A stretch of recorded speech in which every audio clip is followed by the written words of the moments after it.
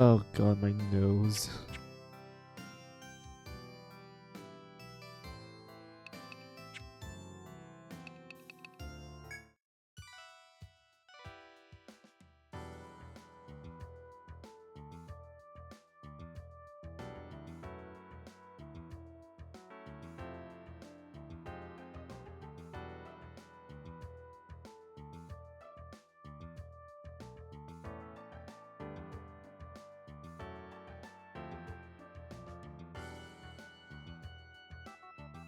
Alright.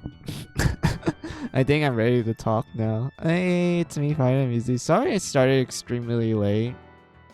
I got a little busy. As like extended family came over. I didn't expect them to come. So it's kind of like a surprise. It wasn't too bad. It was just like, oh hey, we came to say hi and like drop off stuff and whatnot. And they're like staying over with another relative's place and everything. And I was like, oh, okay, that's fine. Like, it's nice to see you. It's been a while, and yada yada. You know, the usual things you say to extended family when they come and visit and whatnot. I rather not really talk about it, mostly because that's personal stuff. But yeah, because I ended up coming a little late, I also had to go make lunch and like eat, of course. So yeah, I'm full now. I'll probably grab like a snack or two when we do like a B break as usual. But I'm able to stream now. I'm not sure how long I'm able to be streaming. I'll probably stream like a little shorter than usual. Who knows? Maybe like I might stream longer than usual. I don't know, man. Like, because of it taking a little bit of my time, I'm not sure if I can do my usual long streams. But yeah, that's all I have to say. So let's just get to the game.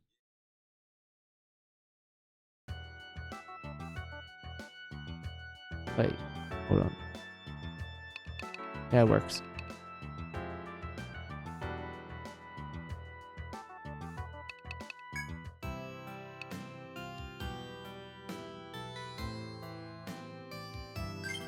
Oh yeah, there was a side quest that requires us to have like a level 20 Ronin. Yeah.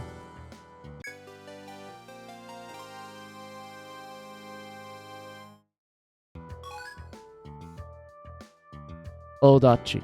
Oh, is this like a stronger katana for us? Welcome back. Goodness, you have become a strong Ronin. Well, let's go see the boy.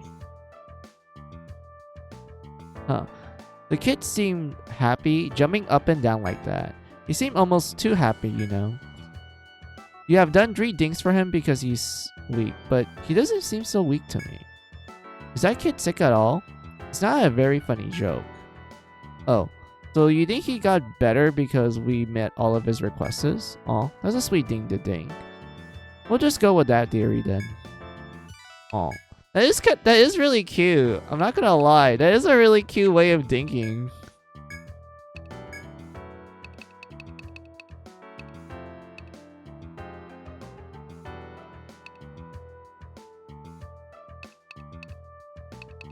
Wait. All the items that can be mined in the time. Yeah, we can do all of these.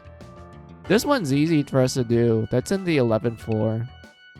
The rest, I feel like in order for me to do this, I need to make my protector learn smite to the degree where we will do a lot of damage with the skill. I mean, smite does have like a good damage like formula, so I think it's fine.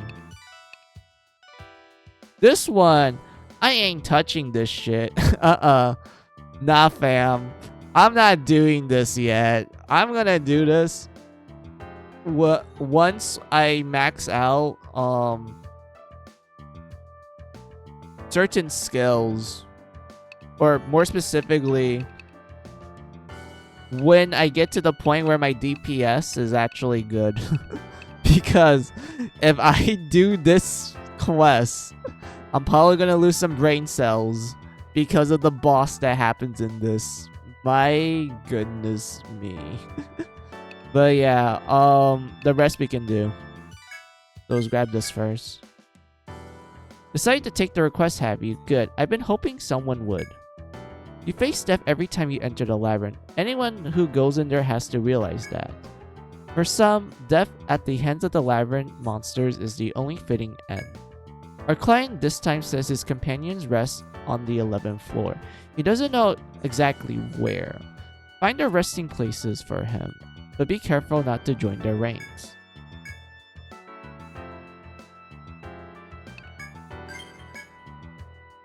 Decided to take on the request, have you? Good. I've been hoping someone would. The client wants you to gather the pests on the 10th floor and exterminate them all at once. He said the best way is to draw the insects to you is to use an amber lump. Apparently its sweet smell attracts the bugs. Good luck, and don't bring that amber lump in here. I don't want any bugs in my pub.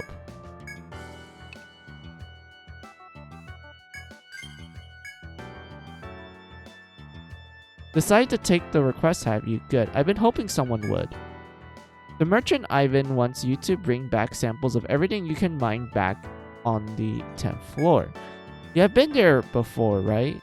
If you have been careful about your map, it should be easy. Good luck, kiddos.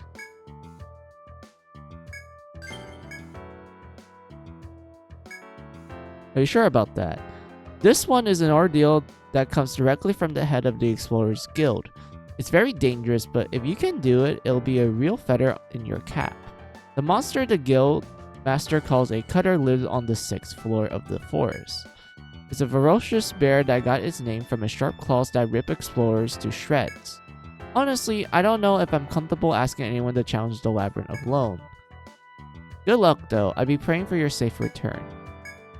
And then we're not gonna touch that one because of the requirements. But yeah, I think Gwen is like... Wait, let's see. Haven't seen you guys in a while. You're with Raymate, right? You're pretty brave accepting a challenge like that. If you're not confident though, don't throw your life away. A solo run takes real skill. I mean, you just need a protector with smite. That's literally one of the easier ways for you to do it. Outside of that, you could do like a Dark Hunter with the bait skill, which makes your DPSing insane at that point.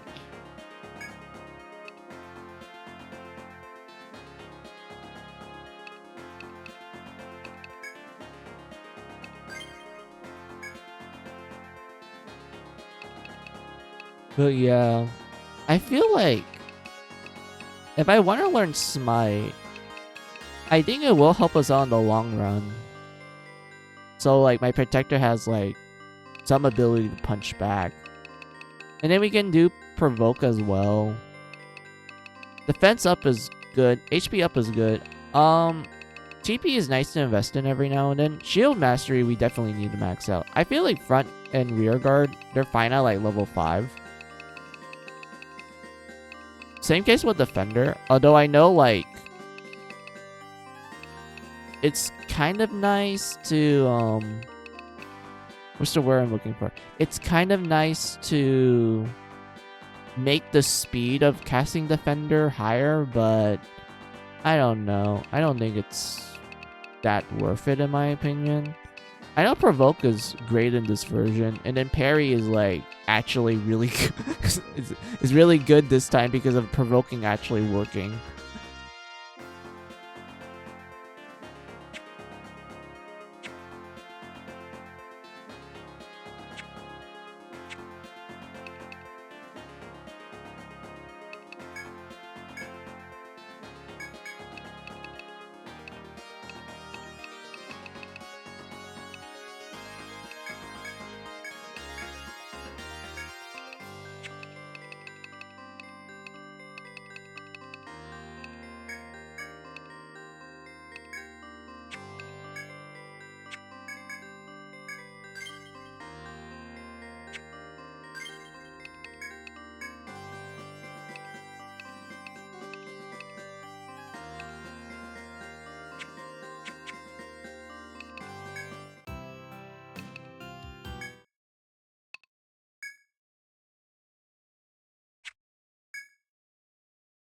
Wait, they say we had the mine. Hold on.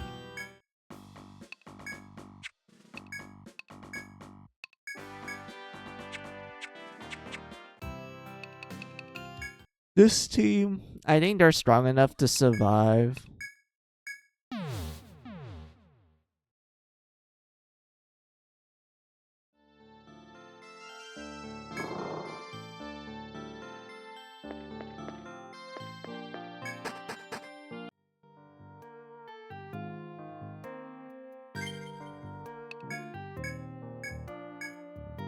Wait, I need to read this. Hold on. You're telling me I had to go this path to do it. Okay.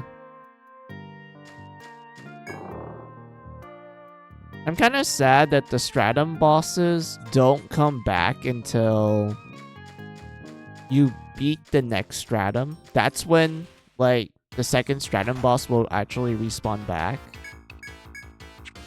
And this applies to, like, almost most of the Stratum bosses. So if you want to get their rare drops, or maybe a conditional drop you forgot about, you have to wait for, like, 14 days for it.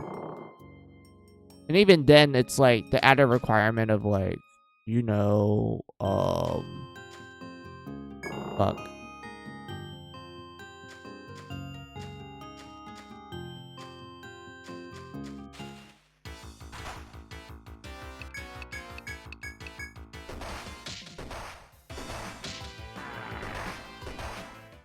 Fuck. Alright, hold on.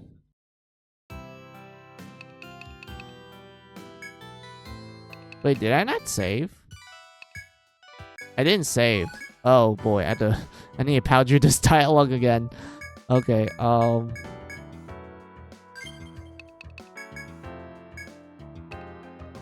wait.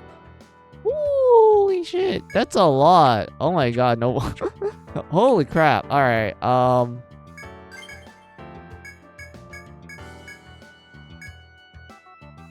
Meter strength, pest control. Yeah, do this. First, let's kill that FOE. That's like blocking the way. Once we take away that FOE, then everything's right in the world.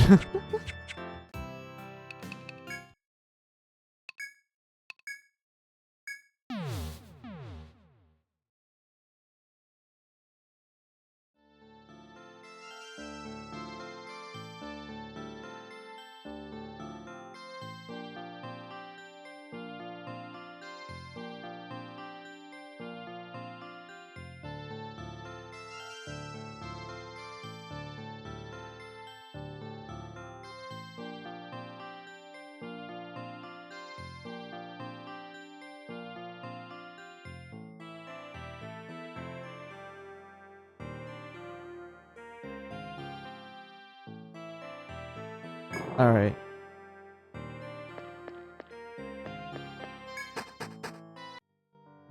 So this is what we're gonna do. We'll kill the FOE there.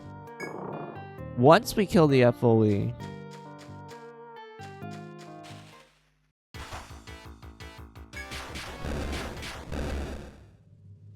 Yeah, what was I saying? Oh yeah. Once we kill the FOE, we'll warp back and get... Oh, ow. Ow.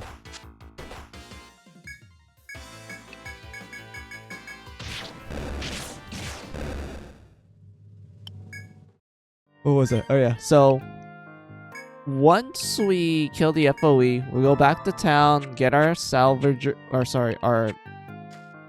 survivalist team, and start farming the mine spot.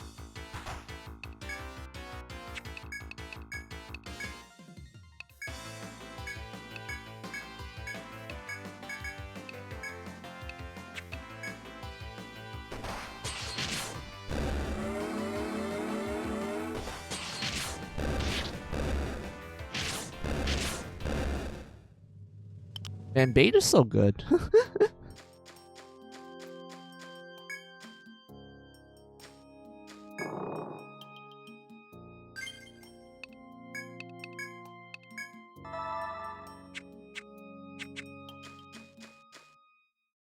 One.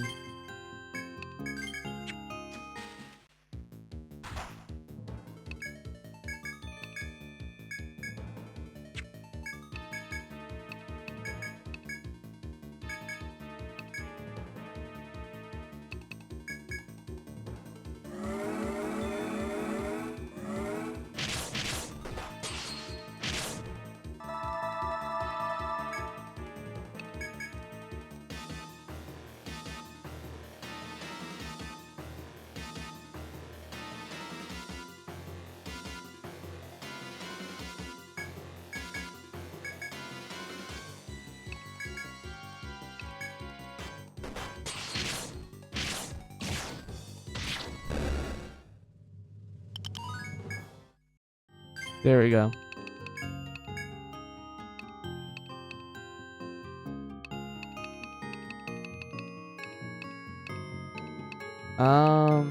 I still want to... Should I put points in this yet or no? The damage is so good though, because you can do a lot of follow-ups with it. But at the same time, my brain's like, I want to get attack up and defense up first, and then HP up, and then... I don't know. You know what? Let's just max out attack up so we can just do more damage. Yeah, that's like... Yeah, that's actually good. Alright. Yeah, 5 here. I don't feel like... I mean, Affinity is nice for like quick grinding, and then if you pair it with Picnic mode or like this one... not boss. This one encounter in the Dirt Stratum, you're gonna get a lot of experience from that.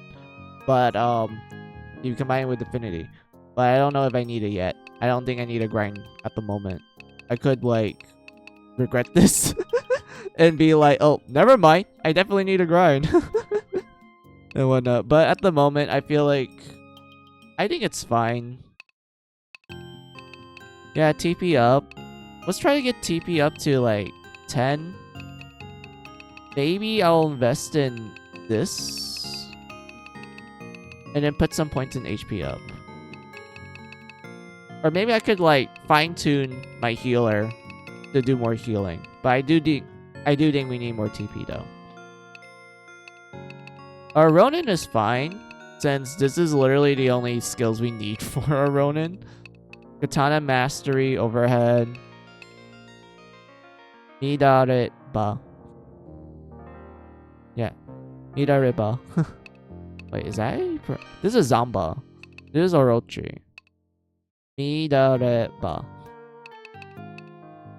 Mikiri. Kote Uchi. Kote Uchi. Raizuki. Kubuichi. Gatosu. Hyotetsu. Ibiki.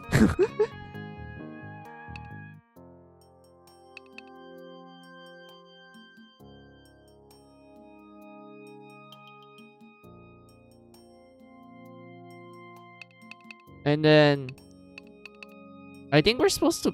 I think it's not a good idea to put TP up for your Ronin, because at max level they only get like plus 30 TP, which isn't a lot, mind you.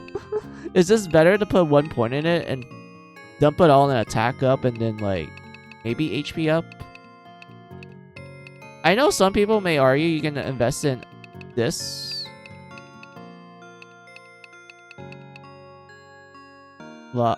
Wait.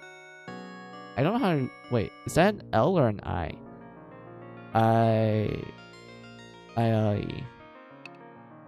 Like this particular stance. And then you can learn Kubuuchi, which is chance to instant kill, which you could use to like do one particular boss for their conditional drop, but you need to manipulate the RNG so hard in order for that to work. Like, it's not a high chance, mind you.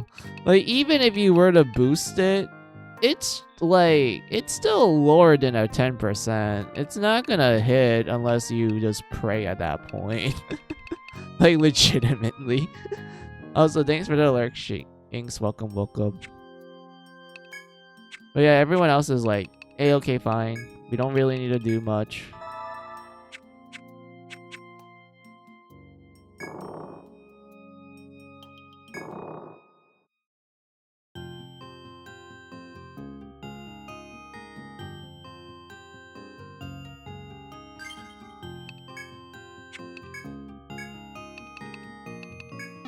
Oh yeah, let's just go back to town, buy some stuff.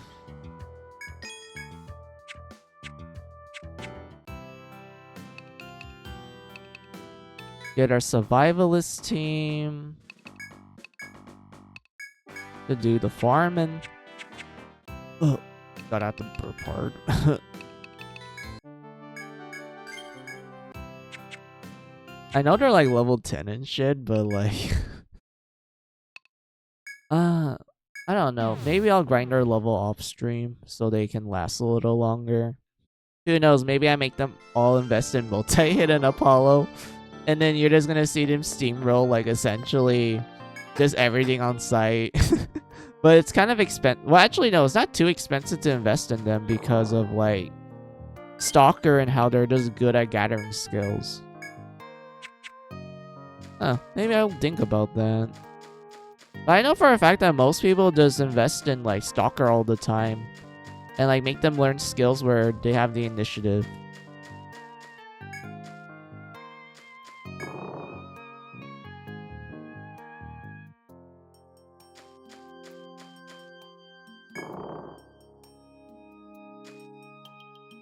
Oh my god. I thought the game was gonna be like, well, guess what, buddy?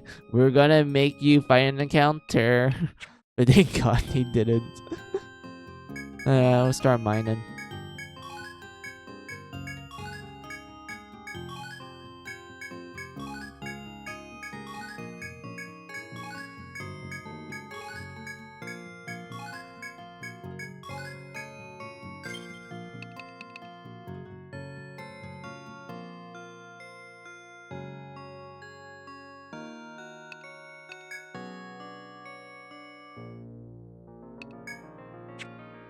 Oh, is that a mission? Yeah, it's some quest.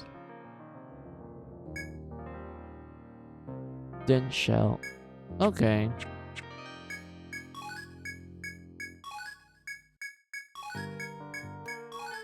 I mean, I could technically just get a Din shell from like the scorpions, but I don't know, Bam.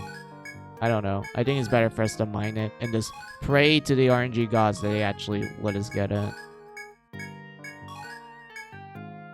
Yeah, we got everything. Alright.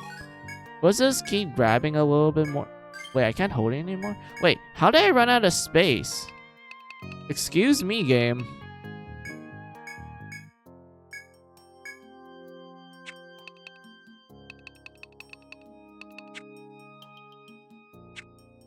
How much? I only have 4 spaces left, dude.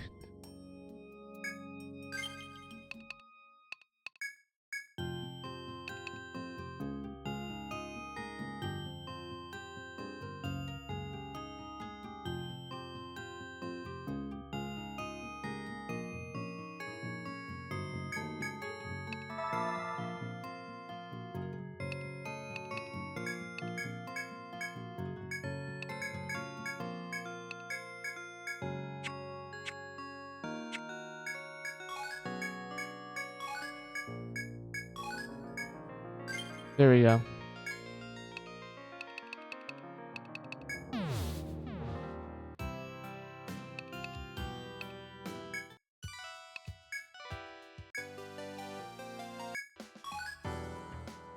Ice mist. Oh, you can use this to reduce ice damage for the whole party. That's what the mist does. Let's see. Yeah, that's everything. Alright, thanks for your hard work. Yeah, no problems. FIFA strength is still gonna bug me hard, dude. It's still gonna bug me hard, man. So yeah, we'll just sell all this stuff we got. Since they do give you like a good amount of money. Yeah, look at that. We got 1,000 for our troubles. Which is a lot in my opinion. 1,000 is pretty a lot. See, these are the bat wings. Oh, that's later on in the dungeon. Fancy coat is the same case. That's later on in the dungeon. Same case with these ones too. Although I feel like flutes are kind of... I feel like the Troubadour's accessories are kind of just there for TP purposes in the original game. I know for Untold 1, which is the remake of the first Etrian Odyssey game back on the 3DS, they did make the Troubadour exclusive accessories actually pretty useful in those ones, as it gives like additional effects other than like TP up. But I don't know. I still used it mostly because of like I like TP, man. Like having a lot of TP helps a lot, dude. Having TP is good. I know it sounds like toilet paper, but having TP is actually a good thing.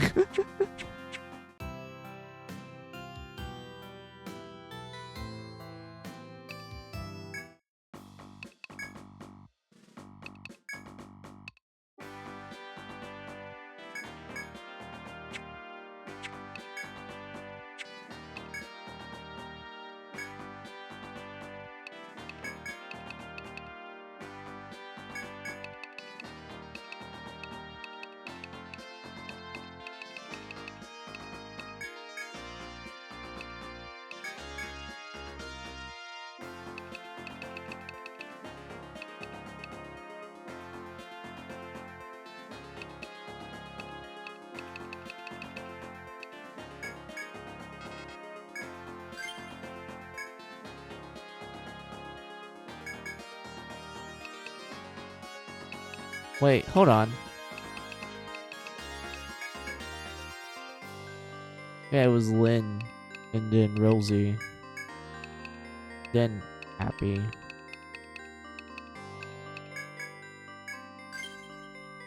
There you go. Okay. Let's save.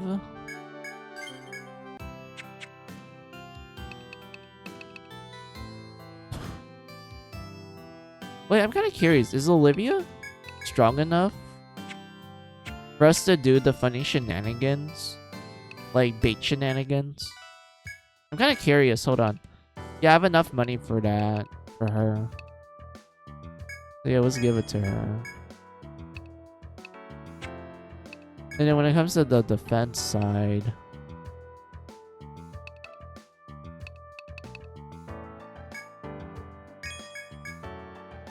God, the expense. I'm crying from the expensiveness. Oh my god.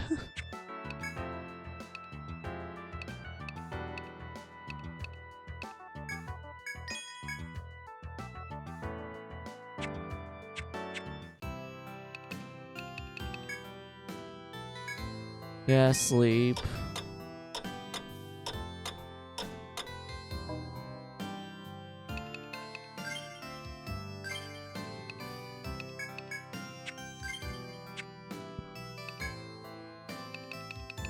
Okay, let's try this. Let's see if Olivia is strong enough to tank. To tank a cutter. To do like a 1-turn round. If she can't, then we have to make Gwen do all the work.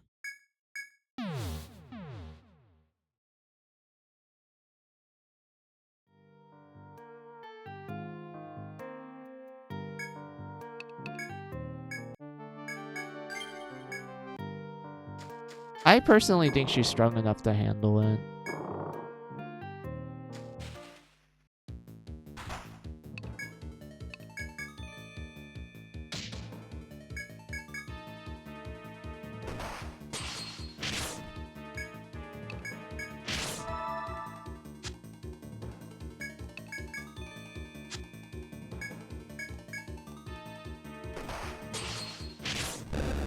Yeah, it works. Good job, Olivia. Now, it was actually accept the quest and do it. I keep forgetting to accept the quest. But now I have full confidence that this works.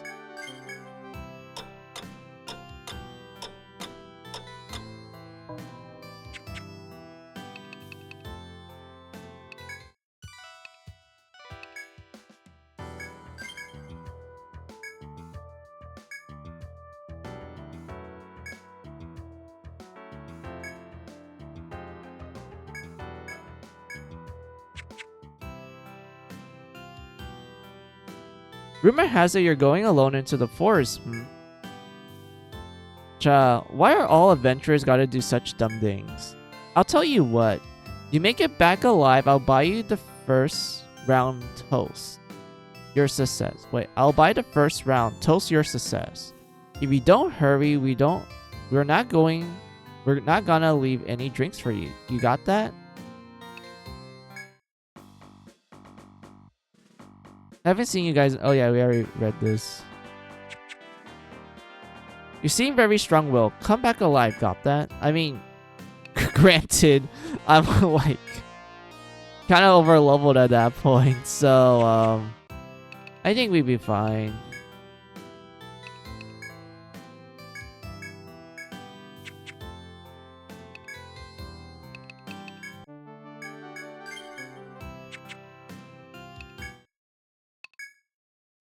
I swear to God, if this game is gonna force me to keep sleeping until like the cutter comes back.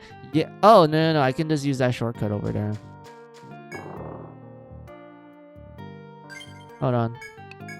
Save.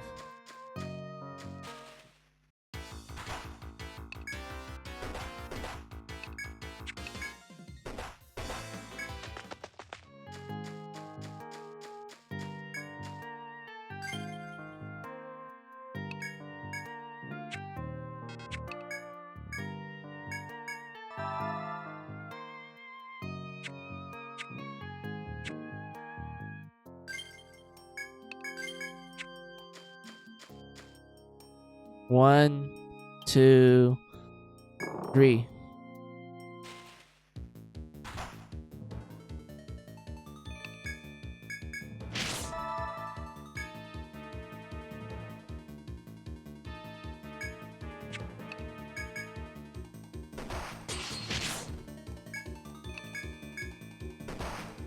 Huh?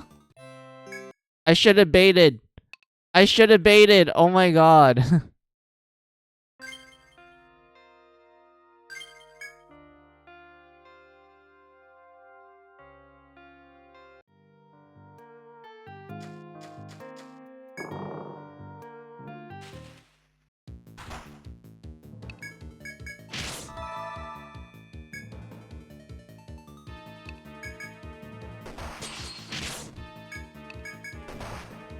What? How's it faster than me? I literally killed it the first time around. Why is this one faster? Do I have to like go get more defensive item? I mean, armor now? Or maybe grind like a level or two? But I don't feel like grinding a level or two because like... I mean, like, okay, let's be real. Like, I feel like the only time that will probably help would be like Fairy. They just increase the damage output, but at the same time, like, come on, dude.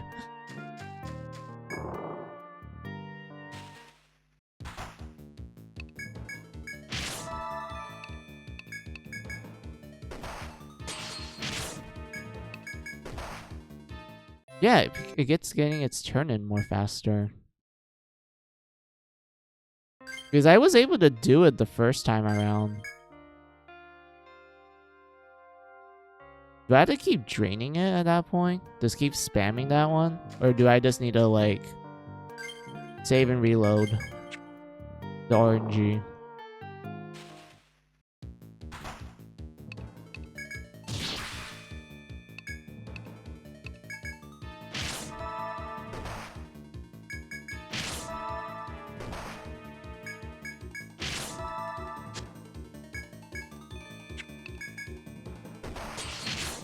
There we go. You suddenly remember the request you accepted at the pub. The request is to defeat the cutter in single combat. You realize startled.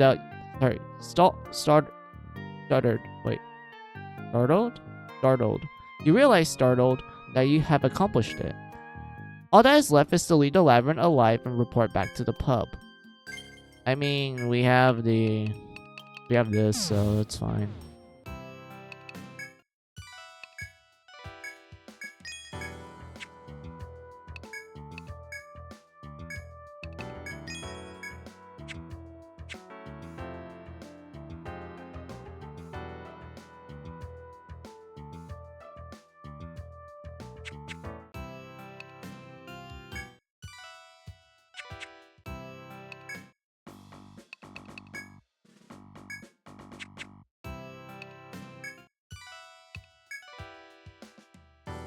There you go.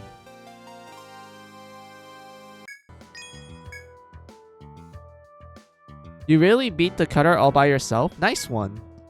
Win or lose, though, I'm glad you made it back in one piece. I know you need to hone your skills, but try not to do anything too rash. I mean, it wasn't that bad. I just kept spamming drain. Drain is so fucking broken, dude. Spamming drain using bait. It really helps you out a lot.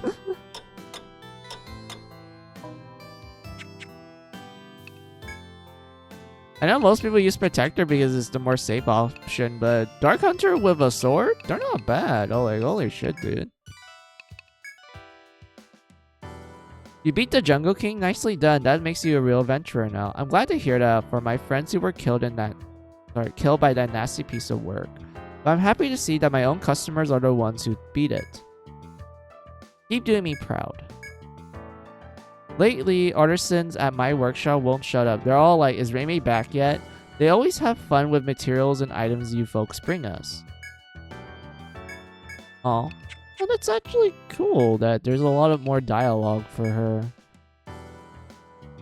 Hey, how you doing? Word around here is you folks beat the king of the jungle. I think that calls for a toast. You kids seemed a little shaken when I first met you all. But look at you now. You are some of Etria's most talented adventurers. Getting stronger, tackling difficult missions. I'm proud of you, kiddos. Oh, it's Raymay. You know, I'm drowning in requests here. All sorts of people could use your talents. If you have some time, I know they'll be grateful if you could take care of some of them. Alright, so their dialogue changed. His doesn't change. What about you? Yeah, his doesn't change at all. In case... Oh, wait. You reached the dirt stratum? That's one of the labyrinth's most horrifying places. Take care not to let your guard down while in there. I won't. You seem very tired. Are you all alright? Are you alright? I see. You're going on your journey to conquer the depths of the Yggdrasil labyrinth. Well, whenever you feel tired, feel free to rest at our inn. Okay, so his dialogue kind of changes, I guess. But that's... Oh, no, that's not it. Go here. Call.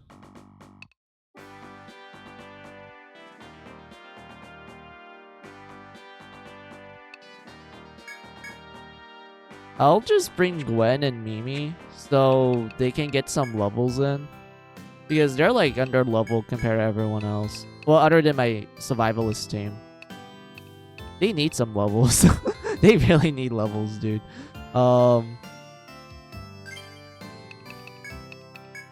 Especially Mimi, because I want her to max out Door and and Flame. And then we're gonna work on Freeze. After that, TP up. We're gonna go full TP up, brother. We're gonna make Mimi the best alchemist in the world. For Gwen's case, like, we could technically just make him learn Smite right now so he can do so much damage. I feel like I could technically try to even this out. Technically. Like, technically. I'll probably do it maybe at 15 skill points. So we have like 2 leftovers. And I'll probably spend the 2 leftovers on either HP up or defense up. And then start investing in Ice Wall to level 5. Same case with Firewall and Volt Wall. This is because I know for a fact that the bosses in the Dirt Stratum, more specifically the one that you meet at the end of it, it uses a lot of ice abilities. So it's recommended to, like, you know, use Ice Wall on it.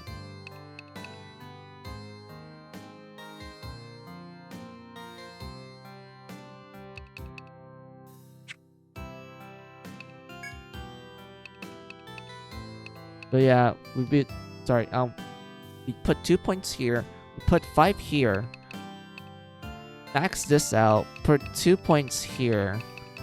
2 hit, I think we're fine at its current level, since, like, I feel like its success rate isn't that big when you get to the max.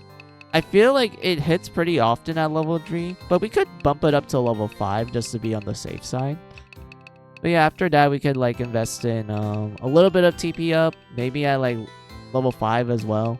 And then we put points in the follow-up skills. So it's going to make our team really great.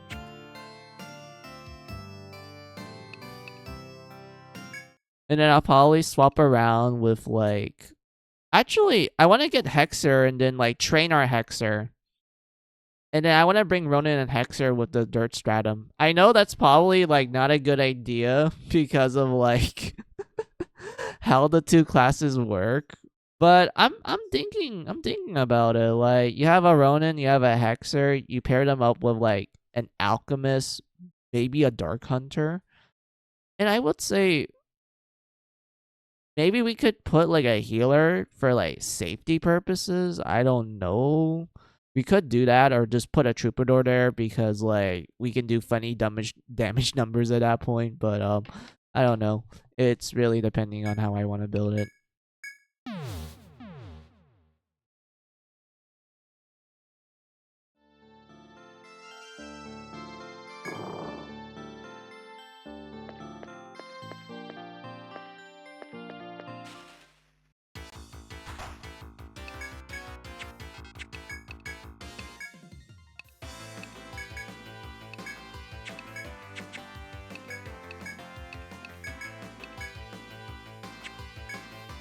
Hold on. Ice, Thunder.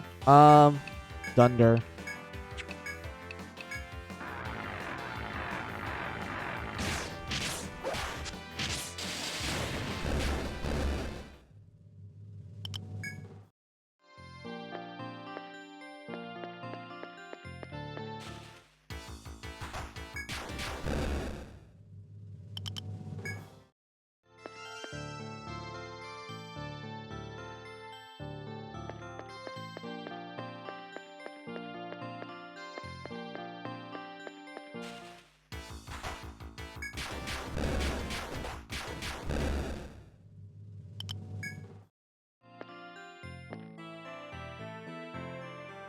You can see what seems to be the remains of clothing hidden underneath the plants before you.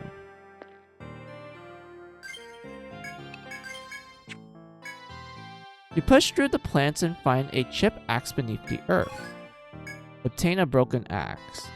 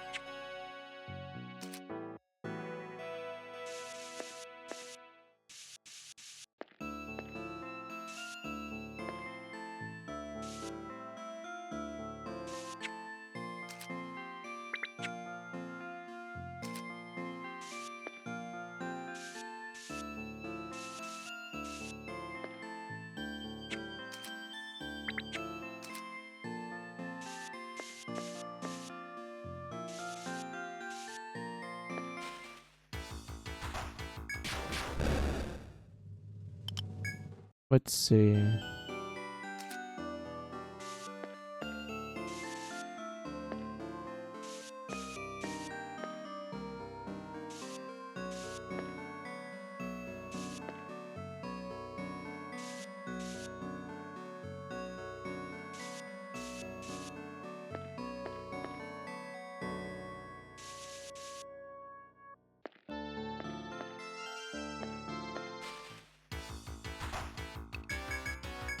Let's see.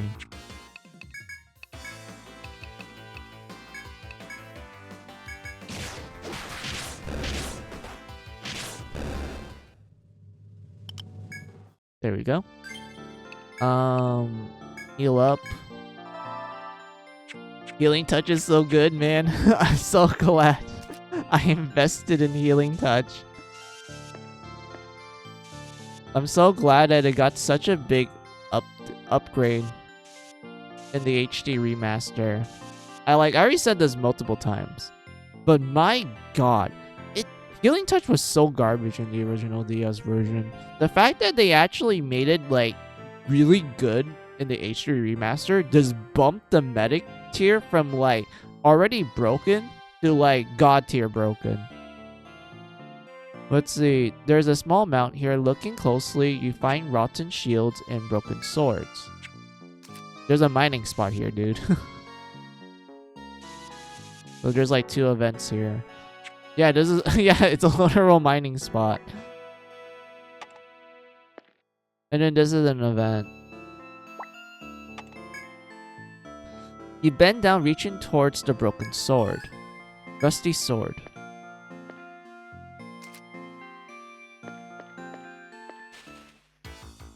Wait, it's a red FOE.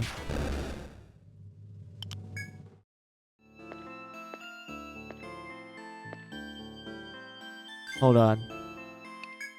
I'm curious. Could we technically like 1 round it? 1, 2, 3, go. Oh fuck, it's the turtle. Oh no. We actually need weapons that has elemental effects. We can't like brute force it. I mean, our alchemist can do a lot of damage, but we really can't brute force it unless we have an elemental effect on our weapons.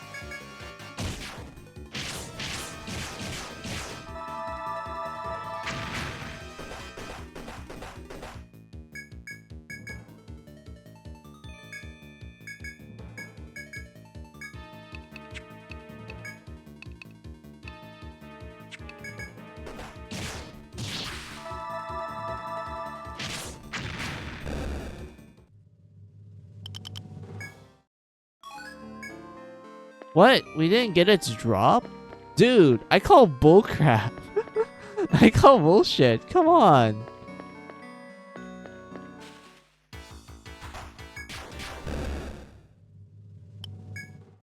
Okay, game. Looks like you want me to fucking grind these turtles. These turtles, alright. I don't even think these turtles have a conditional drop as well. I'm like out of TP as well.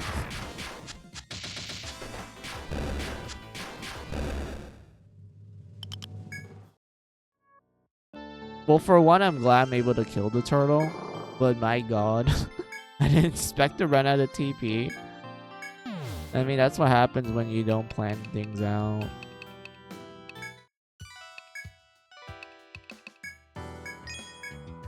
Alright, what's this? How much did it cost? Yeah, it was like 600. I want to see what's weak against first, and then we will prepare extras of it. Shell Tor.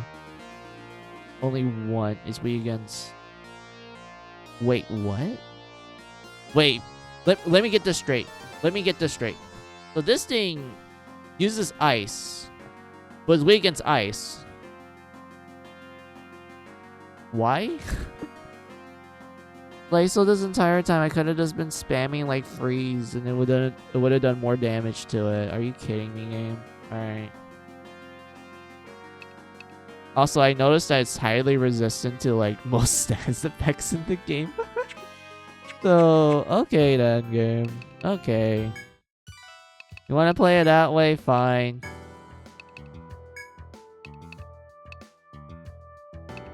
It's so mind-numbingly expensive.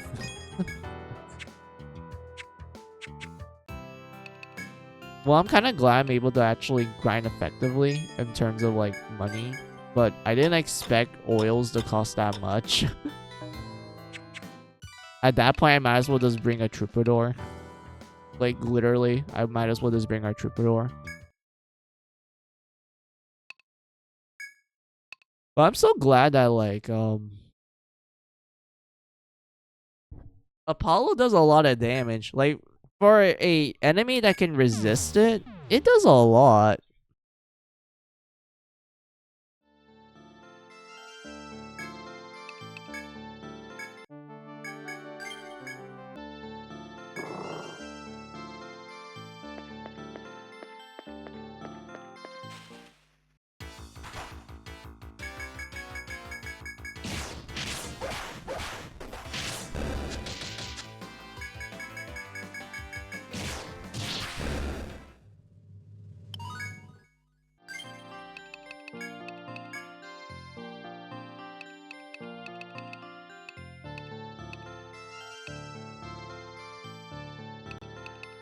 Yeah, let's just put it to TP at that point.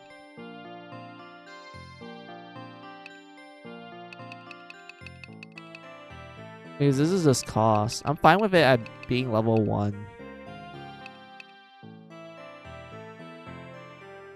Ambush would be nice, period.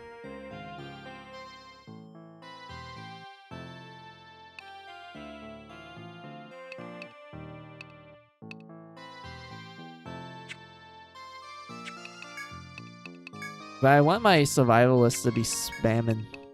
So let's put 1 point in there.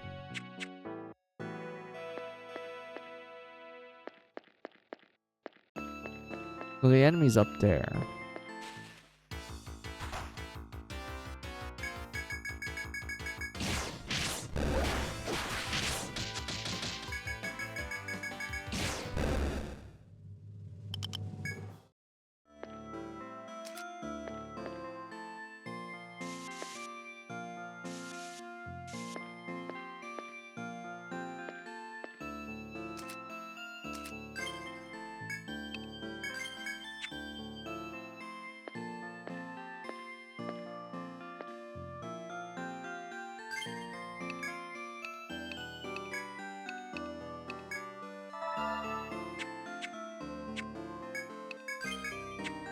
All right.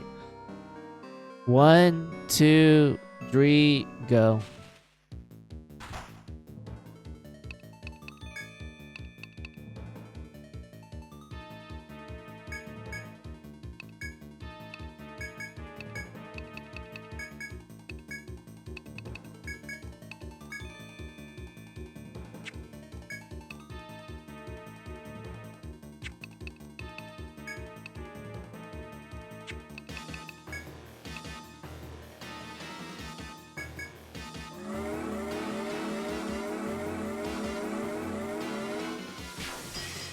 Yeah, there's a lot more damage, I guess.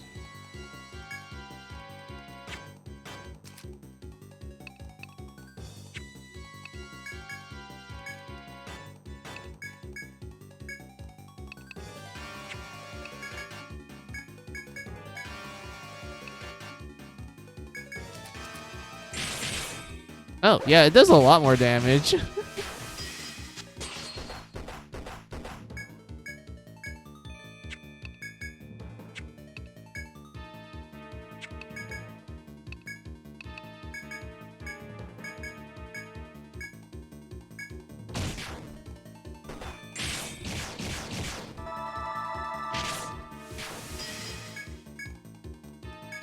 Yeah, this is a way more faster process.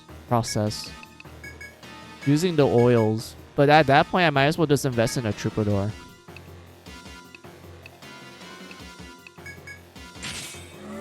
A fucking dodge? Are you kidding me? Come on.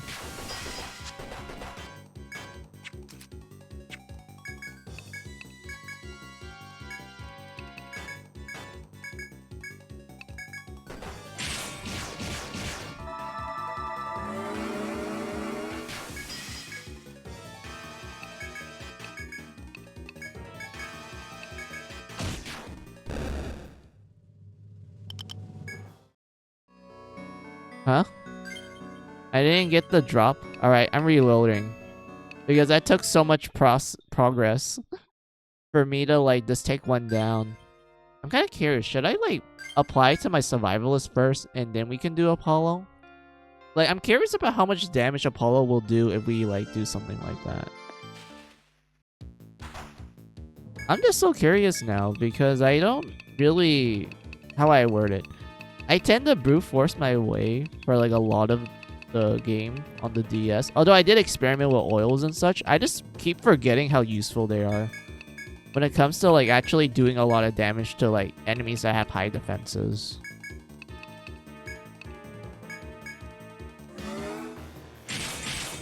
Oh, oops. I did not mean to do that. I did not mean to do that.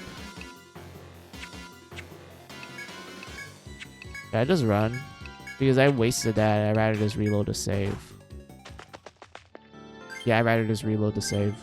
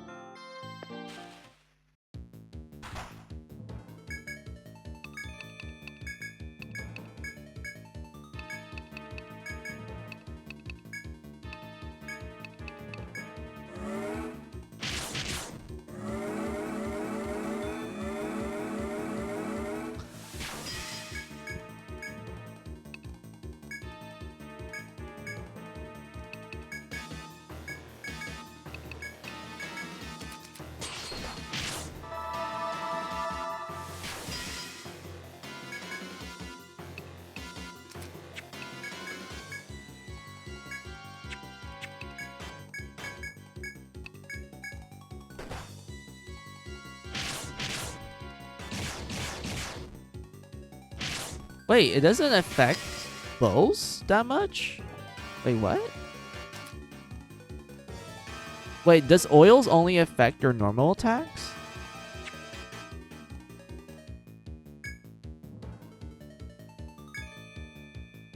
I'm like, wait, I'm confused now. Wait, what?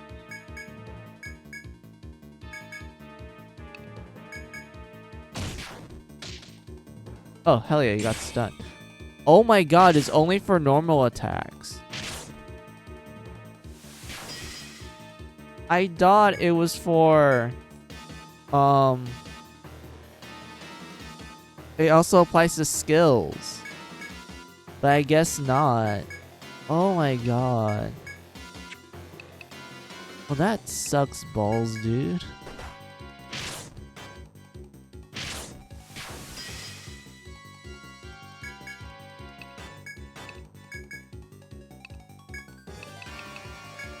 I mean, it's still good. Like, no denying that. I still think it's good, but I thought it was going to apply. It was going to apply to my skill attacks. So it's better for me to just use his normal attacks at that point. I might as well just used it on my land shark then. Oh, come on. I mean, it's a nice experimentation.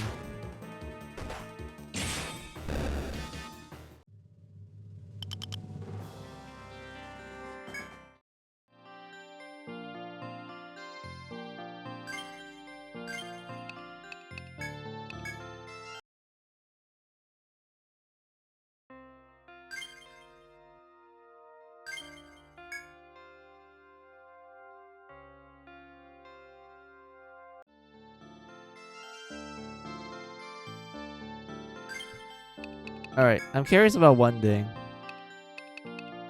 Oh wait, I don't have I don't have this. I need to level up again.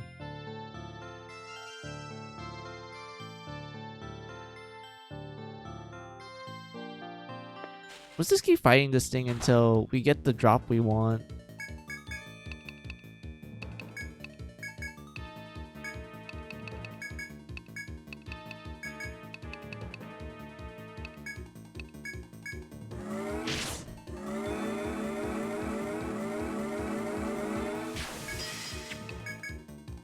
Yeah, so I can only use normal attacks.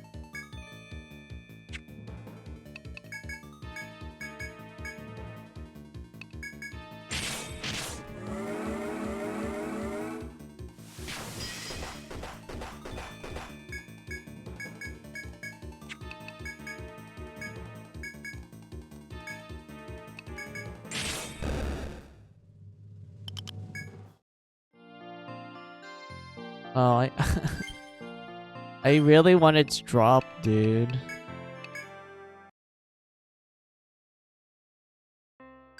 Is there a way for me to change the RNG? Because I know you can, technically. But how? Maybe something like this. We got the...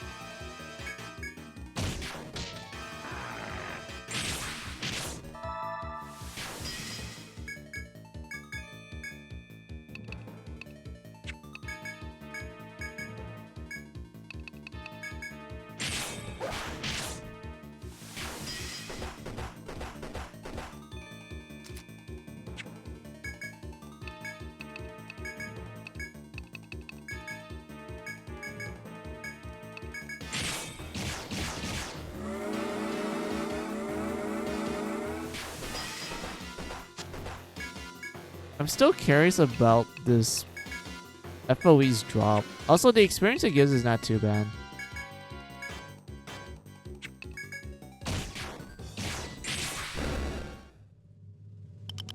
Oh, we got it. 100 shell. We have TP left, so let's just explore.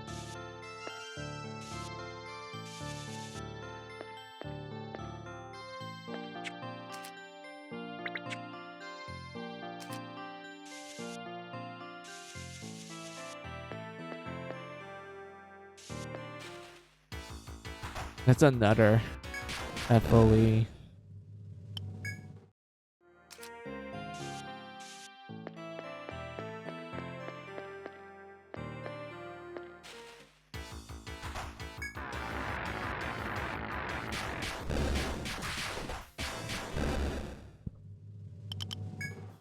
Oh, how was that faster than me? Wait, I should heal up. Hold on.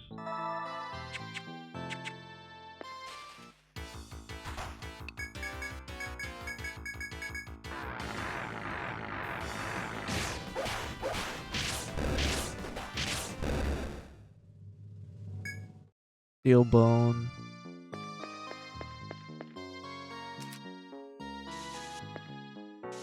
Swear to God, these soldiers haphazardly just make these maps.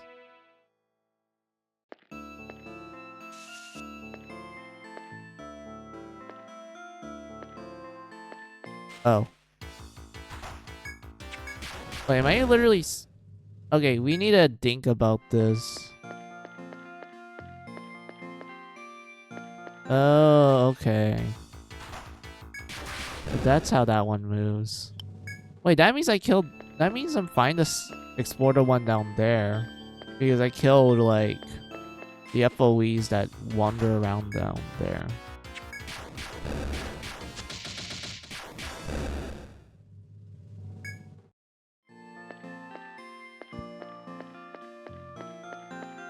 Although I was warned that there's pitfalls here by the NPC, so we have to be careful.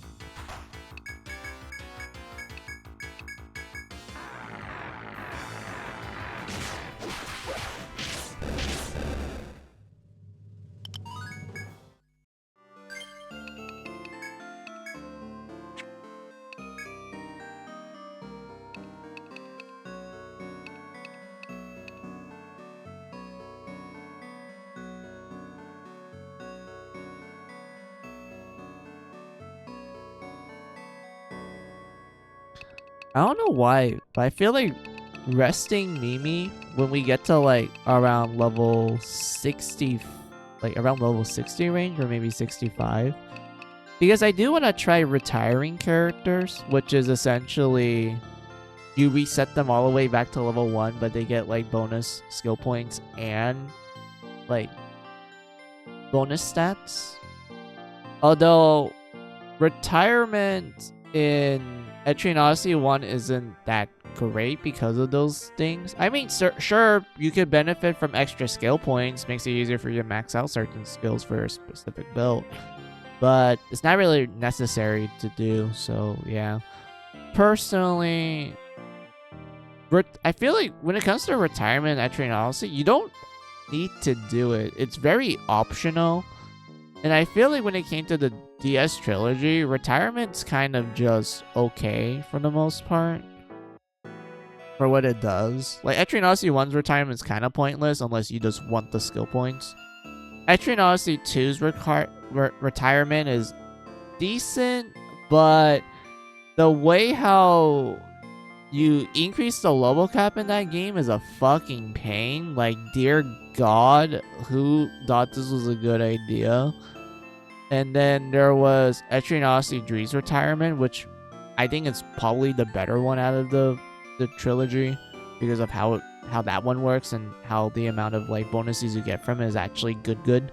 So like, yeah, retirement in Etrian Odyssey 3 is actually pretty great. And then the later games are also the same case as well, where retirement is actually great to use in those games. But yeah, when it comes to the first two games, retirement's kind of meh. You probably just use it for extra skill points. But yeah, I don't think I need to do anything to spend at the moment. Was this save it for now? I really want to experiment with these. So once we get 1 skill point, maybe I'll put it into like freezer.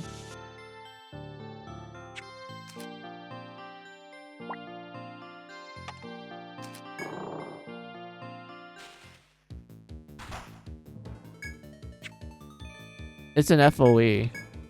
There was a literal FOE hiding here. Who thought this was a good idea? Wait, who actually thought this was a nice idea? Come on, game.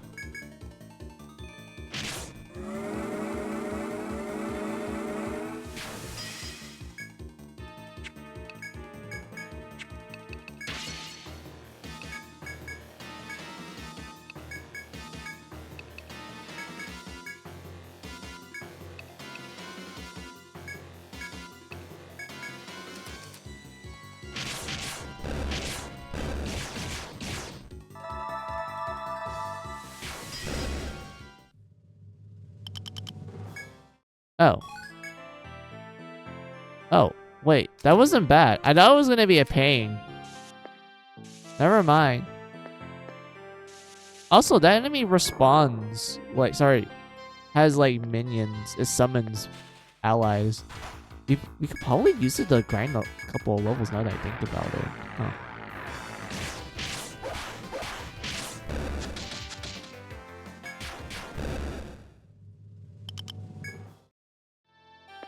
Interesting.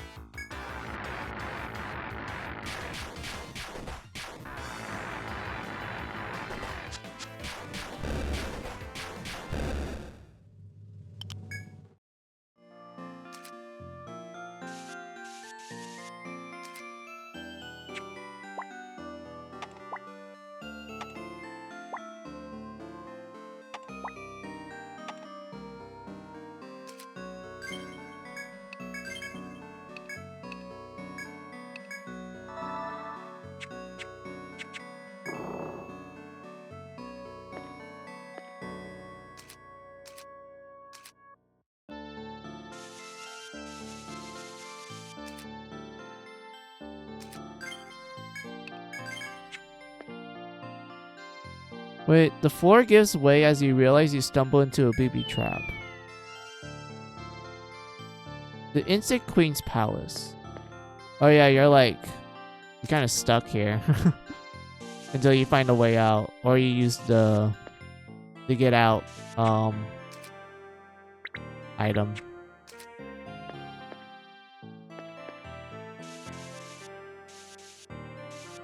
Let's mark these.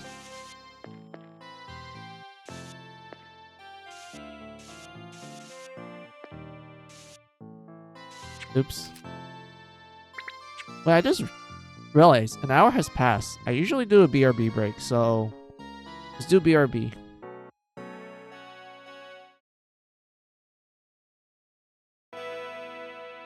Alright, so BRB, guys. Take this as you guys' opportunity for your own BRB break. Get a snack, get a drink, use the restroom. I'll be back.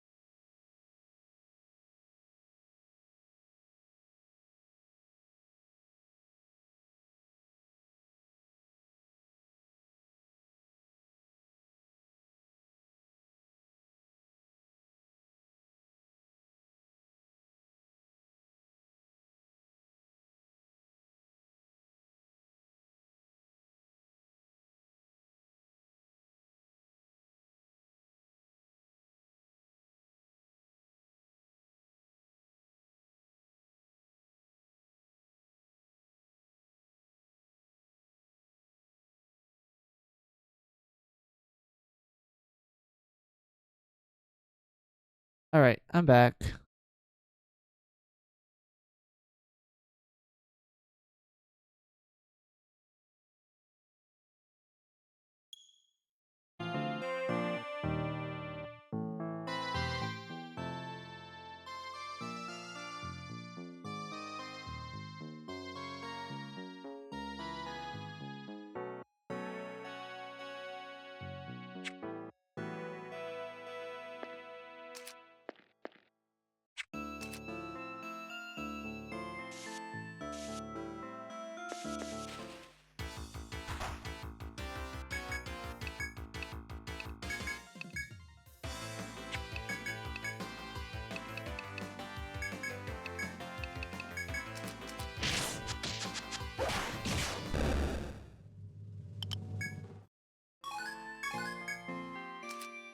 I don't remember what that status effect does.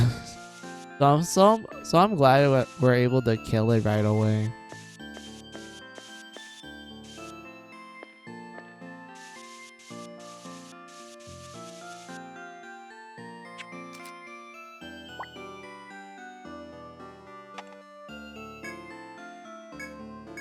That was a shortcut.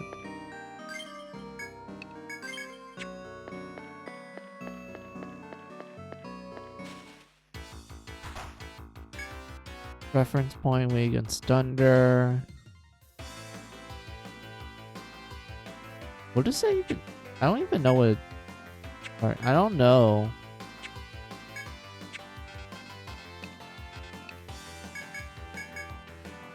What the status effect means.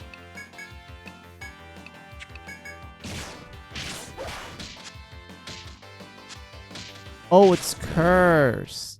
That's the icon for cursed. Okay, I was like, I remember seeing this before, but I don't remember what it is. Okay. Curse is a pain. Every time you damage the enemy, the damage reflects back to you. Although it is kind of funny to use in like the later Etrian Odyssey games because some bosses actually require you to curse them in order to get their conditional drops.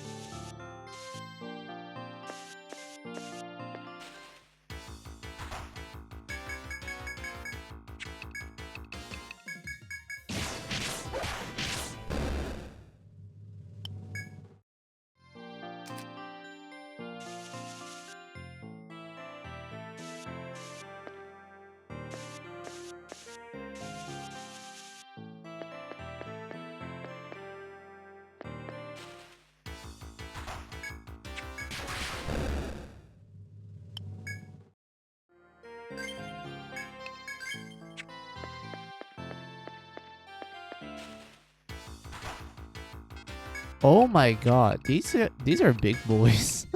They're so big. Probably weak against ice. But was this used under?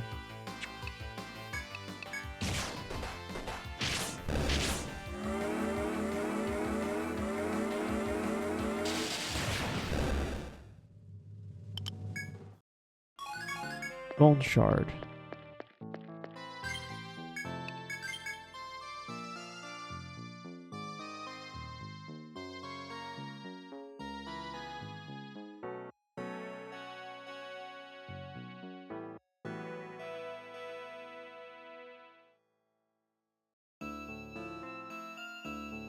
Oh, hold on. I'm getting called by family. Wait.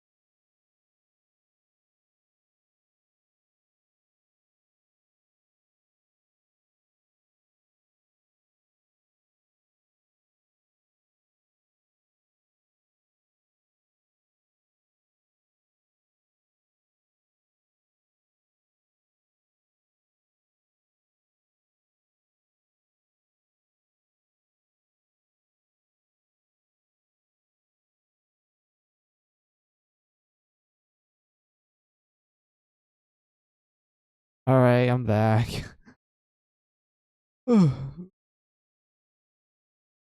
Sorry about that. My family needed me to move a lot of things, especially heavy stuff.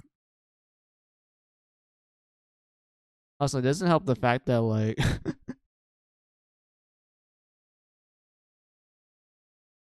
they keep, like,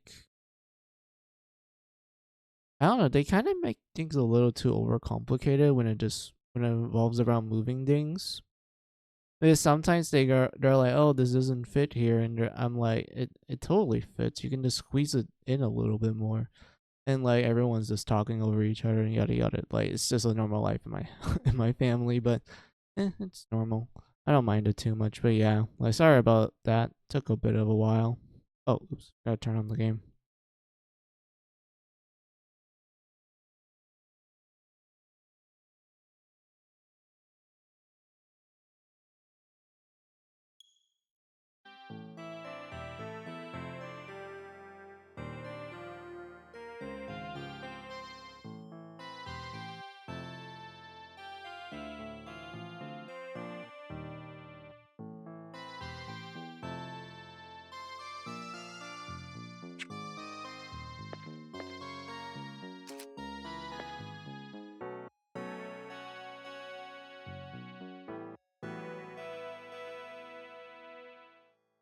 Ooh, but I burped too much. Alright, moving on. Yeah, these guys are weak against ice. That's fine. It's kind of funny that this is the area where enemies are mostly weak against ice, but they also know ice spells too. So it's kind of like, it's kind of ironic.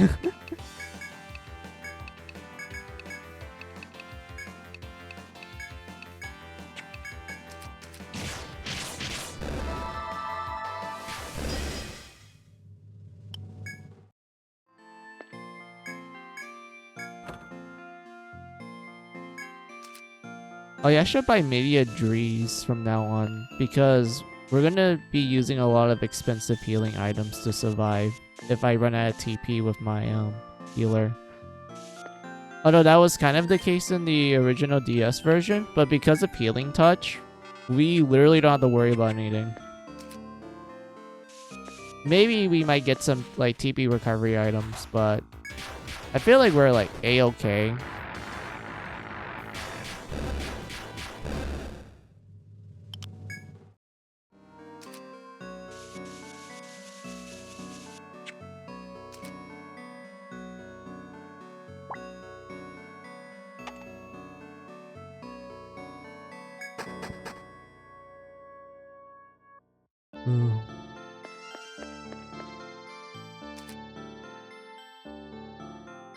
I believe this is the icon for pitfalls, so we just do it like this. There we go.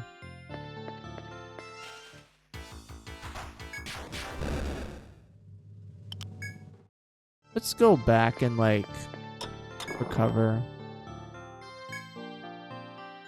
Although I am kind of curious about like what we can mine here. So let's like recover. Oh, oops, wrong button. So yeah, let's sleep. Let's take a nap.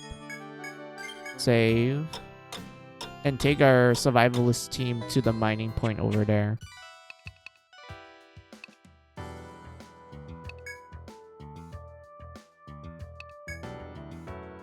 Remember to fall in. Oh yeah, I still need to gather the rest of this guy's stuff. Deal with the abnormal plants blocking the corridors of of floor 10. Yeah, we could do these. These are easy to do.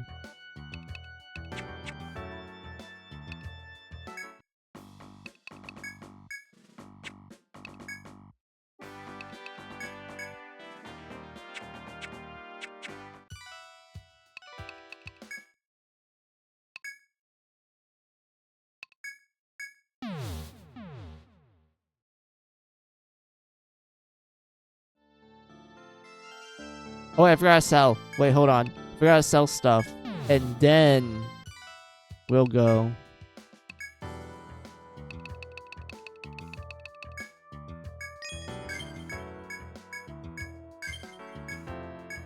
Ooh, media forward. Ooh, this is good for our alchemists. I would give this to like a land shark if I have one that's using axes. I don't have one. This bow, I think I don't really need to buy it at the moment, in my opinion. I don't need to buy it. This is good for our... Yeah, it's good for our Dark Hunter using the whip. Yeah, it's good for Shanks. Fancy coat. Oh, this is good for Medic and Alchemist. But I need the agility though. The agility is the important stat in my opinion.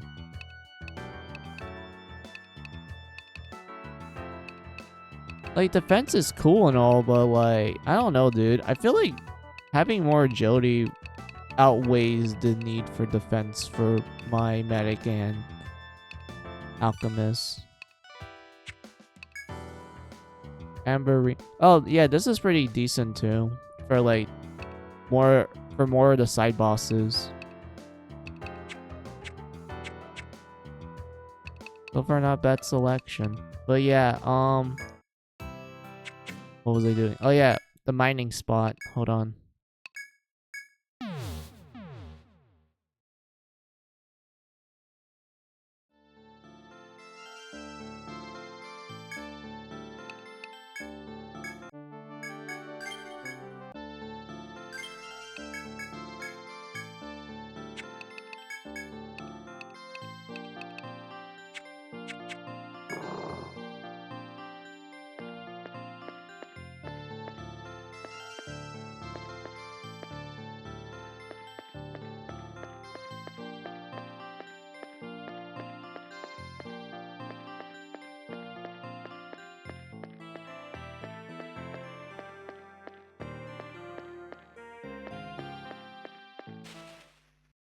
But I thought it was enough for us to run.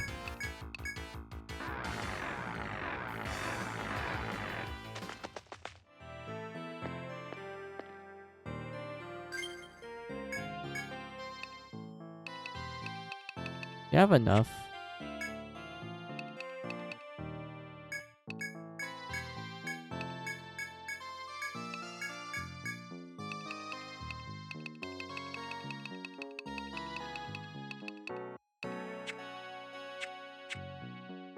One, two, three, go.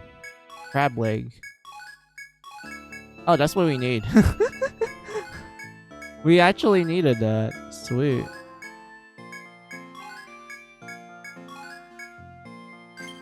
I want to do a quick save.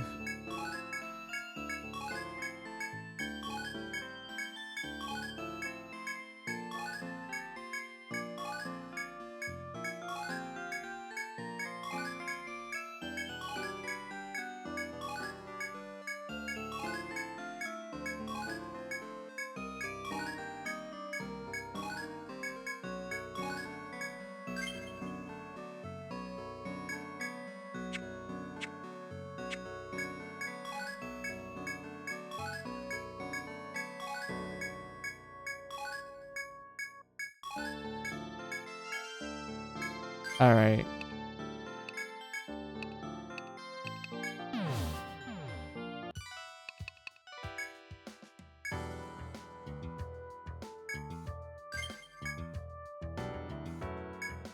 Our client today is planning on making a ring of corundum. Being proposed to with a handmade ring sigh is every girl's dream. But before he can go through with it, he needs your help to find the orb. I heard you can mine it somewhere in the dirt stratum. Make that girl happy, kids. I mean, I found it, so... Welcome back, kids. Yes. This is corundum, alright. I'll see that the client gets it. I wonder what kind of ring he got in mind. I hope we can get a peek before the proposal. Well, that was easy. Oh, that was easy. Alright, we're not touching those yet. Remember, I still want to do these two. But let's sell the stuff we got. Oh, these are 100.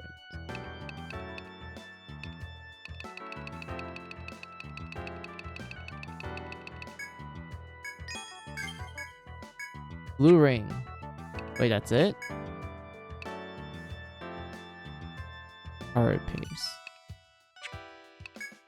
Wait, that's it? I mean, this is probably good for like two bosses in particular I'm thinking of.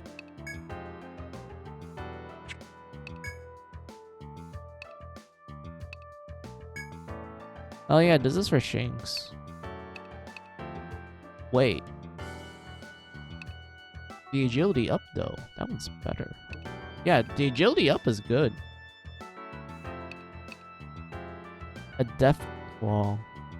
That's probably from like maybe an FOE in the later parts of the dungeon.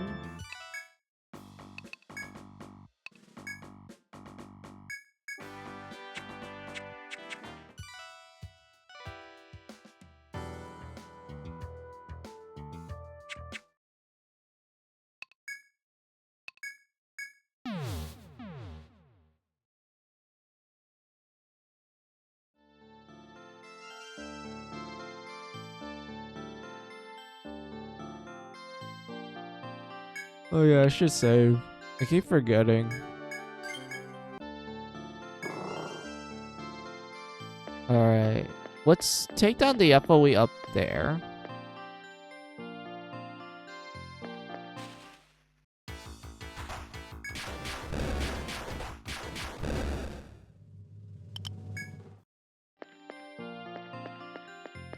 Yeah, I was trying to take the two FOEs here and over there so we can fully explore this part of the map.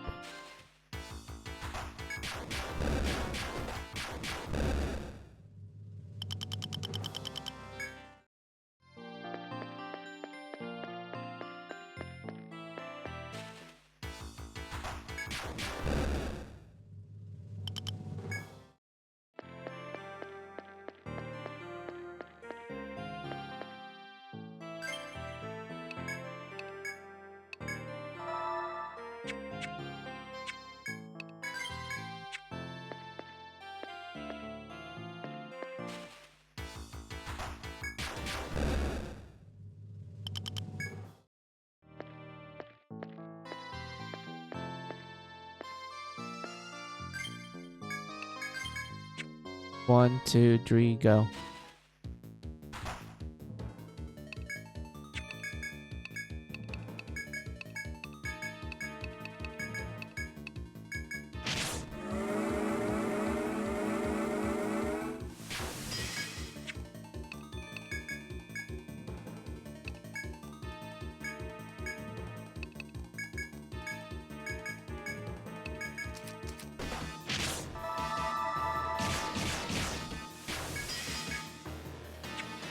Did I just waste the freezing oil? I mean, sure, why not?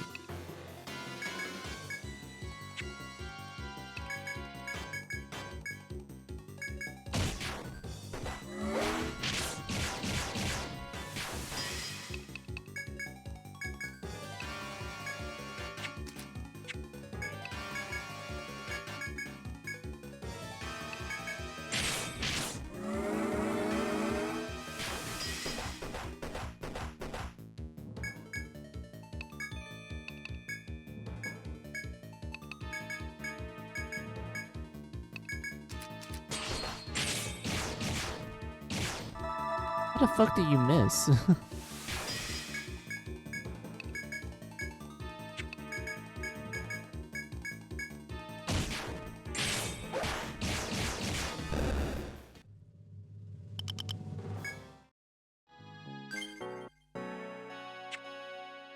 I wasted a good amount of TP.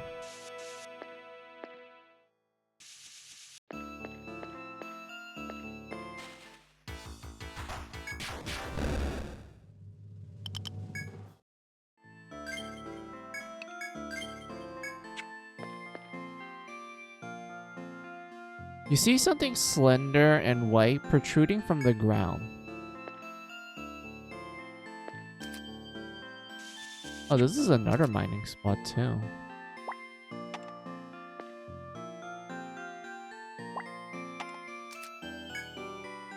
You pull it from the earth and see that it's an old one. An old one. You have obtained the oracles left behind by the 3 deceased adventurers. Oh, we can turn in that quest now.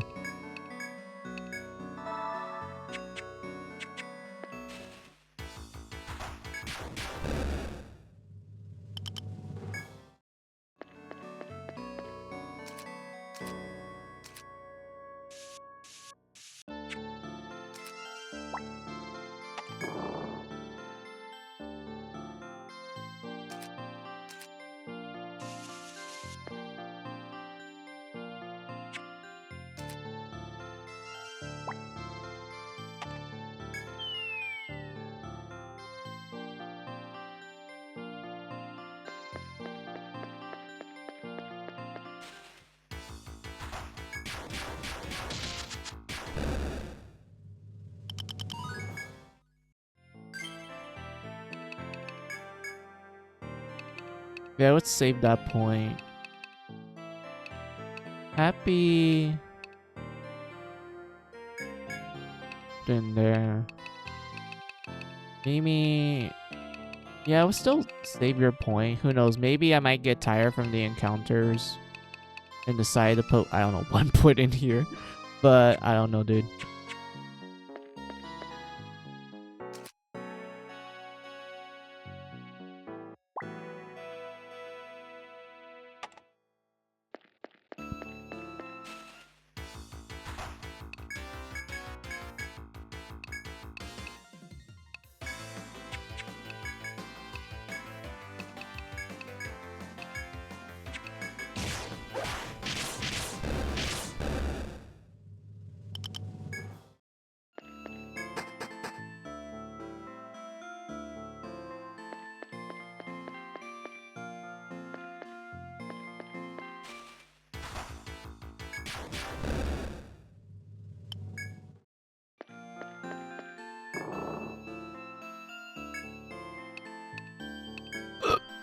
Excuse me.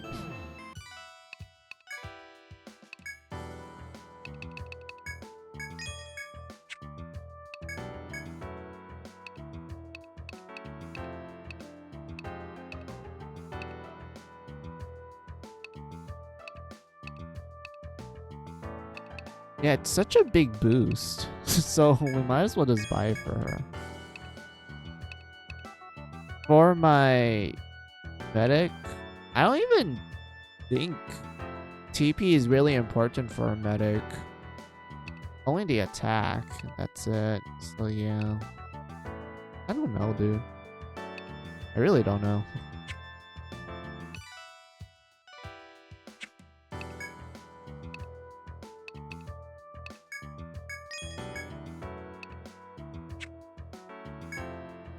Oh yeah, I should sell. I don't use these. So they take up space.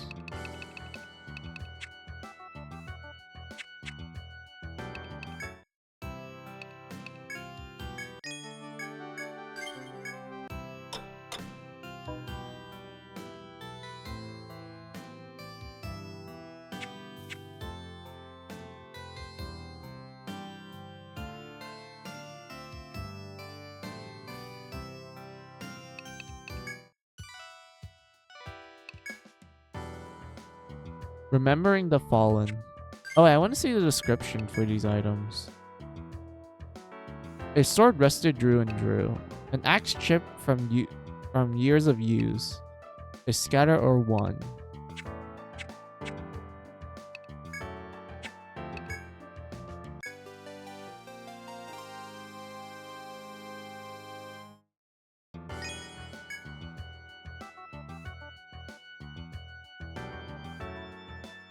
You hand over the Dree Companion's articles.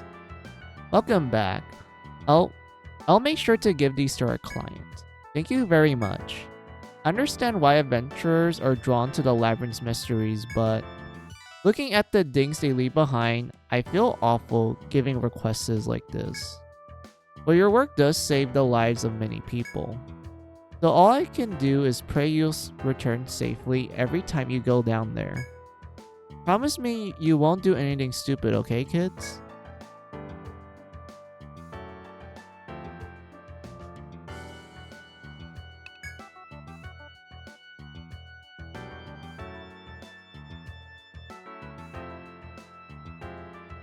It's the official business. Yeah, we can like accept this. Decide to take the request, have you? Good. I've been hoping someone would. If the rat house sent a notice to all adventurers, something odd must have happened. I don't know the details, but they seem to be having trouble with some abnormal plants. The rat house soldier on the 10th floor knows more, so ask him about it. Keep your guards up, kids.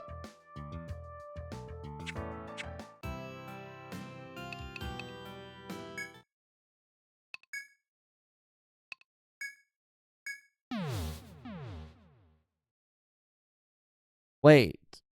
Should I, like... What's the word I'm looking for? Save.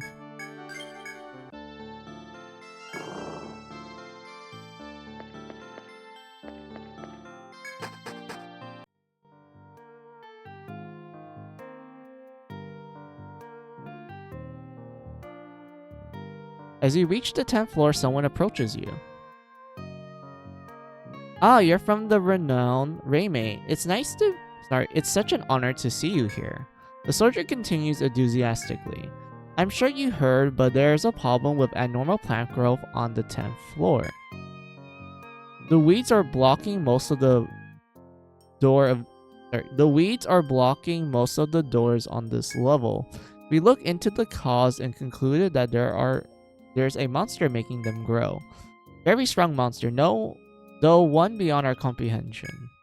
Saying this, the soldier takes something that looks like medicine from his pack. Use this to temporarily water the grass so you can pass through the doors. The monster is supposedly somewhere in the northeast. It is an area past two dangerous assassin scorpions facing one another. You have to pass them to get to the monster, but I'm sure you're able to do it. The soldier hands you the powder, then steps back and anticipated look to his eye. Odd powder. Wait, how many powders are you giving me, dude? Sorry, but that's all we have of this powder. Use it carefully. If you run out, you won't be able to complete the task. Wait. Let me get this straight. You're telling me that this is like a mission where you're only given a limited amount of said item and you have to use it really wisely. Okay, I can save that for another time.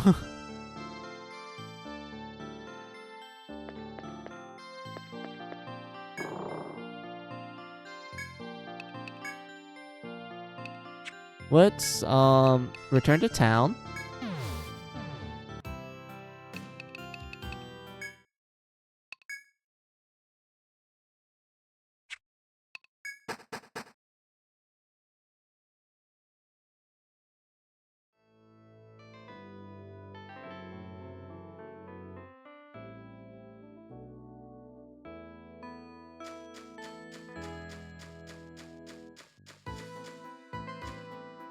Interact with this door. Since we actually have the key for it. And I keep forgetting about doing it. There's also one in floor 2.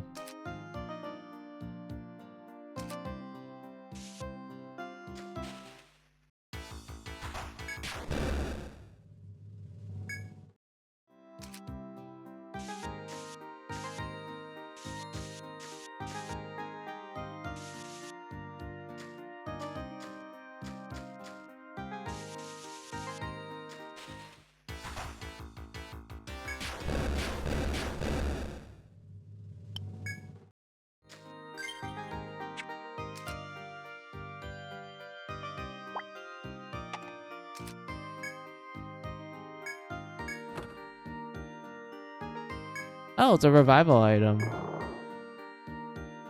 I mean, it's nice to have an extra nectar, not gonna lie. Oh yeah, there's one down there too. I keep forgetting. Hold on.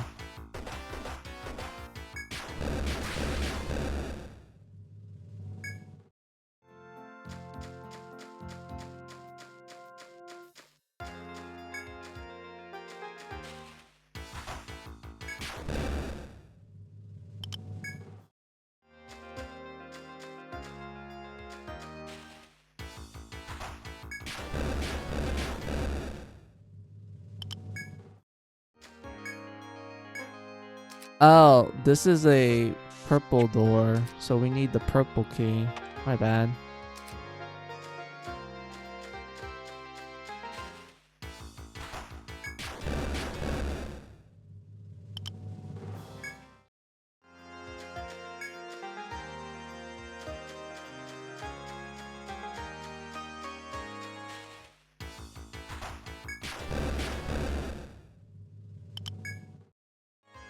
Let's see, was this go down to...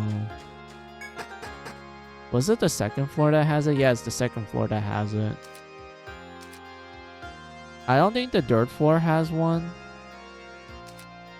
Fourth floor definitely did not have a locked door. Fifth floor... We already saw what's in there. So we're fine in that regard. Same case with this one.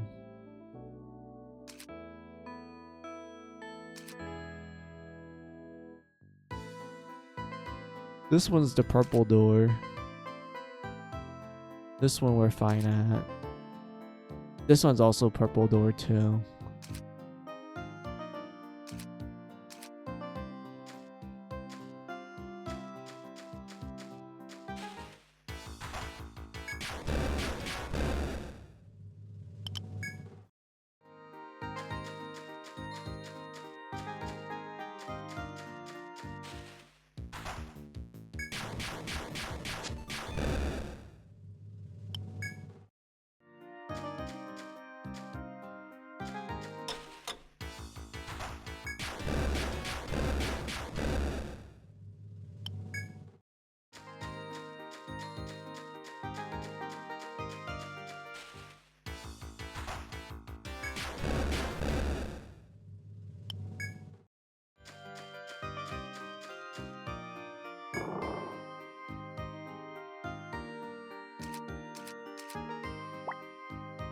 Yeah, put that in there.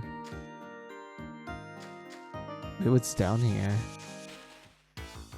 Oh, there's a chest.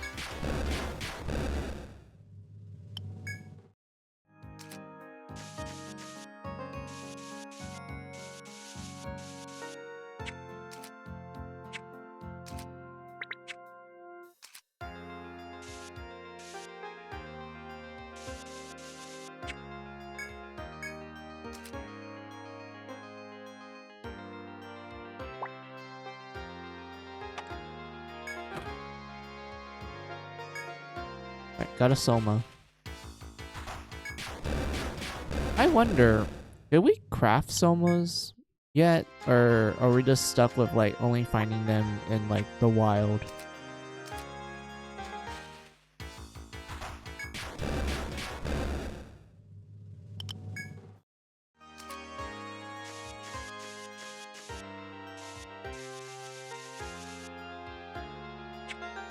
Let's put that over here. Media 4. Nothing here. I mean, yeah, there's nothing here other than like killing stalkers. Also nothing here too. So yeah, we're fine. We just need to go finish the dirt stratum. I'm reading the map. Yeah, it should. Yeah, yeah. Technically, it would just lead you to like literal dead ends.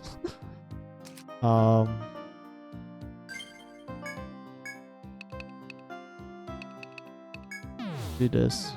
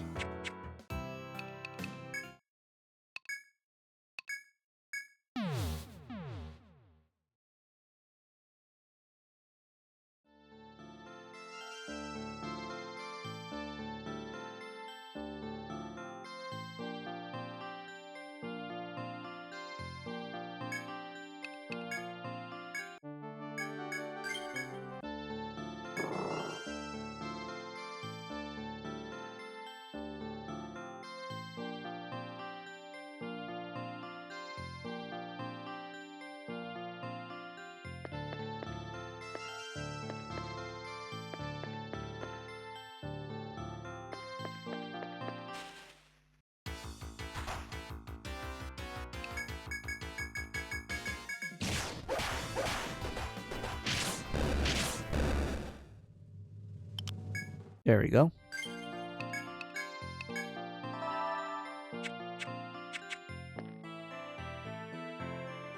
Yeah, let's tackle the left side, the top left.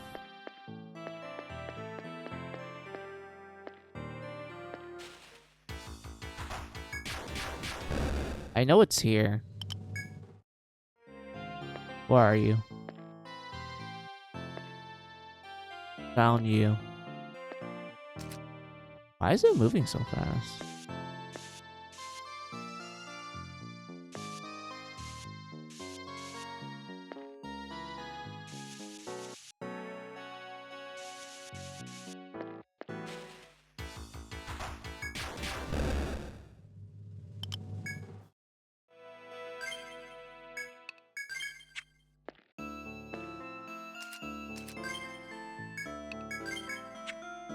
One, two, three, go.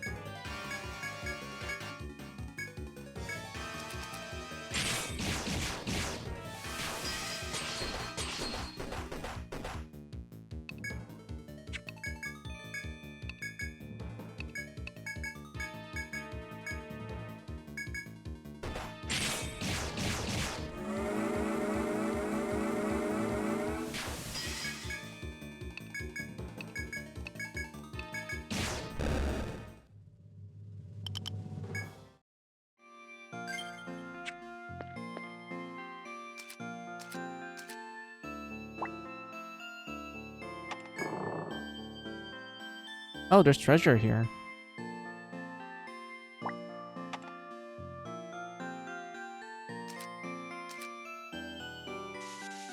There we go. Fill in the blanks.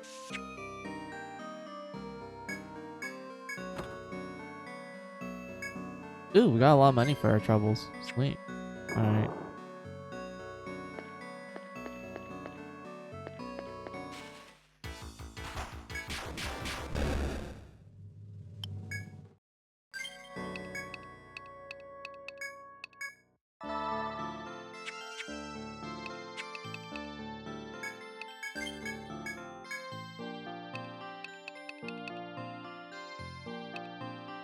I am kind of curious about this, so I want to give it a try.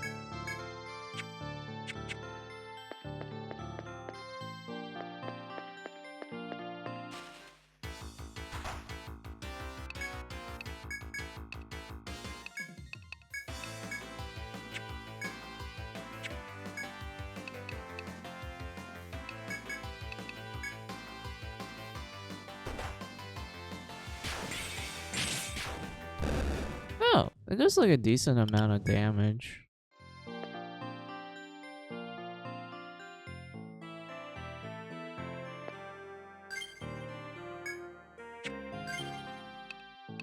I'll probably start investing in it later.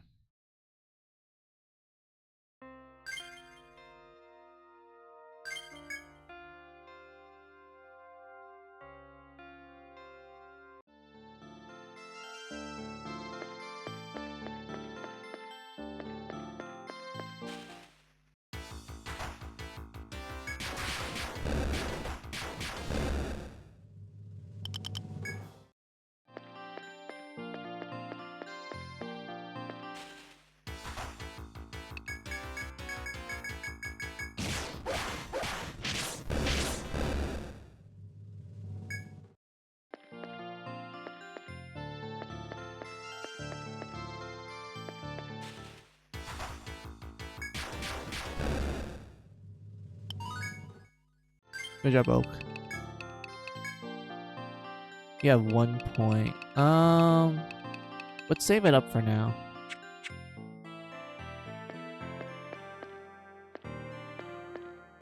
This one is a this one is a door. Huh?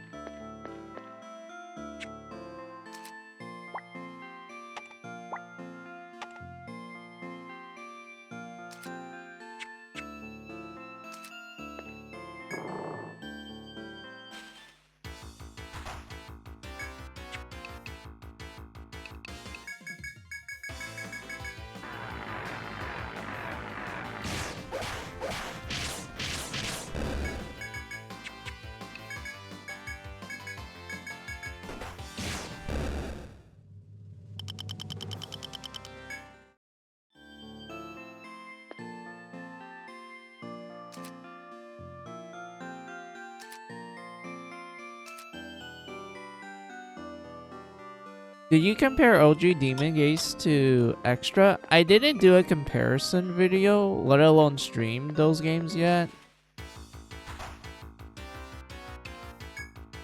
When I do stream them, I'll definitely, like, I guess, talk about the differences between the two when I stream them.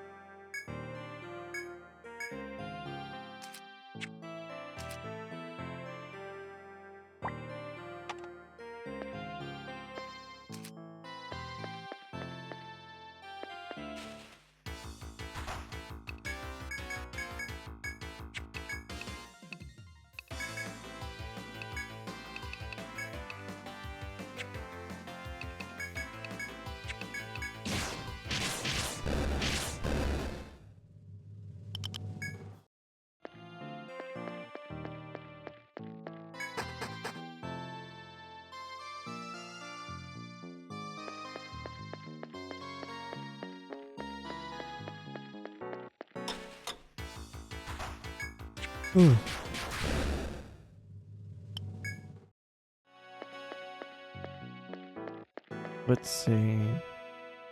I'm assuming the one that I put like, oh, this is a shortcut. I'm assuming that one has like a, like something there.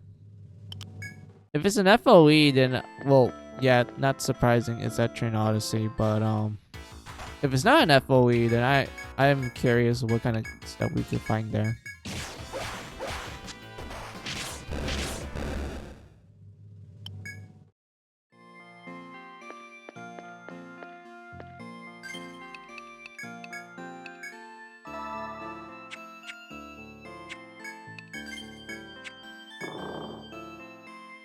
Oh, there's an FOE here.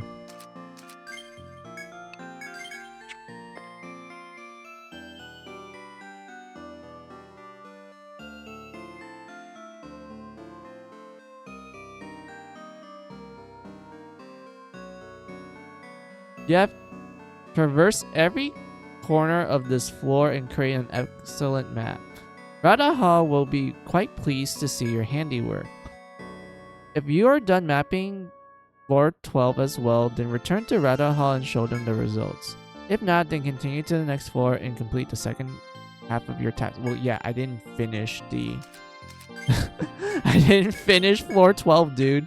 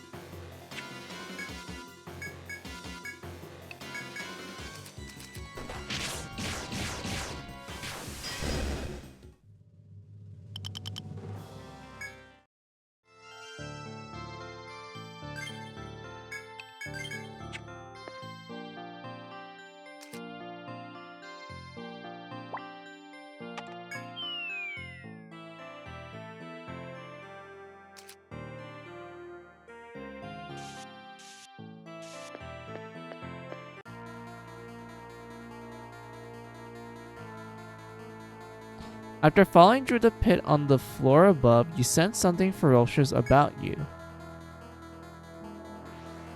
The prints in the mud and bite marks on the trees indicate that this floor is an ant's nest. Exercise great caution as you venture forward. It's likely that many ants will appear to smite your your passage through this floor. So they're just telling us that we're gonna find a bunch of ant FOEs. Gotcha.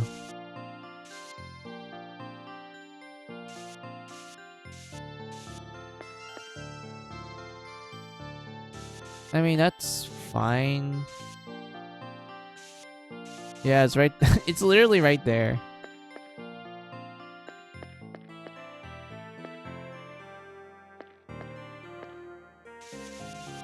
For one, I'm glad that we found the shortcut. So we don't have to worry about too much.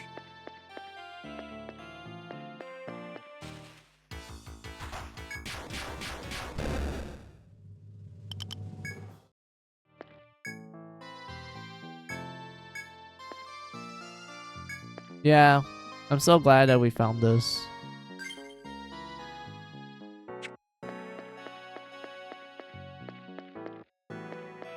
And then we make our way down.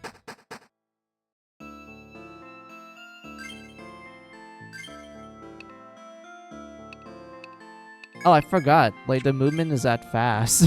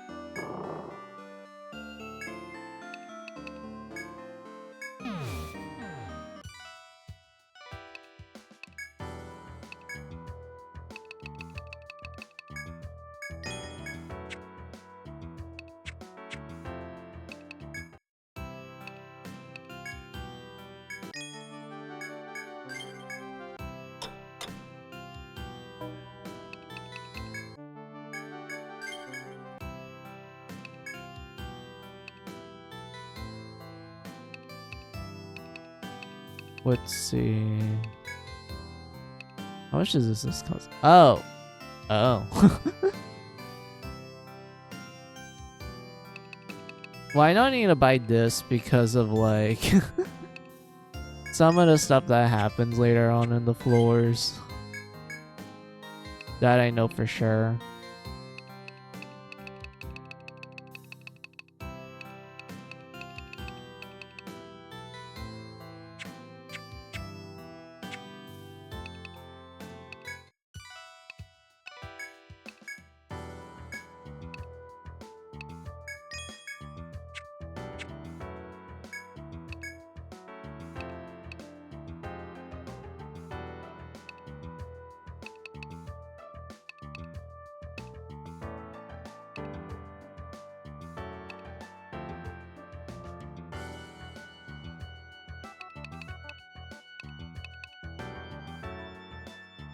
I mean, this is good.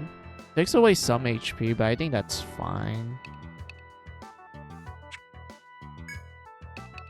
It's only... I could technically... Yeah, I could technically buy it.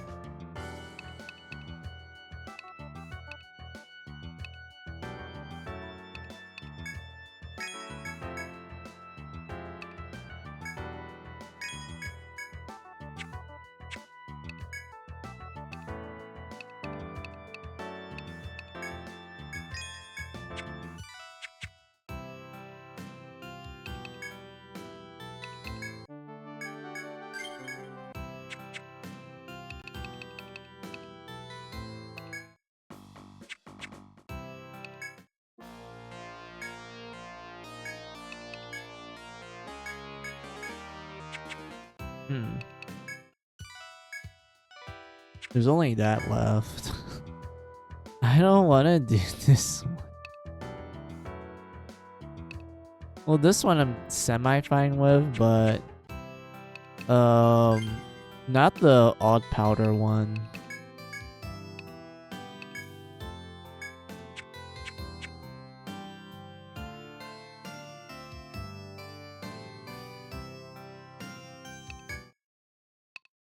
Let's just keep continuing the dirt stratum for now.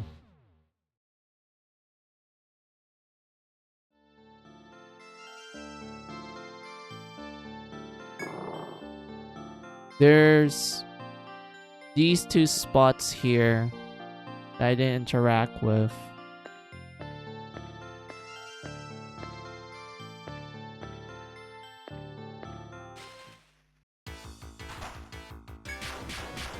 I know auto walking is a thing in the HD remaster, but I don't know how it works though. Like legitimately, I don't know how. Wait, I need to read this.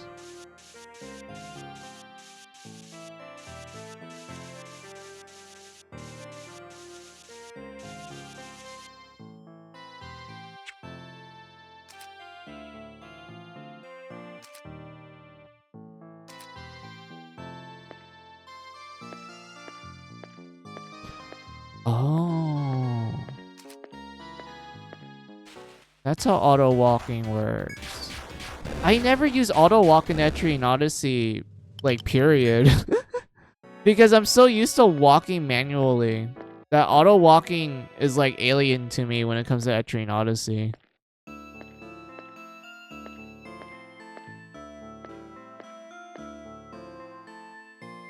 It's so... Why is this so relaxing? Like, unironically, like, it's so relaxing to, like...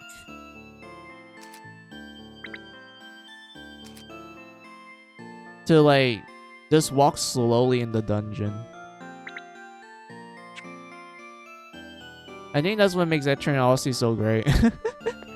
The feeling of exploration. It absolutely nails it. I think this is, like I said, it's more pure in the first game because of, like, how there isn't much to the story. You actually have to use your own imagination to, like, play the game. With the little, like, tidbits they do give you. Like, I remember there was like a magazine for Etrian Odyssey 1 where the developer said that, yeah, your imagination is going to be the key factor of like what makes this game enjoyable and what made it quite well loved by many people. Like, instead of seeing your characters as just like, I guess, stats on the screen, try to make a backstory for them. Try to like think what kind of personality they will have when they're exploring the labyrinths and whatnot.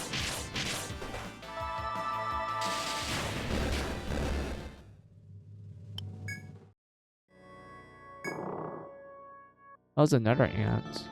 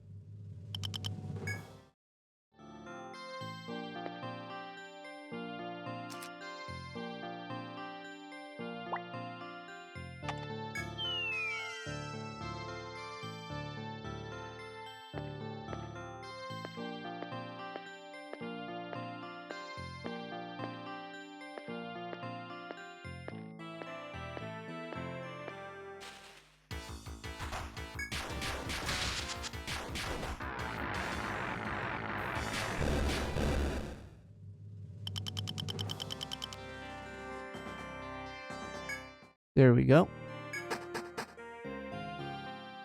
Alright, let's try doing the auto walk to go to this spot here.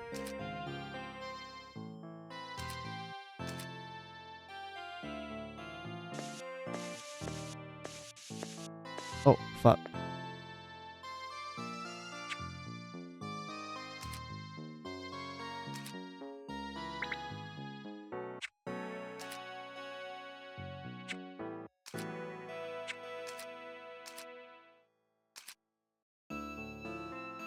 Hold on.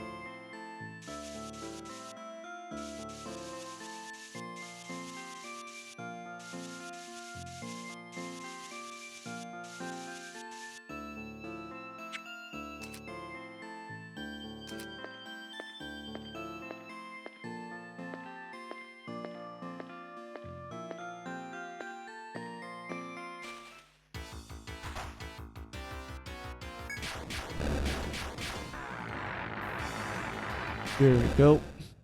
Easy win.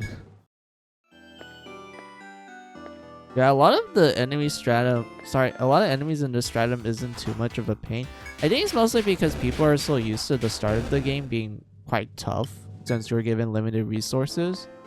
But once you get out of the first stratum and you get to like the second and third one, I would say this is where the game really does lighten up in terms of the difficulty.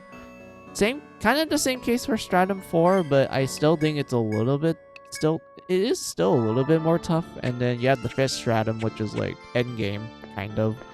And I would say you're not gonna have too much of a problem at that point. It's only until the sixth Stratum is when the game's like, oh yeah, we're still gonna kick your ass and you're gonna die hard even with like a max level party in the sixth Stratum. Like, my god.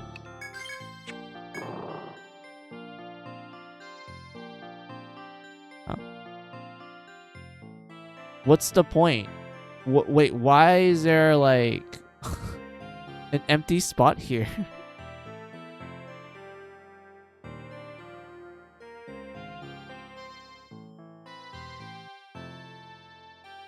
Like, what? I thought there was gonna be like, I don't know, an event or something. Or maybe it was like the event to get like a Hexer, because like we just got Ronin. It would make sense for like Hexer to be here, but I guess not.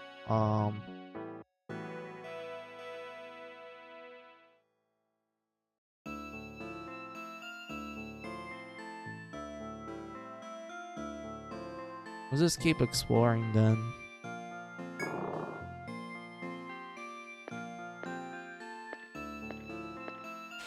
There's a path here.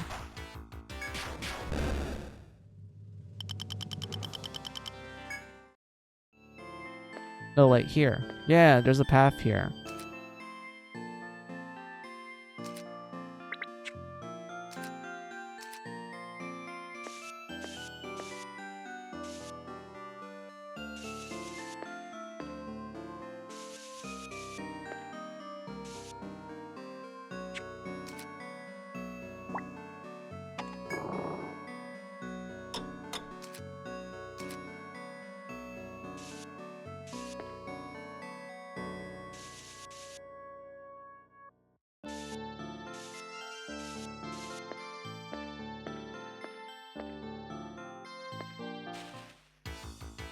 Well, that scared me.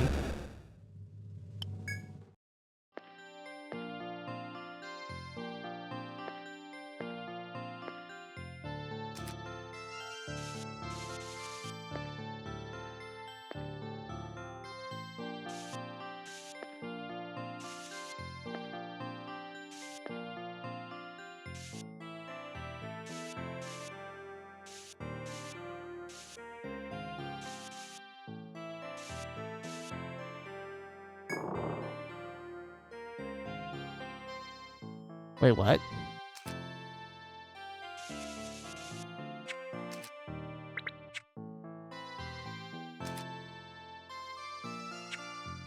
Hold on.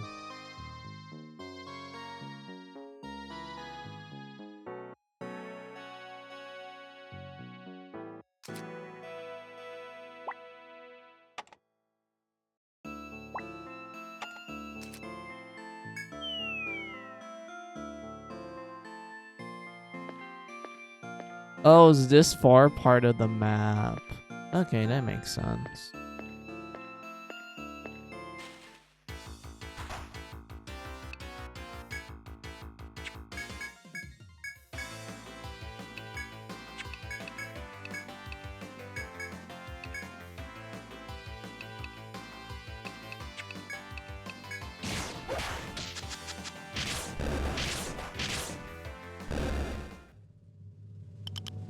Oh my god.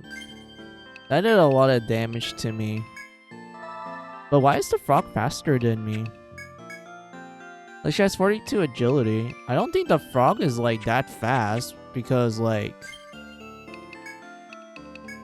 Oak has 55. So he's the highest. And she's... And, like... Aoi is the second highest. So that means the...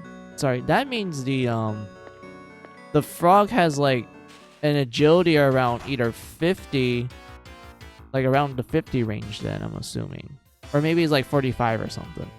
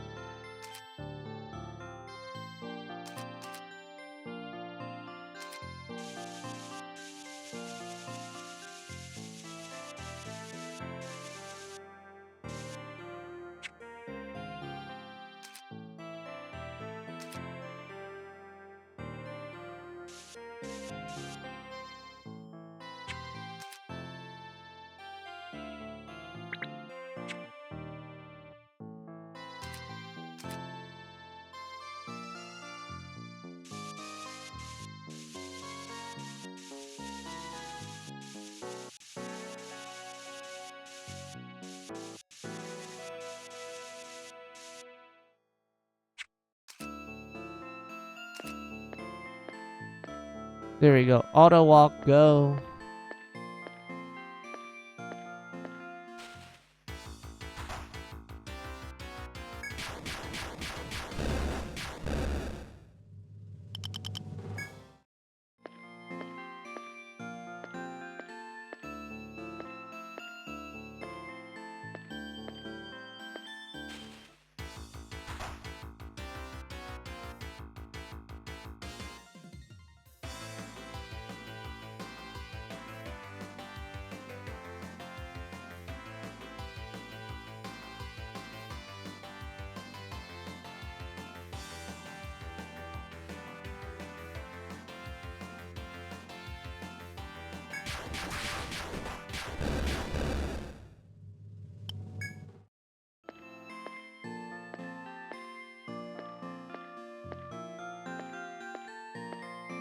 There we go.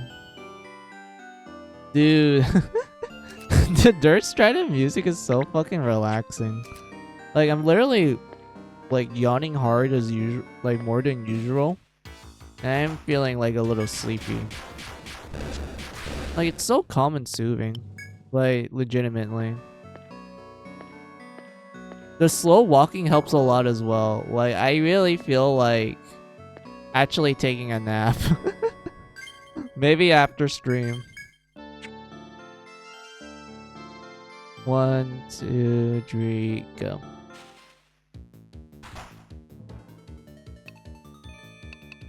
Oh, wait a second. I just thought of something. Hold on. I made that backup save. Yeah, I made a backup save. How much would freezing do? 1, 2, 3, go.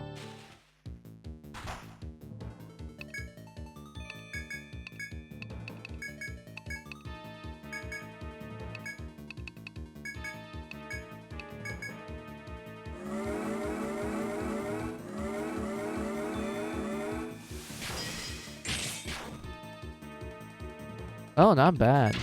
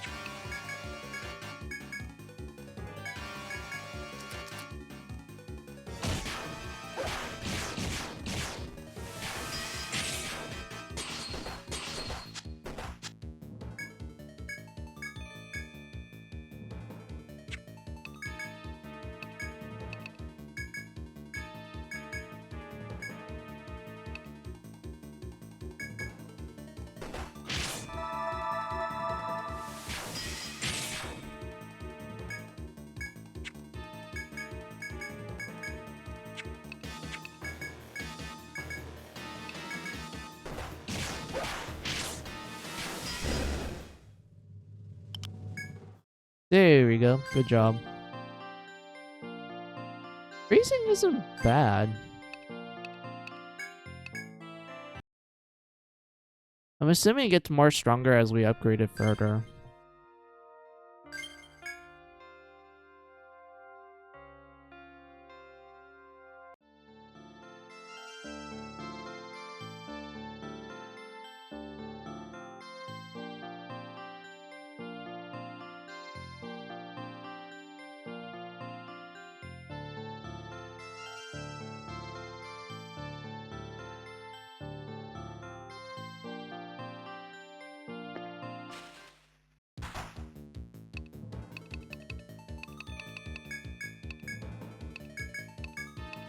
I guess we just kill the old slow fashion way, I guess.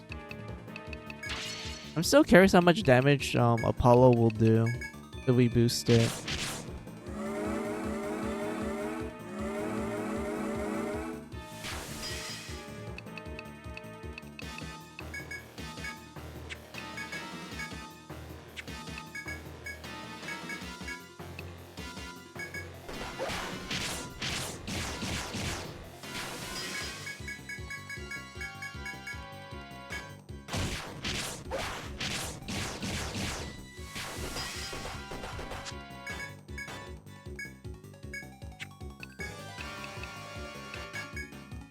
Did Mizu finally get the DLCs for the PlayStation 4 version of Coven? I already had it since like day one.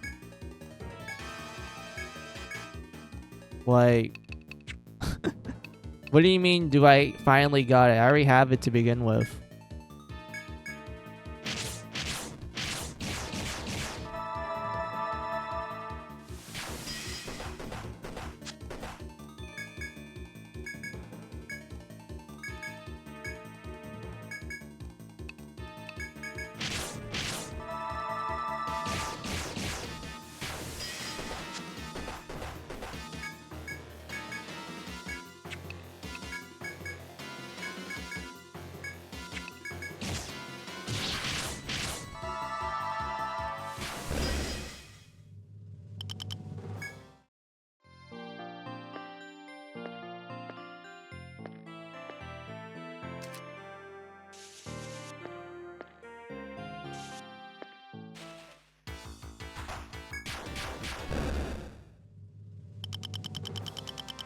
Last time you told me you have the DLCs for Steam. Yeah, I have it for Steam. And then when it came to PlayStation 4, I was like, yeah, I have the DLC as well.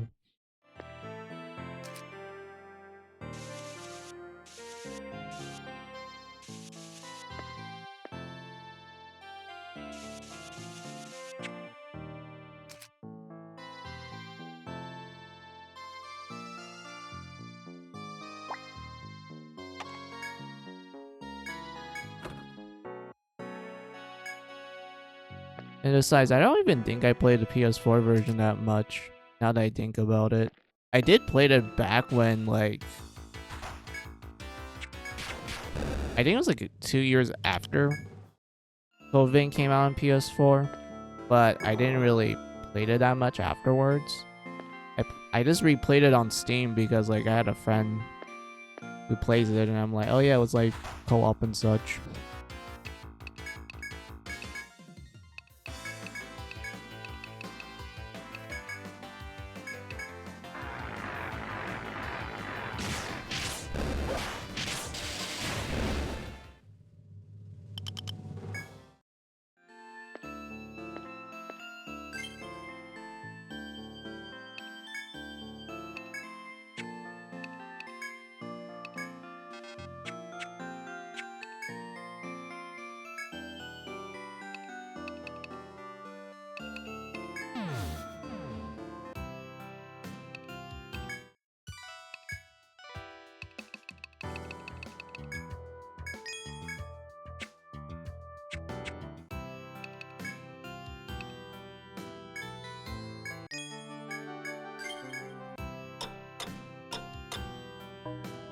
There we go.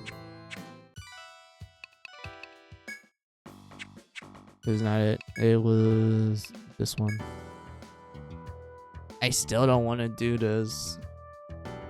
I still don't want to do it because I need to try to get the conditional drop for this one, which requires us to use climax or just any instant death kill. But my god, I don't wanna. Oh my god. Wrong button.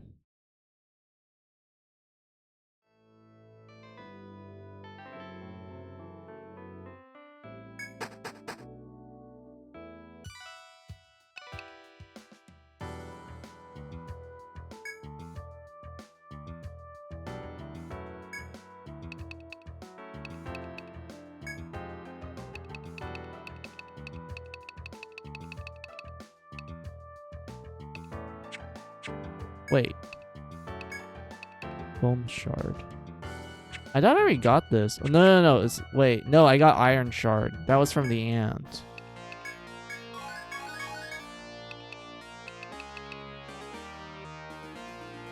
No. Wait. No. This guy drops it. Wait. I thought...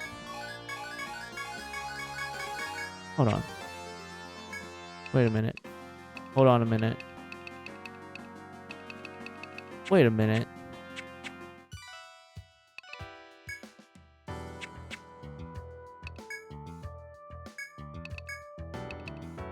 Yeah, I did. Wait, you're telling me I didn't get it, period? I thought I did. Or do I need, like, more copies of it?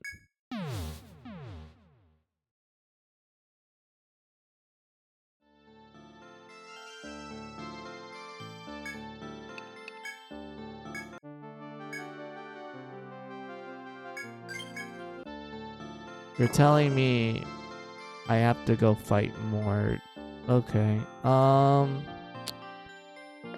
One, I'm glad we unlocked the shortcut.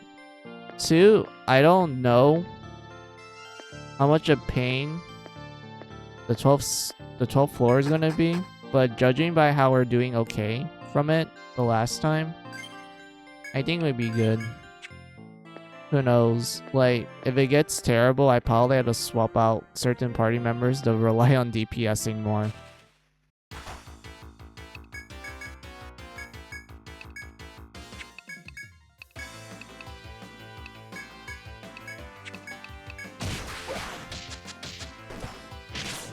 Oh, of course I get cursed. Oh my god. These guys land cursed so, like... pretty often. That's so weird.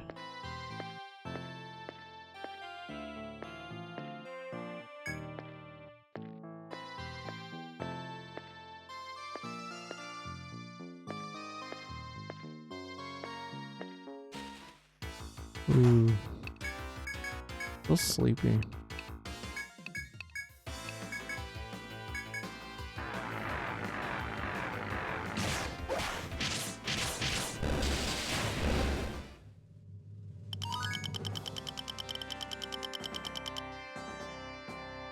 I'm easy to play Konkoli Kai. Yeah, I have.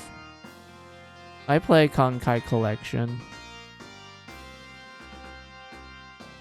Although, it's only the PS Vita game I played. I didn't play the actual real gacha game. Mostly because of like the limited amount of like accounts that they could accept. You had to be like lucky and win the lottery essentially. The Asterisk War game. Yeah, I played that one too. I play a lot of like I play a lot of PS Vita games.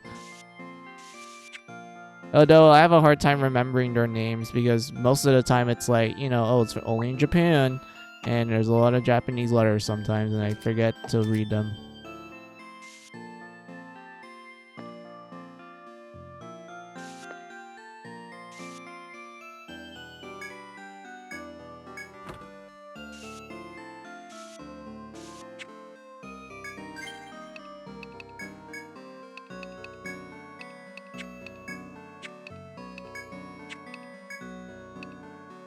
Gum helmet. Ooh. But wait, the star gives us 10. But this gives us more defense. I think it's a fair trade-off, in my opinion. Yeah, it only takes away by 1 point. This is a fair trade-off.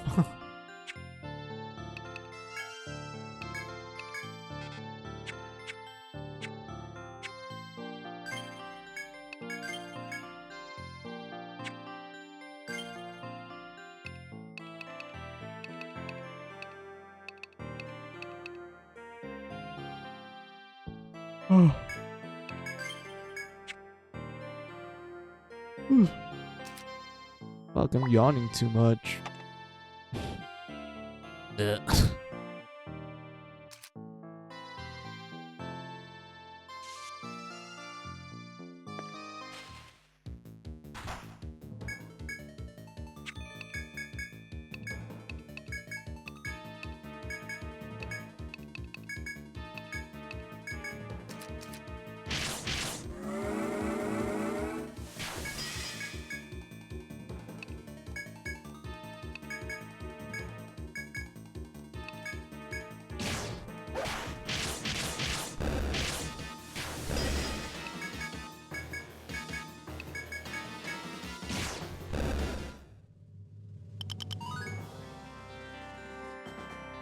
Good job, Gwen and Mimi.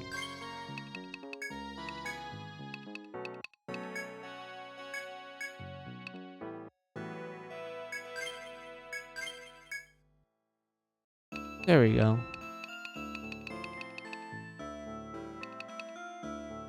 After that, I'll probably upgrade Smite to max. And then we can start doing the wall skills. Each costs 5. Or wait, you know what? I probably need to get the wall skills right away. Because we're really close to what do you call it? To a specific point in the game. For Mimi's case, let's put 2 points here, and then start maxing out door. Or we can put all points in TP up and then learn TP regen. But the amount you recover from it is it's kind of piss poor. But but anything works. Anything is better than nothing. But yeah, let's just put 2 points in here. So we round it out. Yeah, Dree, those are good. Door is level 3. I want to max out door first because that's going to be our main grinding skill. Or maybe I max out freeze because of like, I know for a fact there's one conditional drop from one of the bosses in this stratum where you have to use ice in order to kill it. Was it ice or fire? I think it was ice. Unless I'm like mistaking it for like a different game where there was a conditional where you had to use like an ice spell on a boss that's immune to ice for some reason. I don't know what they were thinking of when they did that, but it's a ding, alright.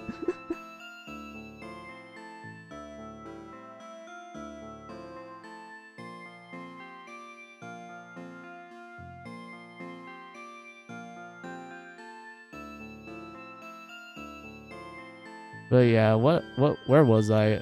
Outside my jibber jabber as usual. Oh yeah, Oak. We're still saving that. Mimi is fine. Happy.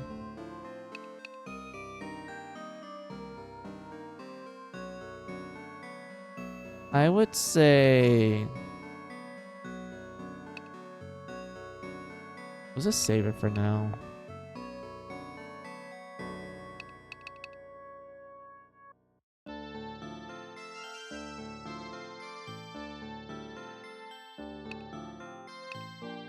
Was a TP up though. But the defense up is better. HP up is good too. Oh my god, this is hard for me to think about. Let's just save it. I know for a fact that like we're technically approaching 40. So that means there's only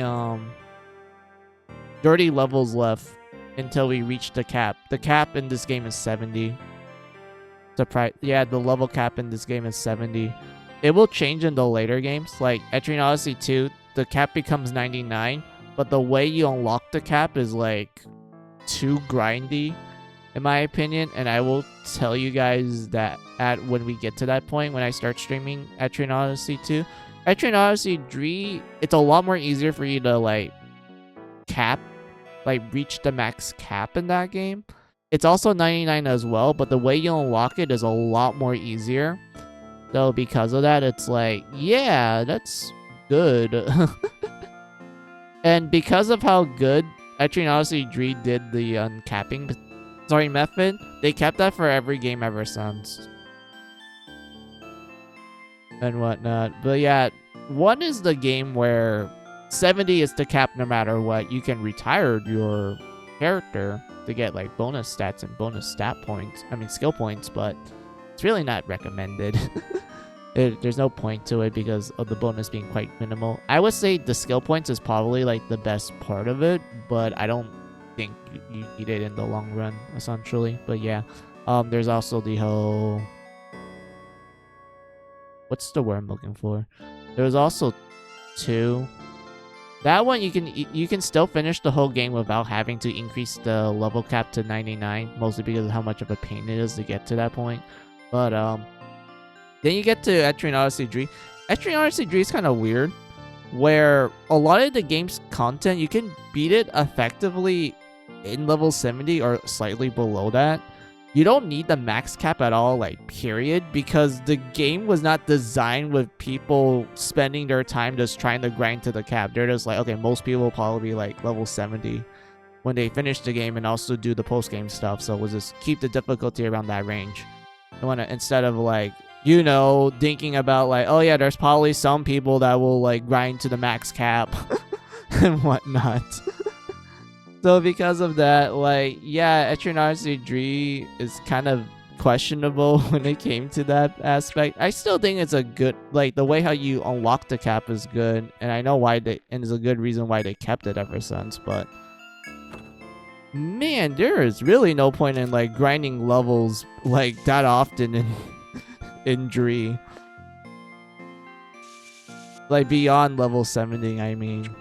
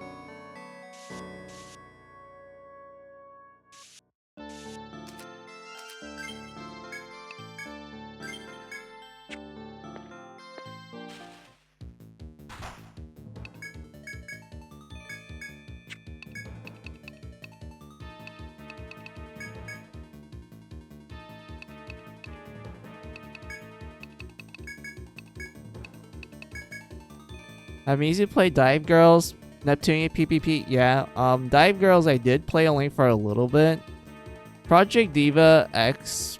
I'm not a music guy, let alone into Vocaloid. I only played like a little bit of it, and that's pretty much it.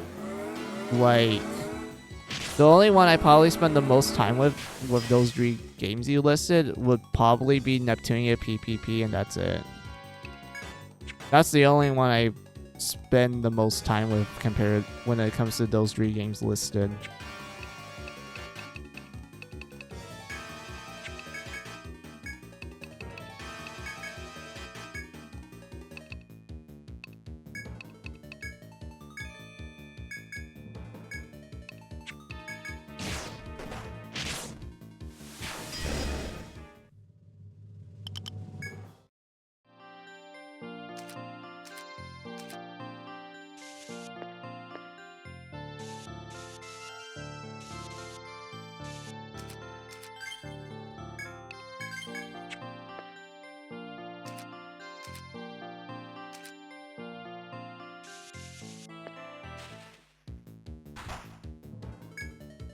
Wait, it's just called Servant?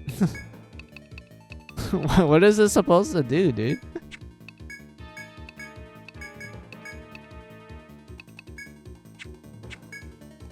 Yeah, we don't know much about this enemy. Oh my god, that hits hard.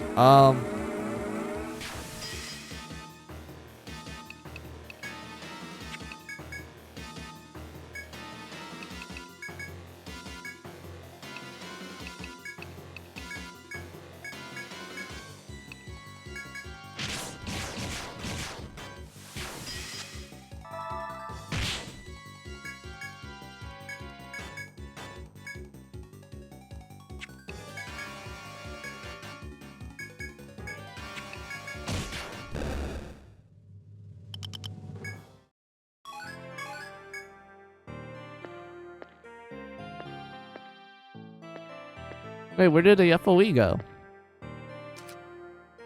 Did he just disappear because we killed the servant one?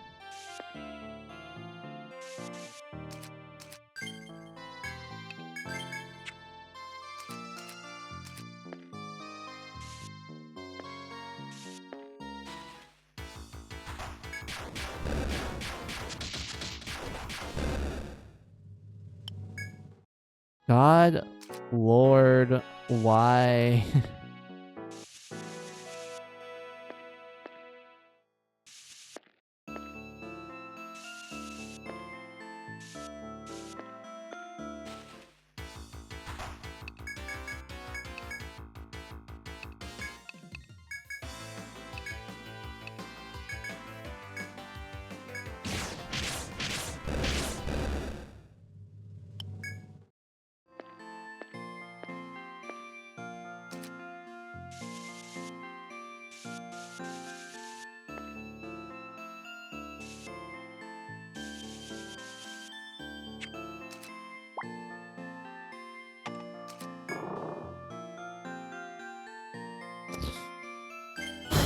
Okay,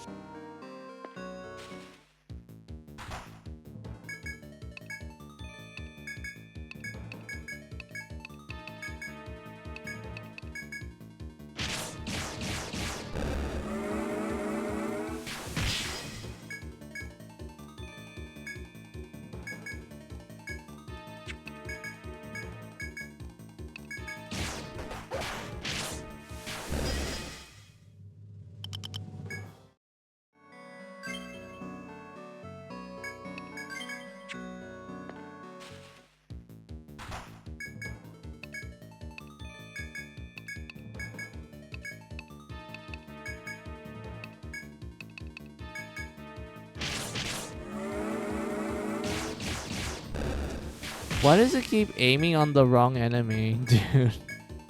Come on.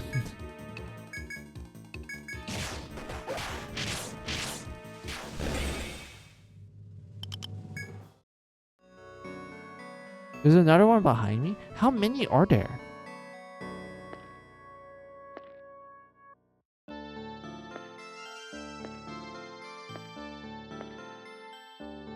Do these guys just spawn all the time until we kill the servant? If that's the case, then I don't think it's that bad. If that's like the trick to them.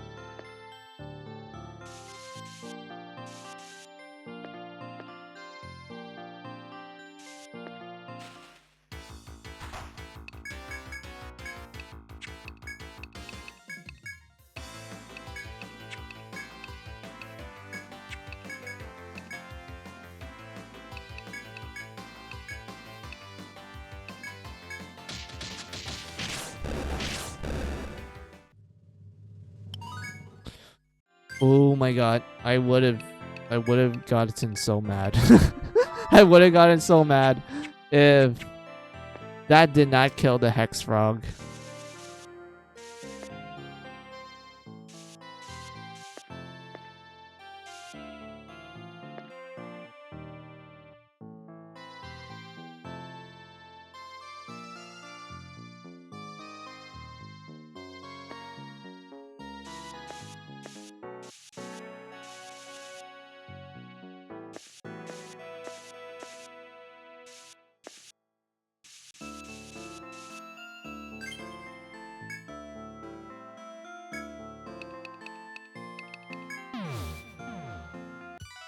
Let's just go back to town.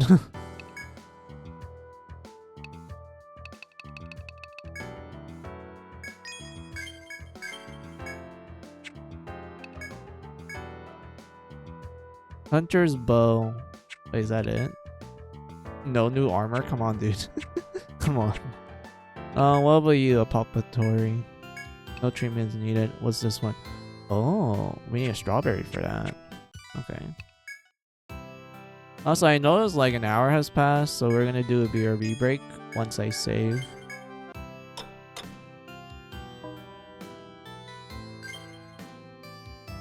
Alright, BRB time. Alright. Take this as you guys' opportunity for your own BRB break. Get a snack, get a drink, use the restroom. I'll be back.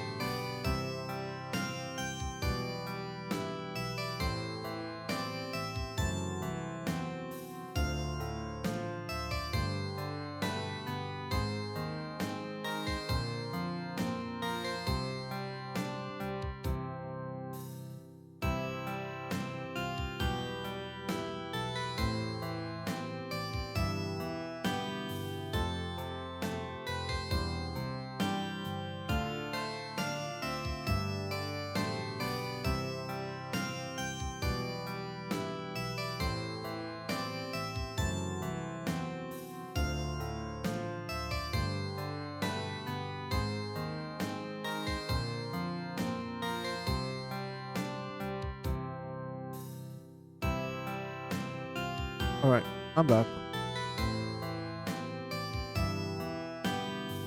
I got me some mango. I can snack on it.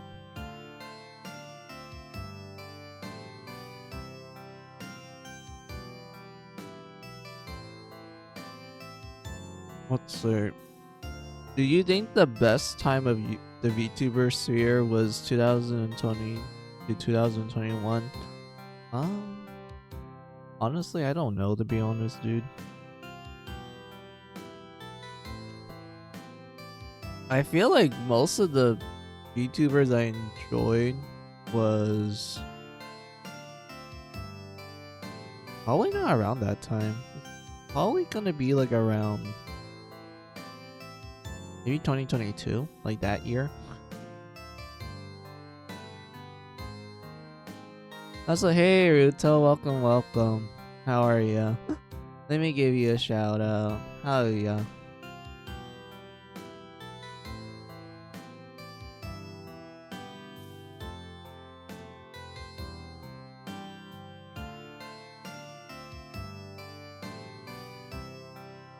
There we go.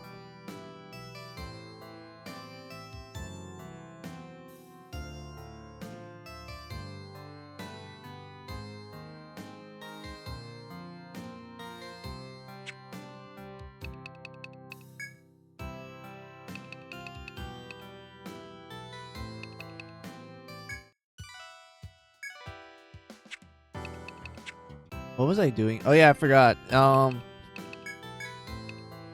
Not this. This wasn't it. We were at the dirt stratum.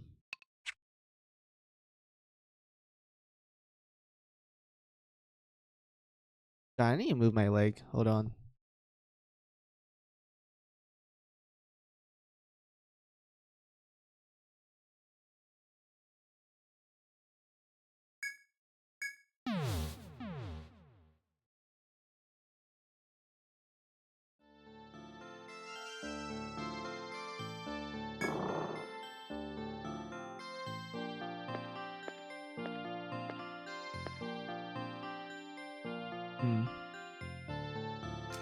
We have to go this way. Oh boy. Yeah, we can just brute force this. I feel like we need to use other methods to like kill the enemy mobs quickly. Also, where's my Hexer? I want Hexer right now. We got Ronin. Where's Hexer?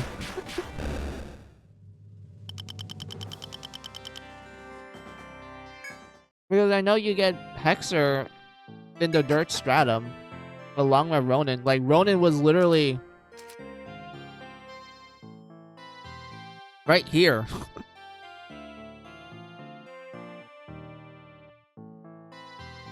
So where's the event for Hexer?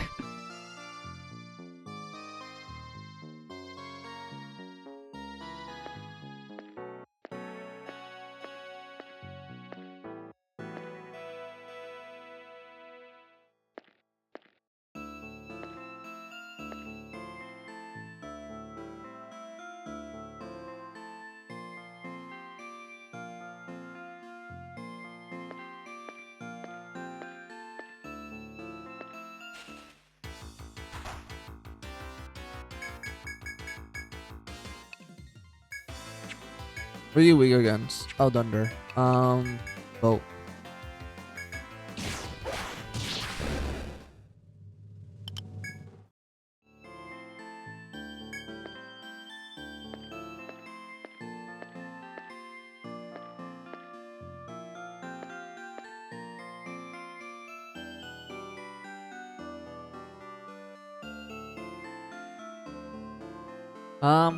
How am I? Well, picture Tanuki looking like an Echinasi Dream Gladiator getting so upset that at the fact that Race Driver Grid managed to break my computer twice, then I'm gonna go see the Yujutsu Labyrinth as stress relief.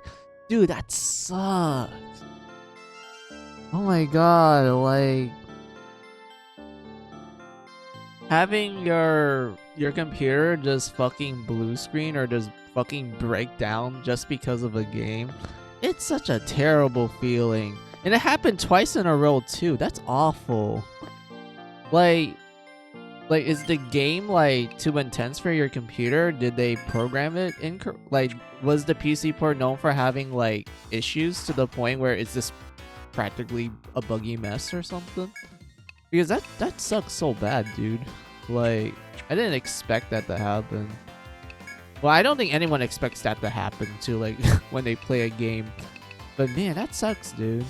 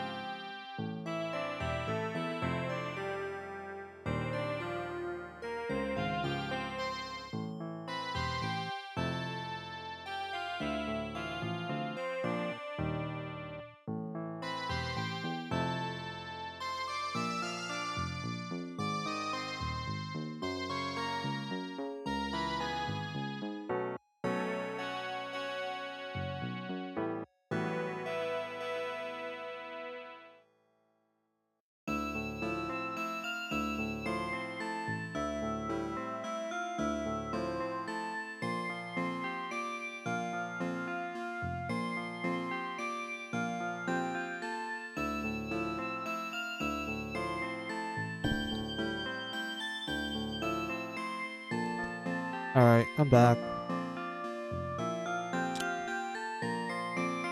Let's see what you guys wrote down real quick. Let's see, no, we're talking about a game that's old as the original release of Etrian Odyssey 2, which is 2008. Denva wouldn't release until 6 years later. Okay, so it's just an old PC game that I'm assuming is just really hard to run in like more modern computers because of like, you know, technology being different from like 2008 to like now. And if that's the case, I feel you, dude. Like, there are some OPC games I want to run on my laptop, but it just doesn't. It just does not work. Right? And it's just really sad to me because it's like, damn it, I want to play this again, but nope, doesn't work. Oh well.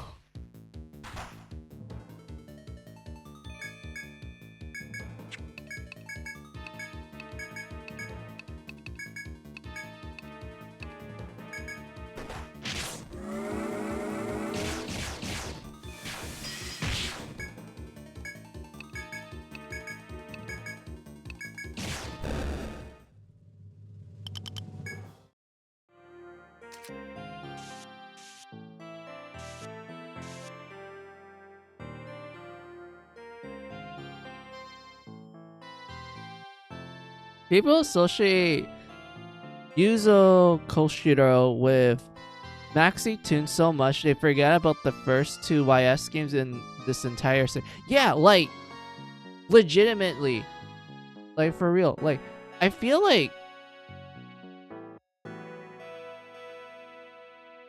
What's the word I'm looking for?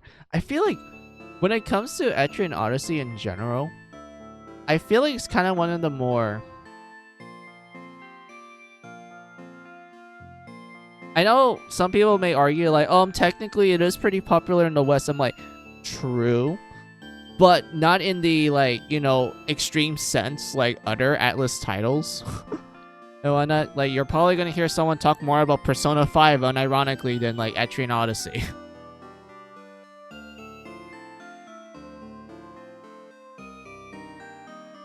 And whatnot. And it comes to like everything about Etrian Odyssey, like the character designer, the music, the director, etc. Anything related to Etrian Odyssey, I highly doubt anyone knows about.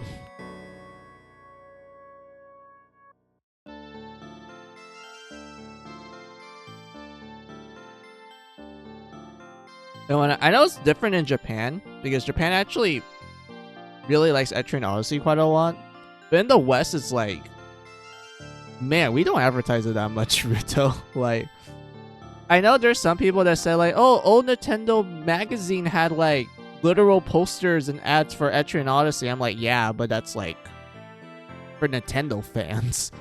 Like, what about the other fans that don't even have Nintendo magazine? They probably hear most of their game news from like reviewers back then, and I don't think most reviewers even touch RPGs that often, unless it's like Final Fantasy or something.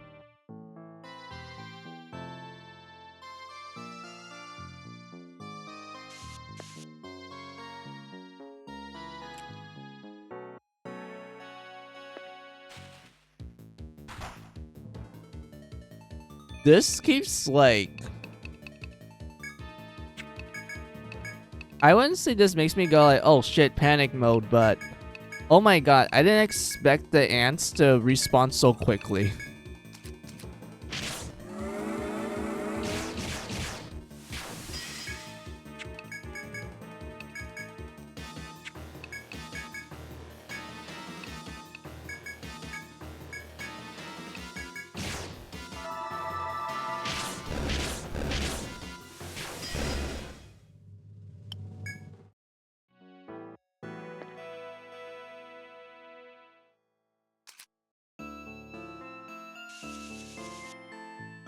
Oh yeah, Ruto, we unlocked the Ronin class. It's the samurai class. We finally got it. And I just made a samurai like last stream. And I decided like, well, I'm gonna grind this samurai and probably use it when I feel more comfortable about my setup for the dirt stratum. So I'm like, okay, I can like replace this one person here, and we can just run like a team of we can run a team with one samurai in there.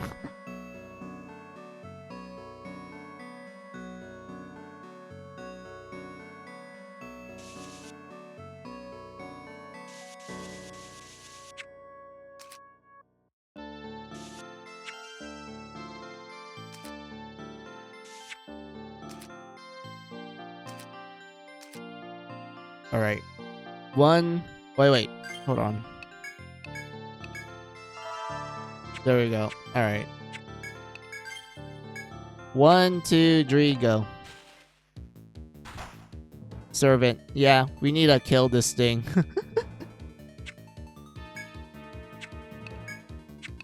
This is the reason why the FOEs are like responding so often, like Ruto. Like, you notice how there's like a fuck ton of FOEs here, and the moment we kill one of them, another one just responds? It's because of this thing here. The servant, the commander. We have to kill it, and the moment we kill it, all the FOEs in this little part of the map, they all disappear. So immunize, freeze, Apollo.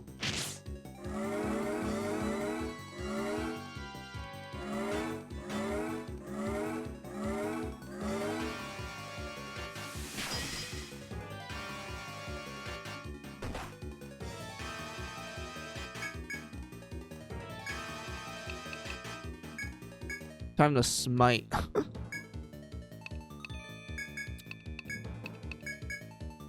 Freeze, and then multi-shot.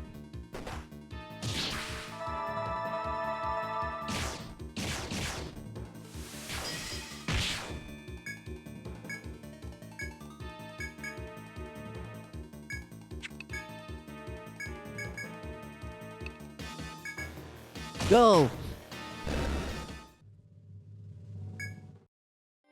Man, Apollo's great. Apollo's so powerful. No wonder people are like, survivalist is like the best the best class in this game. Apollo does so much damage.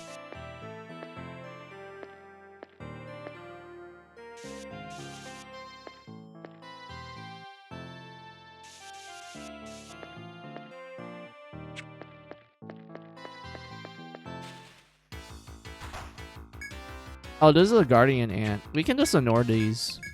Technically. Yeah, we can just ignore it. I can't run. Let me run.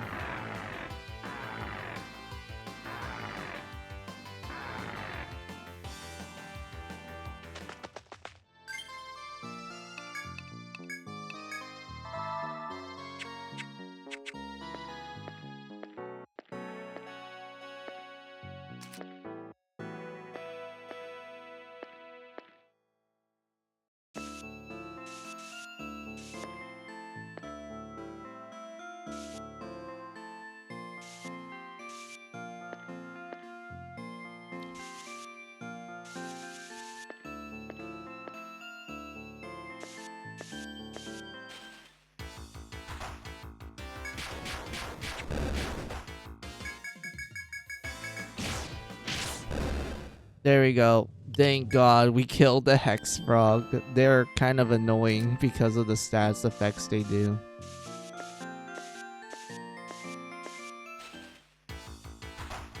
We can just ignore these.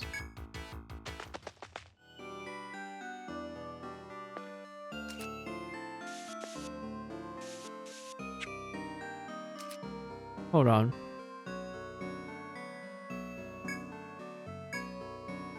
Yeah, sure.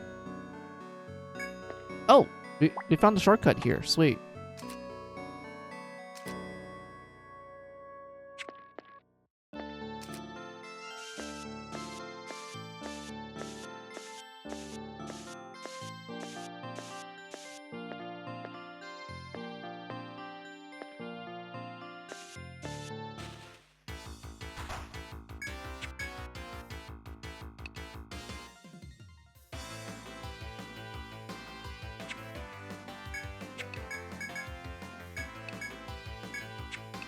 Excuse me. God.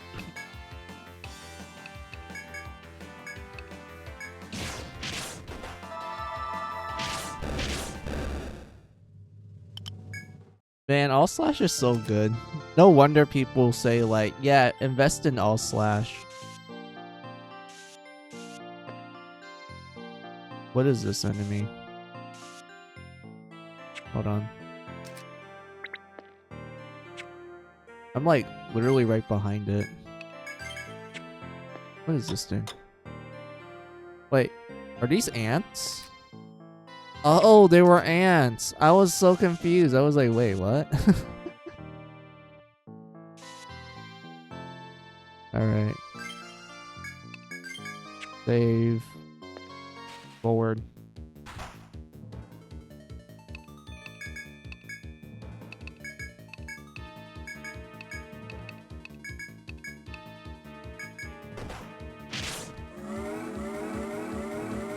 God damn, the ant did 69 damage. I'm done.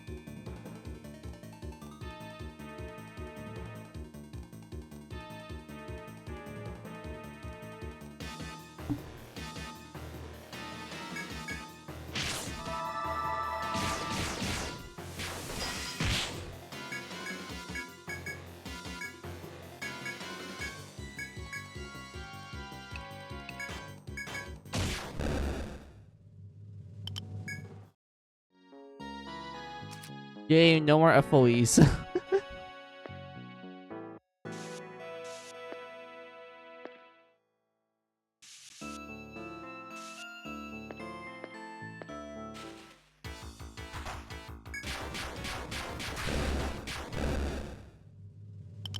There you go.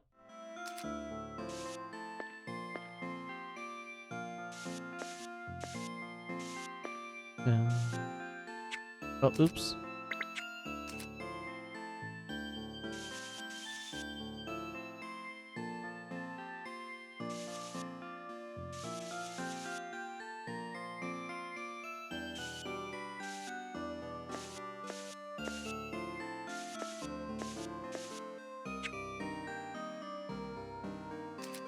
And then fill this in.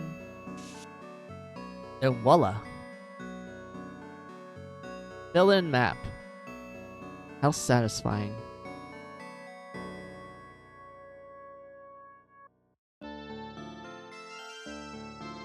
I don't think there's like... That's the word I'm looking for. I don't think there's something we have to do here. So we just can continue on.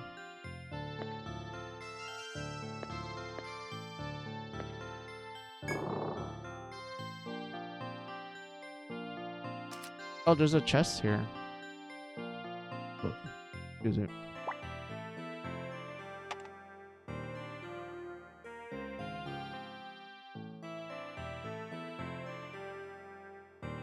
Let's see. Just grab this. Oh. Oh, there's an army of it. Alright. We can just do something like this.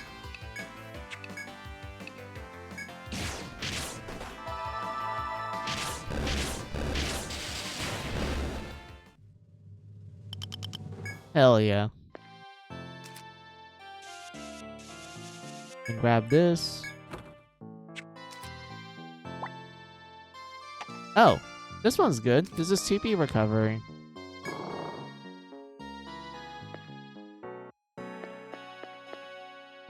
Is there anything I'm missing?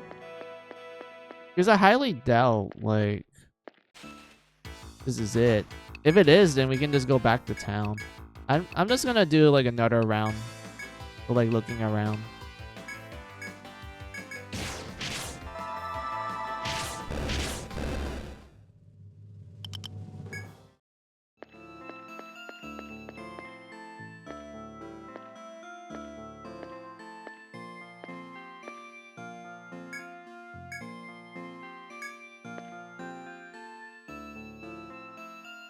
So you reach a hidden area after pushing through an opening in a sea of trees. The faraway sound of a horde of insects reaches your ears. Straining your eyes to see what the noise is coming from, you see a giant ant. You realize with alarm that you have trespassed into the ant's forest nest. If you are to proceed, battle with the devilish ants will be inevitable.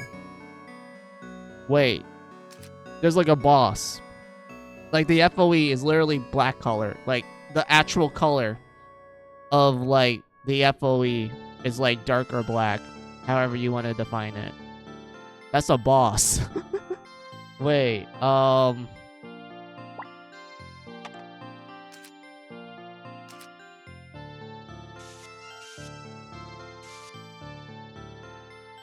let's make a U-turn.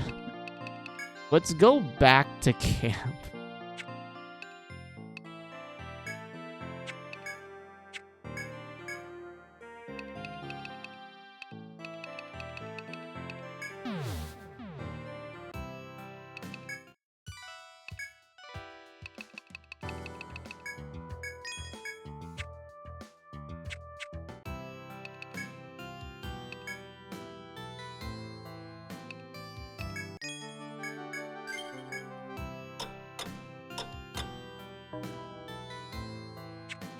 I really think this Drew.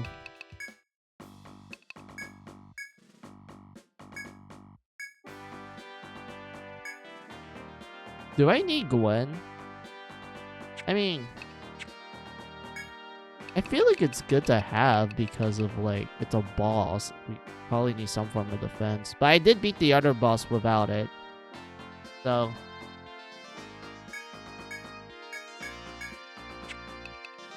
let's do something like this.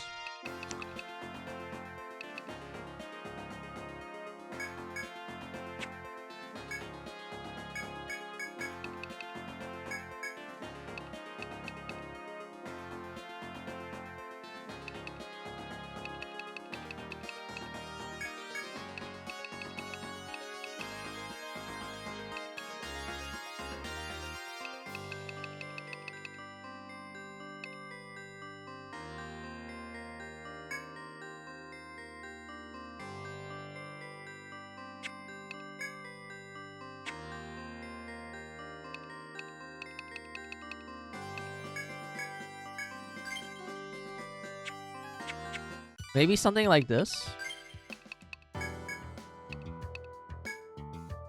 Yeah, she has a really strong katana from the side quest. Thank God. The katana we got from the side quest that involves, like...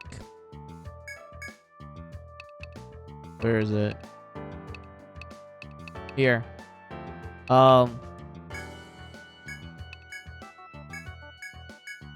Where, okay, how I describe this, Ruto, or chat in general. Basically, there's a series of side quests where there's this terminally ill boy where he's like, yo, before I die from cancer, can you let me see, like, a certain class at a certain level? Like, the first time you get this is, like, with a land shark where they're like, oh, your land shark needs to be level 20 or above. And then... once you get to that level, you go to the pub and then you tell them, like, hey, I'm like level 20 now, let's go see the cancer boy.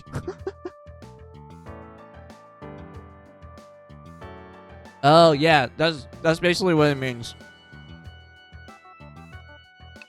And such.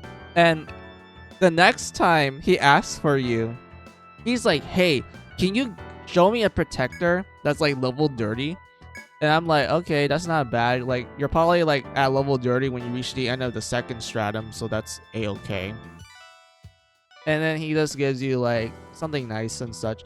Then the third one is essentially, hey, I want to see a samurai. I want to see a Ronin. I want to see a Japanese person. They need to be level 20. And you get a Ronin at the start of the dirt. You get a Ronin at the start of the dirt stratum. So it's like, okay, so this kid wants me to make a brand new character of this class that I just got. Alright. That's fine.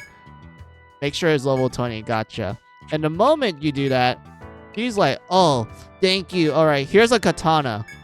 That's stronger than the katanas that you get at this point in the game. Like, this is literally like, I think a katana you could technically make roughly around the, I think it's like near the start of the 4th stratum. So this is like a katana that you get early access to.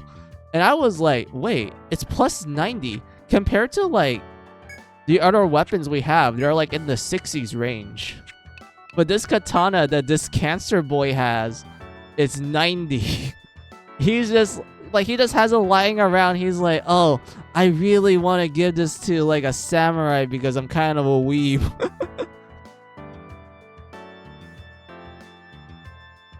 Like, I don't even know where the kid even got the money or the materials to even have this. Is it like a family heirloom or something?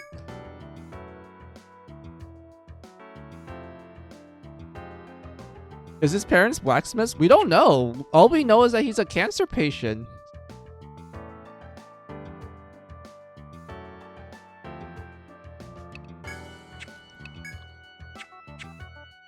It might be his father's. Yeah, maybe. Like, it probably belongs to his, like you said, like his dad. Or someone around those lines. Oh yeah, I need to like tip dust shape, make sure I'm ready for this. Hold on.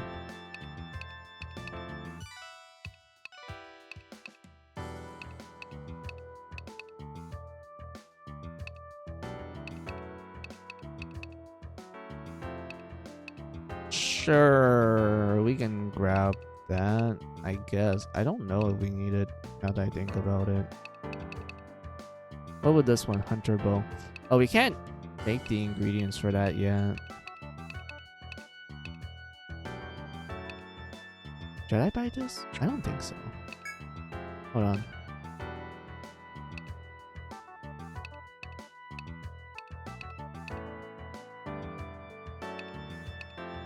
Yeah, fair trade-off.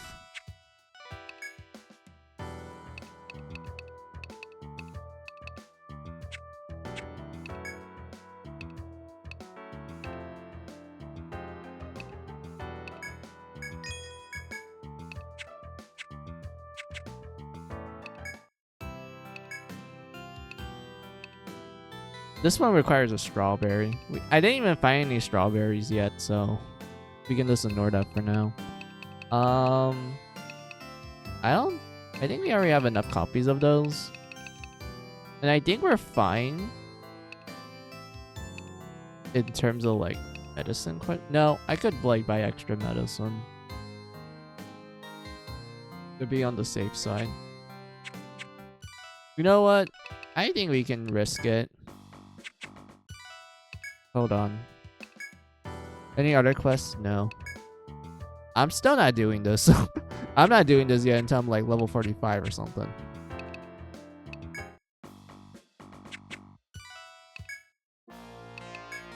Oh yeah, I need a report. Hey, mayor dude.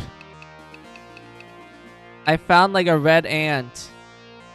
It's pretty tough, but it's easy to kill. I found some honey from it as well. There's also crab legs for some reason, and you get a lot of money from it. But yeah,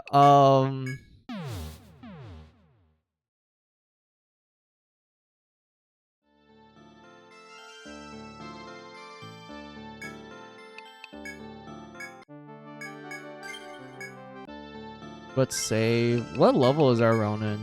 Yeah, she's level 37. She's fine. Like Ruto, unironically, I think she's fine. I don't think she's gonna die. She's like hopped up on like attack up, samurai mastery, sight. Since it's nighttime, that means she can do a lot more damage. Overhead is her offense stance. This is Rage Rush. It will let us hit multiple times. I just need to max out this. Probably put like 1 point in HP up, and then our Ronin is just like, hey, it's Gucci. I'm fine. No need to like worry about me. So yeah, let's just make our way to the boss. I don't think it's gonna be a problem. If it is, I probably have to bring up the big guns. We need to bring the can of raid. Since we're fighting ants.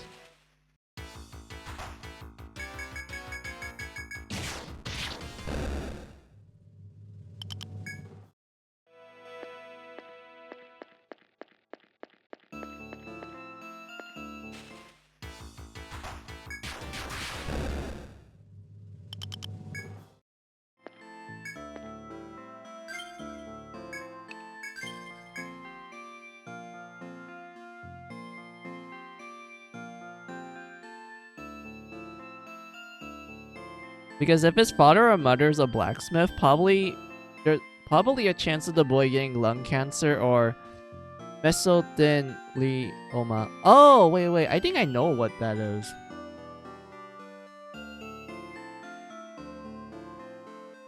Wait, let me look this up. Hold on. Because I remember hearing that term when I was watching, like, a documentary about, like, certain things. Hold on.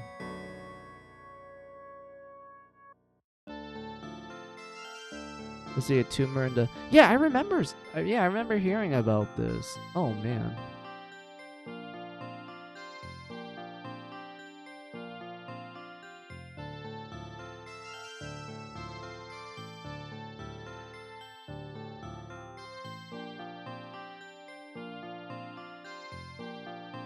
Poor kid. He's so young too. Like, they describe the kid as like a kid.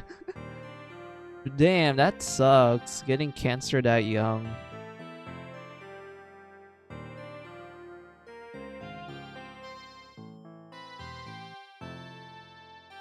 But yeah, Ruto, I'm ready.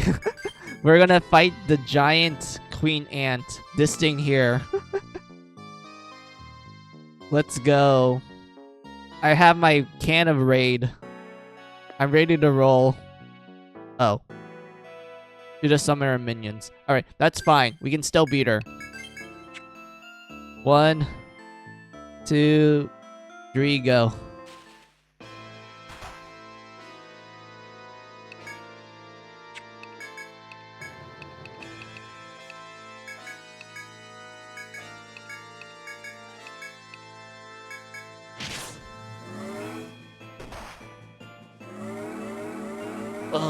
It hits so hard.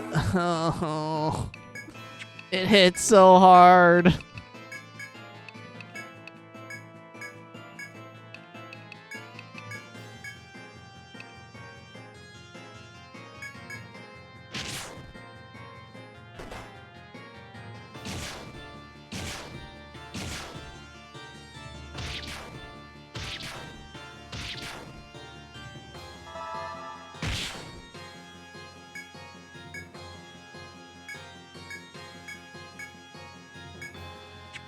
Wait, do I need to reuse the stance? No, the stance is fine. We can do this. We can do light healing, or maybe slave 2. Let's do slave 1. Alright. Apollo, go! Hell yeah! 500!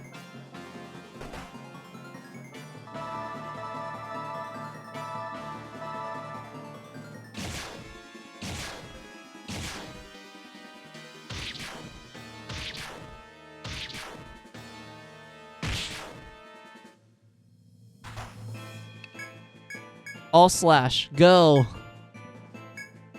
The queen is almost dead. Okay, I need to give some context, Rudo, in chat. I kind of struggle with this boss back on the DS. But this boss is a joke now. All because I invested well into my Ronin. Like, the samurai is doing so much work other than, like, my survivalists. Who knew having a katana makes killing ants so much easier. If only it was like that in Elden Ring. Or like in Dark Souls in general. If only it was that simple. I don't think I need to heal up, so... Was this recast immune? Maybe Apollo again?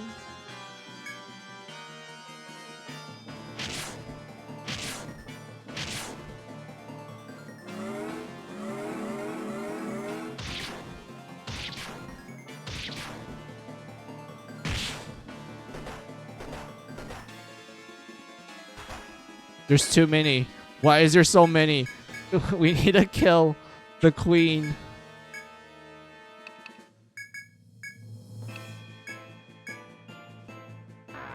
No, my speed. I need the speed.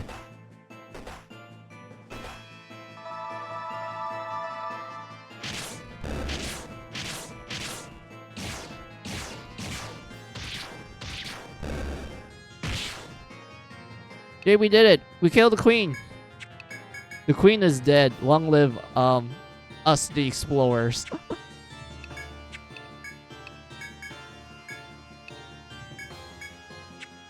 Oh wait, I'm at a TP. I mean, that's fine. We're at the end of the battle. Regal side, yes, indeed.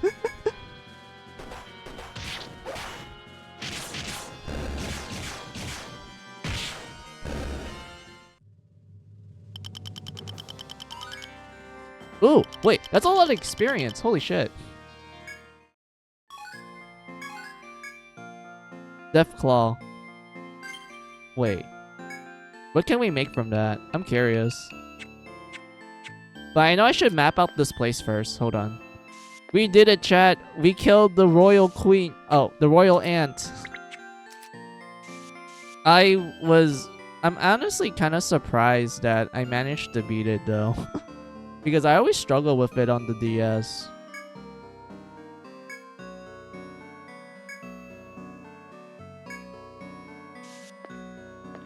Oh yeah, Ruto. You want to know the reason why we're even down here to begin with? Other than, like, we're explorers. We just explore for the sake of it. We were given a mission by the government to map out the dirt stratum. Because no one hasn't been here yet. That's the thing. After the labyrinth was found and everything, and Etria essentially became like a hotspot for tourism, as a lot of adventurers are like, oh shit, like there's a town that discovered a labyrinth. I want to go there and find out the secrets and shit. So because of that, Etria went from like, I guess a normal poor town, like they used the term poor to describe it, to like a bustling city and everything. But for some reason, Etria only knows about the first two stratums. Like, for some reason, they just know a lot about the first two stratums. But the dirt one, they don't know what it is. They never been that down low before. We're the first ones. Our guild is the first one to discover that, hey, there's a dirt stratum. There's more. There's more to this labyrinth than like the first two stratums. And whatnot. And because of that, we're told by the government to help out the government workers that they sent down there to like map out the place. And every time you talk to the government workers, they're just like, I'm tired. I've been down here for like 3 days straight. My feet are killing me. I'm almost out of supplies. I got chased by a turtle that's like Godzilla size. I thought turtles are slow. Why is this one moving fast? And whatnot. Like, all these government workers are just, like, literally complaining. And you, like, go up to them, and they're like, oh, thank God. The guild is here. I don't have to work down here anymore. They can take all the work. I don't care anymore. Here's my map. Like, here you go. Fill out the rest. And whatnot. And the weird thing is, all of their maps are like piss poor made. Like, I literally wrote down in the stream title, like, they didn't fill out like they didn't fill up a lot. They only filled up like this much. Like, look, I'm gonna use this blank space to show you how much they fill out.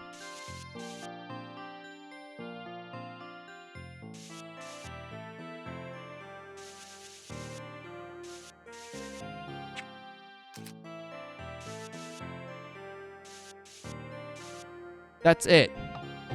That's all they do. Like, every map you get from them, it's just like this. They're like, yes, I spent 3 days down here trying my ass to, like, map the whole thing and trying to stay alive. And that's how much they did before they're like, thank God our guild is here so they can take so that we can, like, take their work. And so they can go back home and whatnot. I'm just sitting here going like, such a like, how did these guys even become government workers? This is a terrible map. Like, what? They didn't do much. They didn't do shit, in my opinion.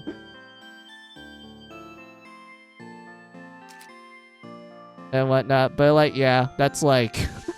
that's the story reason why we're down here. Outside of, like, new labyrinth...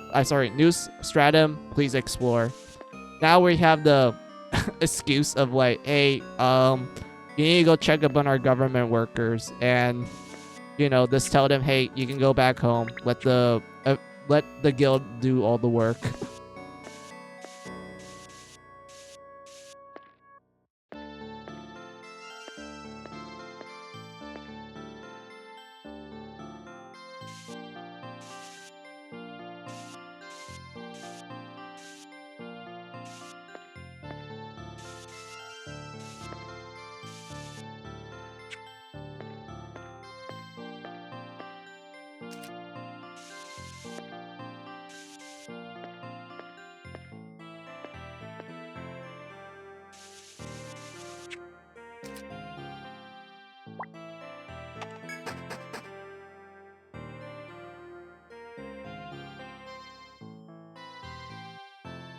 There's a healing station. Oh my god, there's a healing station. Oh my god. Oh my god. Oh my god. Oh my god. Save. Like, my eyes literally lit up. The moment I saw that little icon, I'm like, oh shit. There's a healing station. Let's fucking go. Alright. I'll map this part out a little bit and then go back home. As you take your first steps into a new floor, you suddenly remember you were given a mission to complete before venturing this far down. It's best to return to the Rada Hall immediately with complete maps of floor 11 and 12. Oh, come on, game. Fine. Looks like we're stuck having to talk to the government. Like you do. But anyway, yeah, let's sell those. Shredded whip. Hell yeah, we can give that to Reno. Ooh. Hi Reno. Shinx. Keep forgetting who's who. Yeah, we can just give this to Shinx, our binder. Dark Hunter. Yeah. Oh god. It does so much. It does a lot. Damn, the agility up too. That one's really great. Great plus. And then we get to sell the Toxic Whip.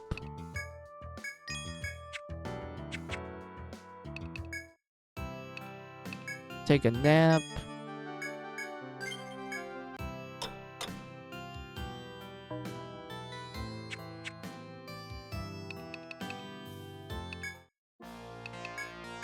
Hey, we found a Royalant. Oh, we didn't get its rare drop. We didn't get her rare drop. Oh. I don't think it's that important yet. I'm not grinding for all the material drops yet, so that's fine.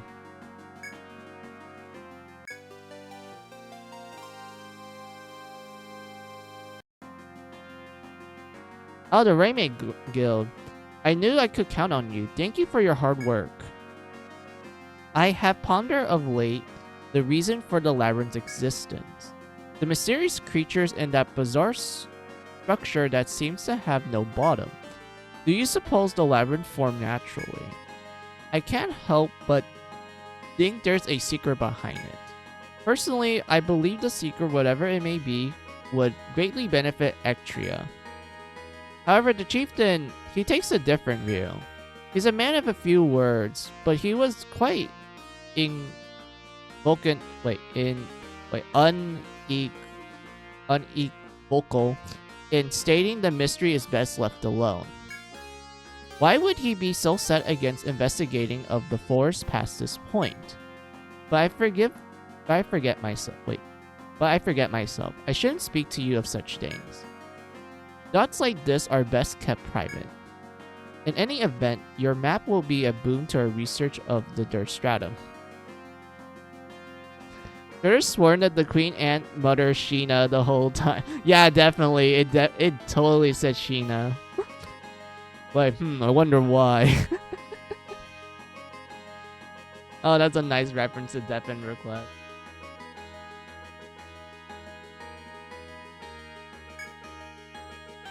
We would like to present this to you as a token of our appreciation. That was a joke. Yeah, I get the joke. I appreciate it. Love me some Death and Request. While you're here, there's something else I wanted to bring up. Those soldiers we sent to collect data on the layout of the dirt stratum, they report seeing an unknown life form deep within the labyrinth. A race of creatures that look almost human yet are distinct from us in various of ways. If they speak true, it would be one of the greatest discoveries we have yet made. Could we ask that you proceed even deeper into the forest and investigate the matter? A new mission is available. Okay. Lurker in the rainforest. We received word of a mysterious creature deep in the azure rainforest. Investigate this unknown life form and report back with your findings. Okay, so apparently they saw rumors of Bigfoot. They saw a life form that looks like human. Although I'm like, yeah, this is Bigfoot. So they probably discovered what Bigfoot is, and we need to go check if it's real. Very good. Now then, let me give you the details. As I mentioned earlier, there's a strange creature in the dirt stratum we are unable to reach. They seem to be a humanoid life form native to the forest. You may need to deal with them. For now, we discuss how to best handle them with the chieftain. In the meanwhile, we want you to investigate the life form and report back with details. But beware, there's no knowing if the life form will be friend or foe to humans. Alright.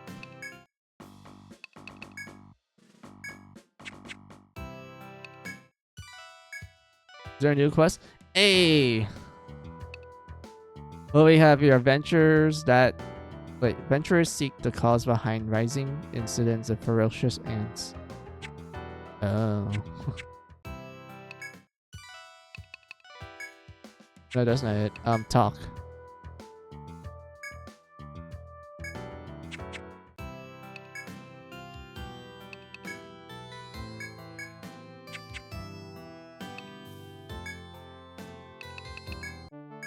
Let's save again. Let's see. We can max out attack up, so her damage output is through the roof. For Gwen, I'm saving up until we get Ice Wall because of the upcoming boss at the end of the stratum. Lynn, I want to level her up to max out attack up, put 1 point here. And at that point, we might as well just be done with our Ronin.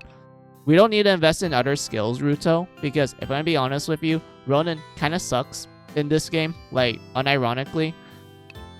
It's mostly because of one of two things. Their stances.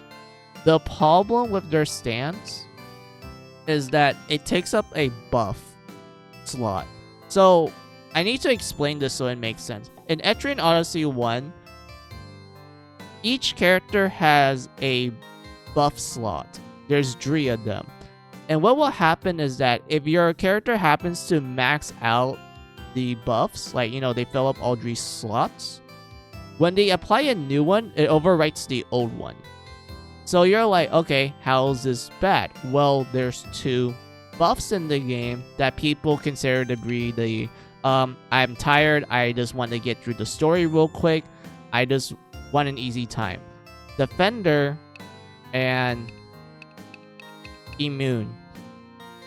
Defender simple description. The whole party gets like defense up. You're like, okay, that's good. Has good multiplier as well, especially at level 5 and whatnot. It's really powerful, like physical up. You're like, what's so great about immune from the medic? Gain resistance to all elements on the party. And if you're wondering, like, what do you mean by elements? Like magic elements, so it makes you like highly resistant to like fire, ice, and thunder. When they use the term all elements, this also applies to physical, because your physical attack is divided into 3 elements: slash, pierce, and bash. And you're like, wait, that's like old Persona. I'm like, yes. So Etrian Odyssey follows the logic of there are 3 physical elements and then 3 magic elements. And immune gives you resistance to all of that, which makes you even more tankier. And when you pair it with Defender, your team will just be gods at that point. Nothing can break through them. And it gets even more funnier if you use the boost system, which basically there's a bar that each character gets. It's called boost, and when it fills up, you can boost a skill, which increases the power by like 5 levels. And the thing is that if you were to boost immune with a max level, if you boost immune when it's like, you know, level 10, which is the max, your resistance goes from like, I think it was like 65 to a game-breaking 85 resistance to everything. Remember, it's and at that point you're just like, wait, I'm just like not gonna die, period. Nothing ain't gonna scratch me at that point. Like literally nothing will just kill you with one hit. You will live forever at that point. And whatnot. And of course you're wondering like, okay, how come you're giving me this well-detailed, like, I don't know, explanation for certain buffs? Well, you get to the stances. You see, Ronin stances take up a buff slot, and you kind of realize that there's other buffs in the game that you rather have the whole party have, but because of the Ronin being really reliant on their stance, that means if you accidentally use a stance, when your Ronin accidentally gets like all their slots fill in, it will overwrite the old one. And usually what will happen is that some people accidentally overwrite, like, I don't know, Defender or Immune, which as a result, the Ronin went from like having god defenses to like, oh shit, I just died in one hit. And whatnot. And how to make things even more worse is the some of the skills that is associated with each stance. Like, for example, Zamba is okay, but it's not good, period. This one is the best skill for Ronin, because you saw how much damage we did with it. It hits the enemy 3 times, and it just does so much at that point. Orochi is a fire attack, but the problem with this is that it only targets a single target. It's not AoE, which makes you go like, well, the only time you're probably going to use this is if the enemy has fire weakness, but why waste your points in Orochi when you get to spam this one? And this also applies to the other skills too, like, why would you waste the points in like parry when you can just spam this? Why would you waste the points in this one if you can just spam this? Why would you waste your points in Volt when you can just use this? Same case with the rest of them, except for this one. This one's actually pretty decent, where you have a chance to instant kill, like a single target. And this is actually good for like certain bosses in the game, where some of their conditional drops require you to use instant kill on them. So this one's not bad. This is like the one exception. It's like, yeah, this one's not bad. And whatnot. So because of that, Ronin just suffers immensely in the first game. They get a massive glow up in like 2 and onwards, in my opinion. Like the first game, Ronin, you can tell that they're fully dedicated to like only bosses and that's it. You're not gonna take them to explore the labyrinth with you all the time, because all of their attacks are literally designed for bosses in mind and whatnot. So because of that, the utility of a Ronin gets diminished even further at that point, and you're just kind of thinking to yourself, like, is there really a point in me just bringing this Ronin with you? So they realize it's too over specialized. Essentially, yes, because when you get to Etrian Odyssey 2, I just saved so I can show you Etrian Odyssey 2. Hold on.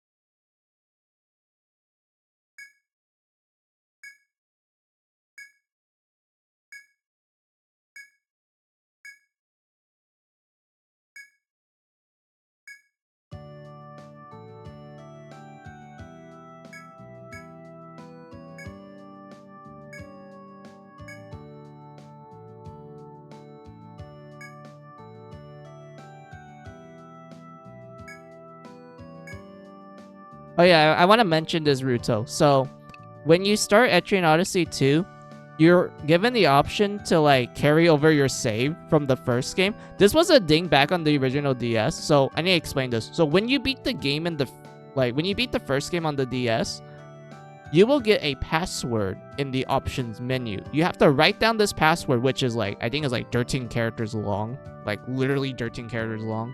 So after you write down this password, you boot up 2. And 2 tells you like, hey, do you want to carry over like your save data from the first game? Beat a password. 13 characters long. Yes, it's that long.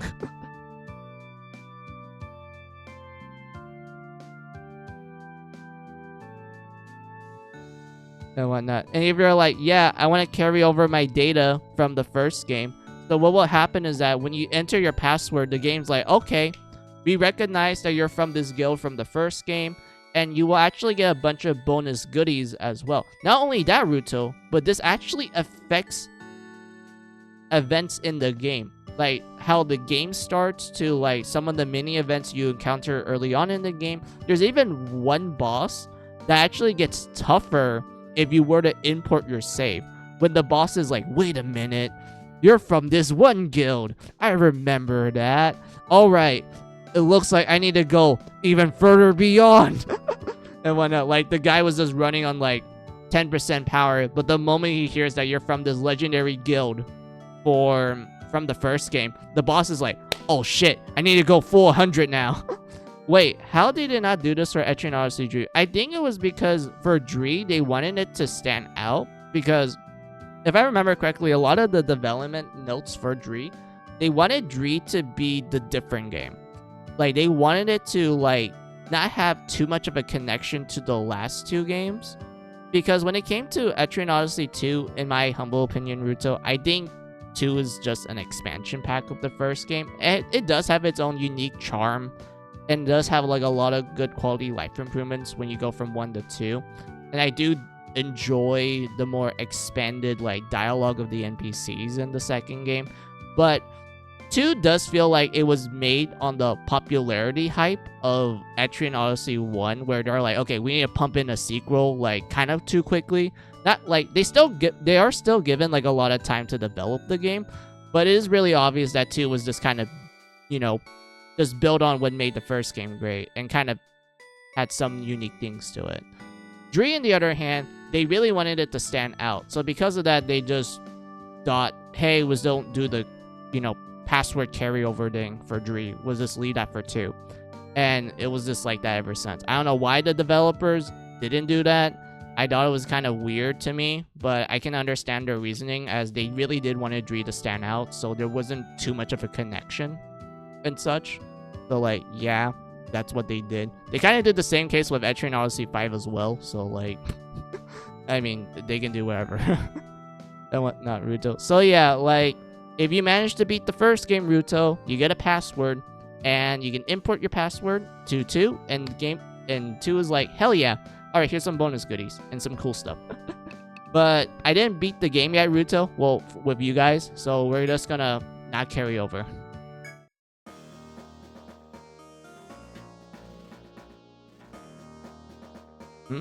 I've never seen you before. Have you come to explore the labyrinth, I assume? I see. If you want to work as an explorer, you must first establish a guild. The guild is a support network for explorers to help one another in the labyrinth. Let's see. Today is the first emperor.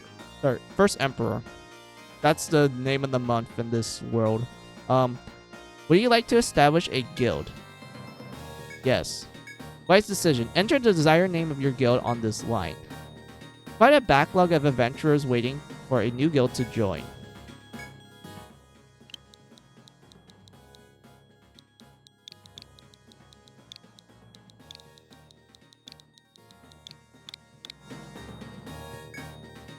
Reme, huh?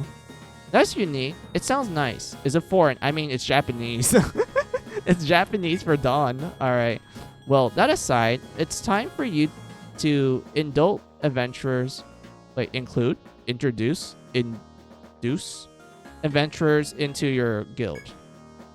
There is nothing preventing you from registering yourself as a guild member, of course. Thanks, Haru. Yep. But there is one rule you should know. Guilds in Lagerhard are only allowed to succeed dirty members. Yeah, that's the same case of the first game. You can only have dirty members. But yeah, so now they added they added new, 3 new jobs. Ruto, you have Gunner, they use guns. War Magus, they are melee mages. Melee healers essentially.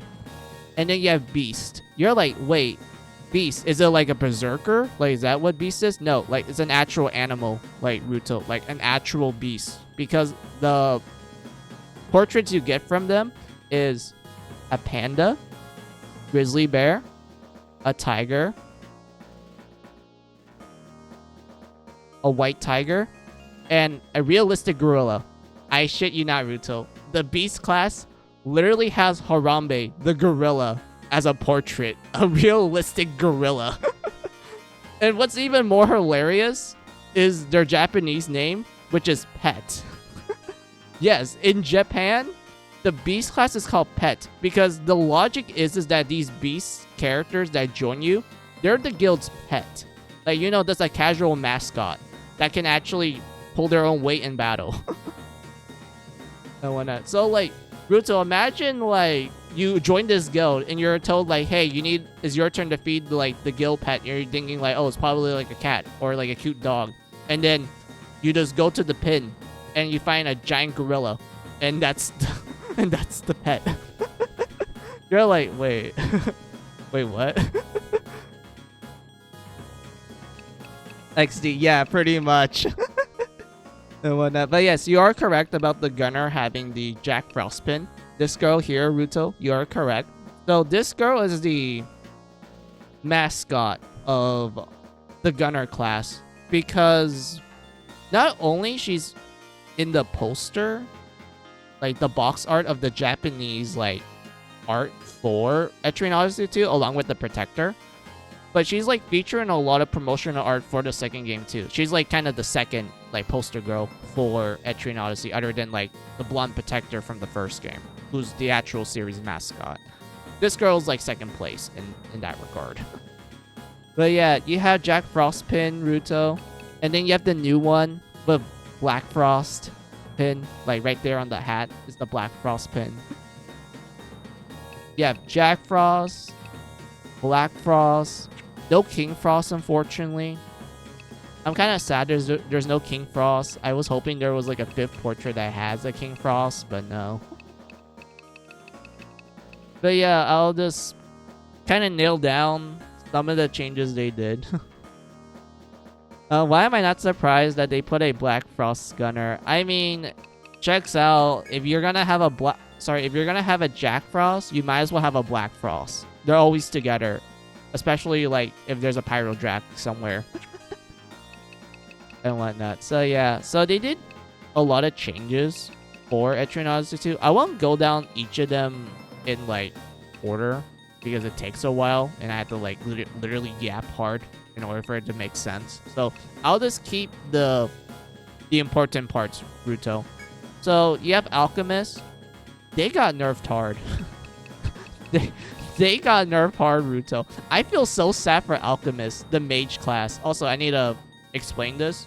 The way how Alchemist works is that they use metal gauntlets to shoot their spells. I'm putting quotation marks on the spells part because according to Etrian Odyssey 1, 2, and also Dree, like they actually confirmed this in Dree and like some of the side materials, magic doesn't exist in this world. And you're wondering like, wait, if magic doesn't exist, then why is Alchemist and Zodiac are the magic classes? Well, that's because they use science to mimic the effects of magic. So that's why instead of like, you know, your Alchemist is going to be like, oh, I cast Fireball, the Alchemist is actually gathering up materials and then shoving it into their gauntlet to shoot a Fireball.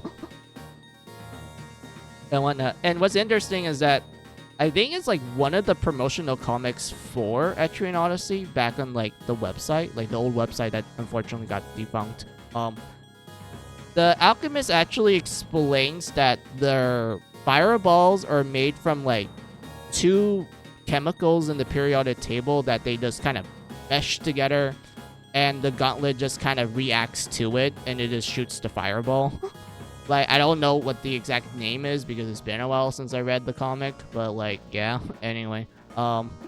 That's why when so that's why when it came to Etrian Odyssey, a lot of people are like, yeah, the earlier games, there wasn't really magic. It's just science. Like, legitimately. Like, Alchemist is just a bunch of chemical nerds. This, like, a bunch of nerds that have, like, college degrees of, like, chemistry. And they use metal gauntlets to shoot said chemicals out. And whatnot. But, like, yeah, Ruto. They got nerfed hard in this game. Yeah, like, that's literally what alchemists are. They're just college nerds. They have, like, a college degree on chemistry. And whatnot. So, like, yeah, they got nerfed hard, Ruto, because of one of 2 things. Look at look at this. You learn the spell. It costs 8. You're like, okay, that's fine. Level 2, it goes to 10. Level 3, 12. 4, 14. 5, 16, 18, 20, 22, 24, 26. And I need to point this out. You don't start with a lot of TP at the start of this game. Like, they actually made alchemists don't have a lot of TP at the start compared to the first game. And it's mostly because in the first game, when you level up your spells, it hard caps at like, if I remember correctly for fire, it hard caps at like 5. Sorry, not 5. It hard caps at 10 TP, like at level 5. And then at that point onwards, it would just increase the damage output of the spell rather than like increasing the price. But in Etrian Odyssey 2, they're like, oh, we need to balance it. So as a result, they nerfed Alchemist by making the price go into insane levels when you level it up. Oh yeah, like, I hope that made sense to you, Rito. Like, imagine from the first game where there's a hard cap for TP at level 5, and then the later levels is just increasing the damage output. Like, it doesn't increase the TP anymore. But for this one, they're like, yeah, increase the TP. Oh, definitely makes sense. Yeah, like, but I know most people say that that's a fair balance, but the problem with that is that what happened if you start the game of an alchemist?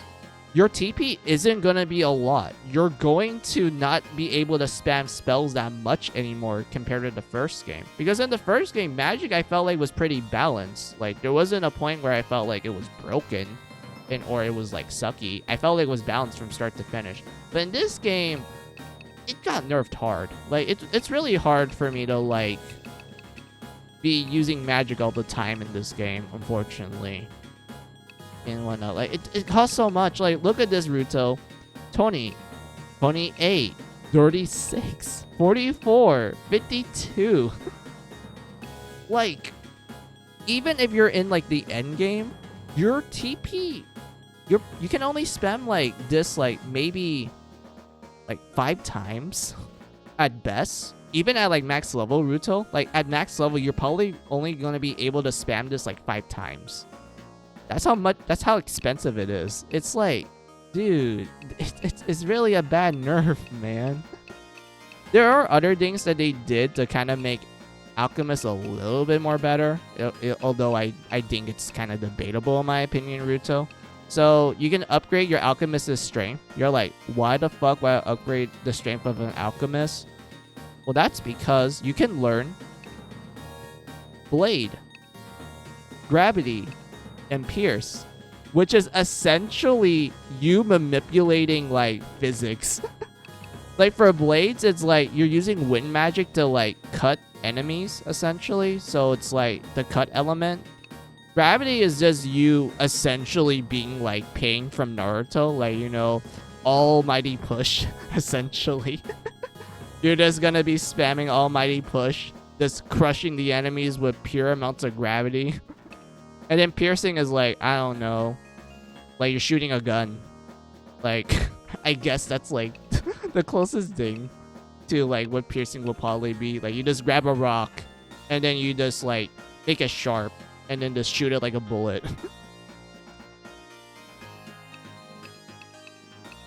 And whatnot. I hope that makes sense because it's really hard for me to explain stuff like this. But yeah. But you do get some cool additions, Ruto, like Analyze. This one is here. This one's cool. I think Analyze is a cool thing that they added for Alchemist. Although I do have gripes with like the TP cost of stuff. But I do think this is the step in the right place, Ruto. Because the Zodiac will essentially just be like Analyze like in steroids, essentially. Like the whole point of a Zodiac in Etrian Odyssey 3 is that they love hitting the enemy's weakness to the point where it just increases their damage output to like insane levels and whatnot. So like, yeah. So it's the same case for Alchemist here where it's like increased damage when using elements the enemy's weak to. So this is good in my opinion. This is actually a good skill to invest in early on. Because of how expensive magic is at the start, you want to take advantage of the Analyze passive as much as you can. And eventually, once you get to a point where I feel like you would probably want to upgrade it, but not too much that it costs too much for you to cast, it will benefit you in the long run. And whatnot. So, like, yeah. And then you get to this. Ruto, look at this. Is Megiddo. It's a literal SMT spell. It does almighty damage. Like, Ruto, we got the Jack Frost pen. We got a Black Frost pen. And now we have Megiddo. We have almighty element.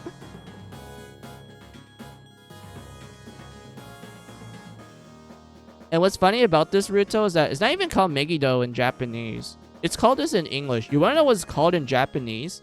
It's called Nuclear Formula. And the description that it gives you is basically conjure up a nuclear blast.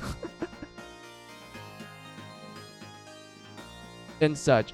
And what's funny about this is that I think there's like a quest in the game where you meet this alchemist and he kind of explains to you how like the nuke element works. how the nuke formula works. And he pretty much summarized it as like, yeah, it's like, you know, atomic bombs, like like how we make it essentially. I'm like, wait, so it's like a literal nuke. Like your alchemist has a bunch of like plutonium and like other ingredients used to make an atomic bomb. They just stuff into their gauntlet and just shoot it out. So is it a war crime spell? I mean, in this world, I don't even think they even have a concept called war crime. So it's free range at that point. Just use it on the monsters instead of people. But yeah, welcome,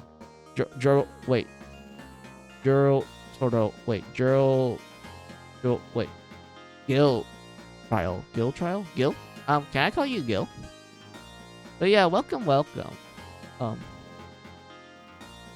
but yeah, like, it's literally like a nuke spell. Like, unironically, it's the nuclear formula. You're literally shooting nukes. Ghoul is fine. It's meant to be said in Spanish. Oh, okay, well, I apologize if I end up pronouncing it wrong, since I don't know Spanish at all. I only know English and Vietnamese and Japanese. So Spanish is like, it's like alien to me, so I don't know how to pronounce it properly. So I do apologize in advance for that. But yeah, Gil is fine. All right, thank you. But yeah, Ruto, like, this is the thing they added for Alchemist, but outside of that, man, it's really hard to like recommend Alchemist unless you really want to invest in them. But personally, I don't like using them in the early game. We didn't get to Ronin. All right, Ruto, this is what I'm talking about. So this is the important thing. So when they made 2,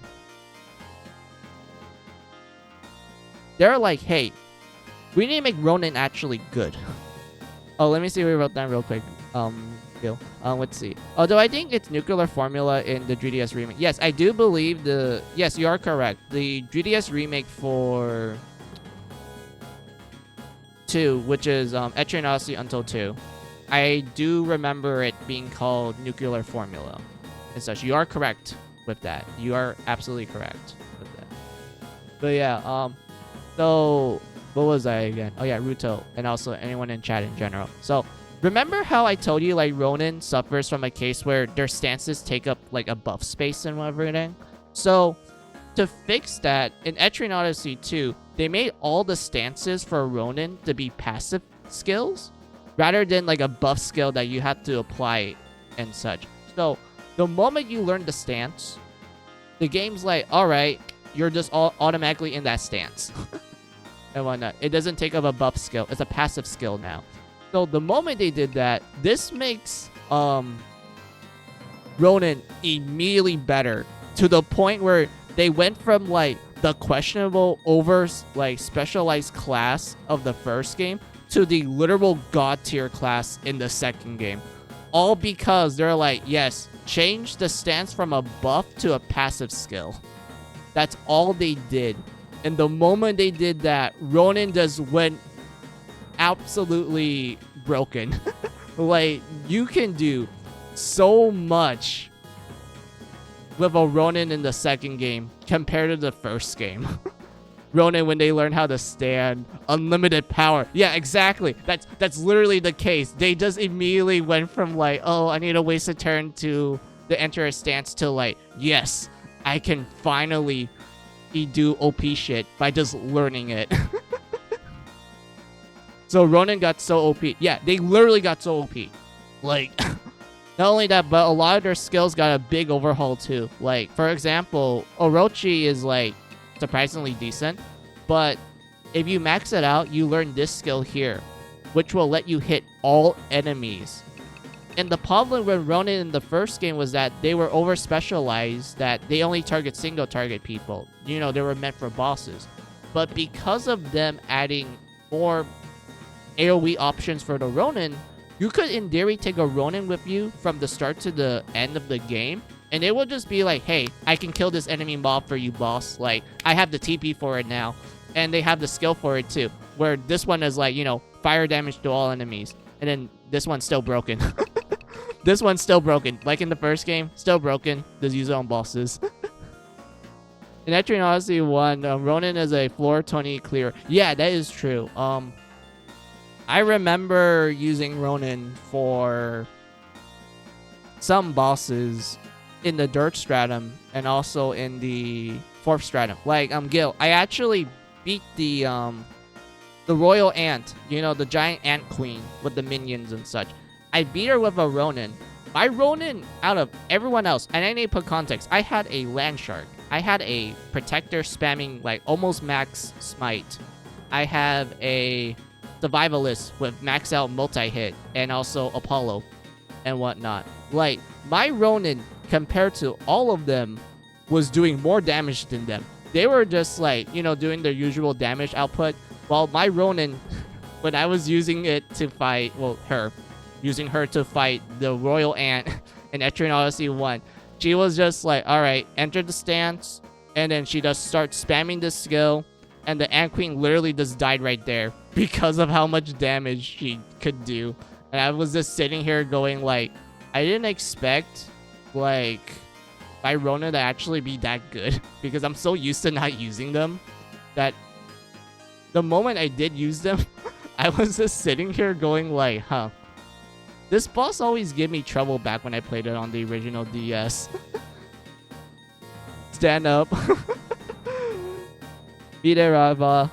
Question mark prop. Yeah, essentially, like, she literally killed the Ant Queen like it's nothing. It's hilarious. Like, it's absolutely funny. But yeah, what was I? Oh yeah, oh yeah, I need to continue. There's also, I mean, Deadlaw was okay. I didn't use it that much. You have this skill here. Increase the evasion as the Ronin loses HP. This is really good because I would say if your Ronin does get hit, unfortunately, this skill actually benefits greatly from it because let's be real, like Ronins are literally designed to be glass cannons. Like they have like the most terrible defense from most classes outside of like an alchemist and whatnot. Like they don't have the best defense in the world. So this skill here greatly benefits from like the fact that a Ronin can only last like, I don't know, 2 hits sometimes. Maybe they get 1 shot if you're unlucky, but this actually benefits them.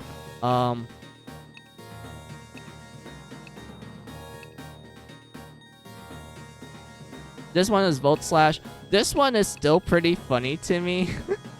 like Gil, I remember seeing a video of someone using this skill on like one of the bosses in the game. I think it was like the flame giant creature. I don't remember the name of it.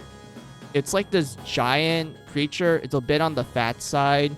It has like horns coming out of its eyes. It's like fire element and whatnot. I saw someone use this skill on it and it just crumbled. It just immediately died despite the like the success rate being like single digits.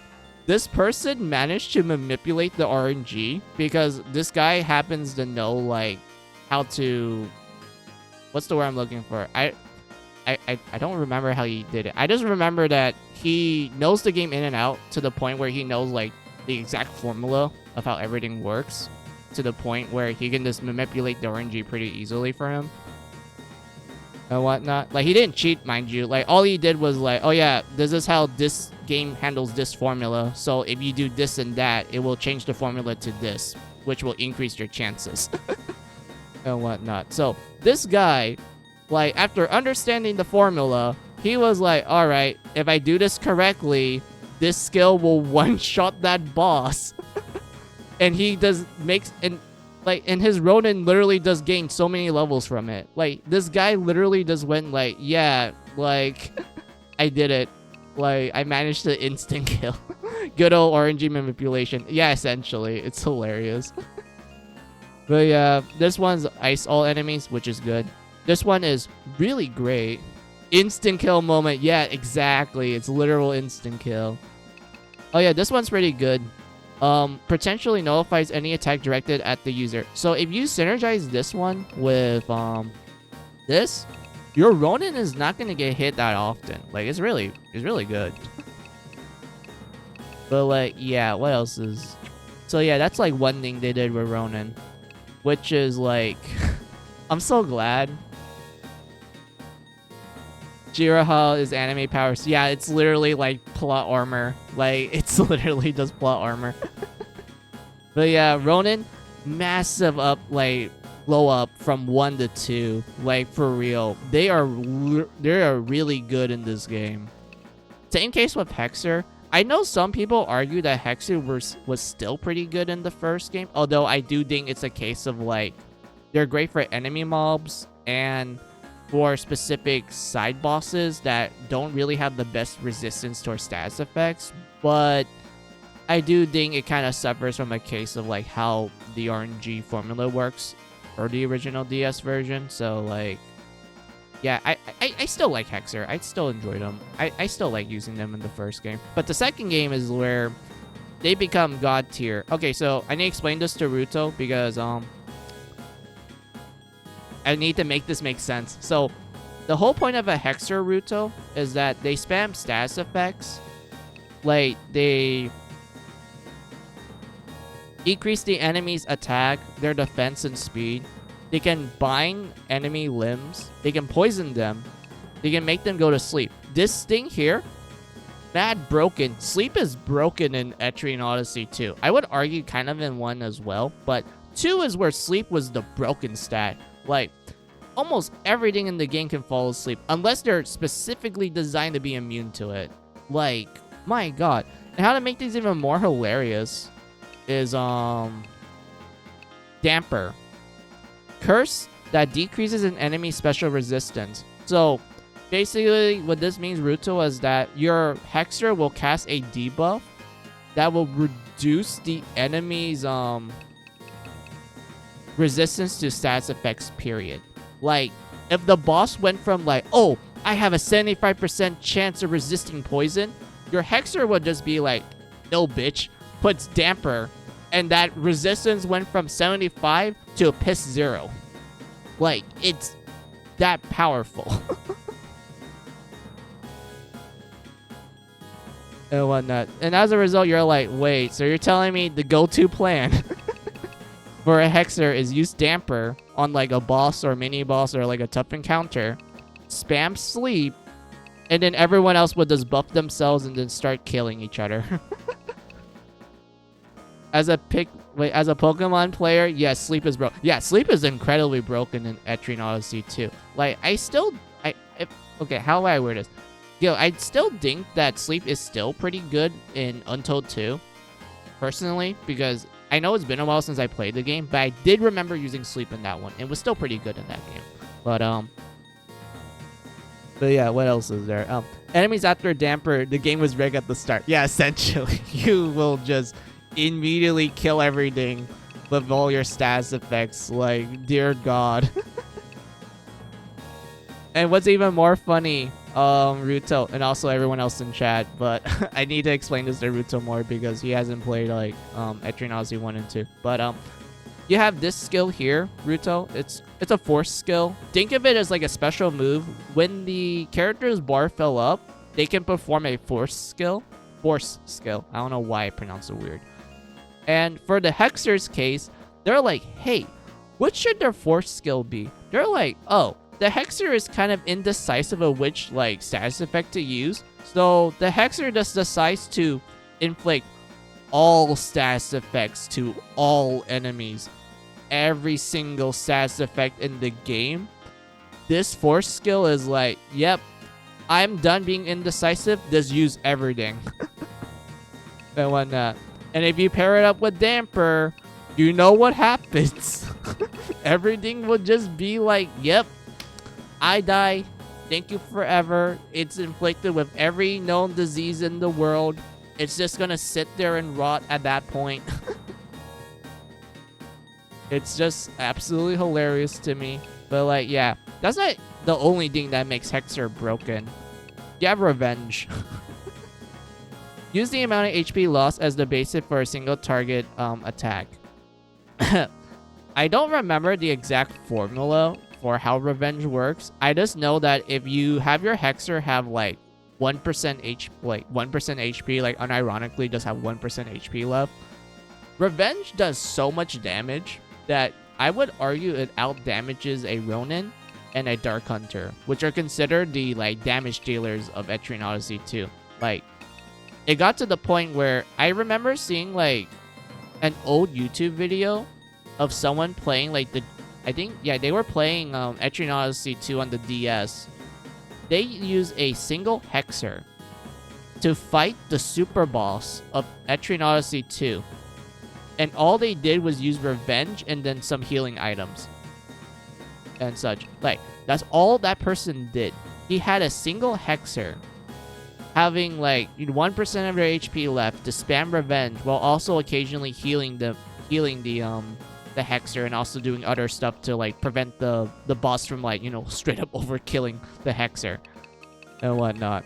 And I remember seeing that old video. I don't know how old it is. It came out when the game first came out, so it was like 2008 video. God, I feel old mentioning that. I remember seeing the video, and I was just like at utter awe at like how this person was able to literally solo the super boss with a Hexer. And I thought that the super boss was kind of bullshit to begin with, but like, my God, I didn't expect this person to do it. It's so good. I like it.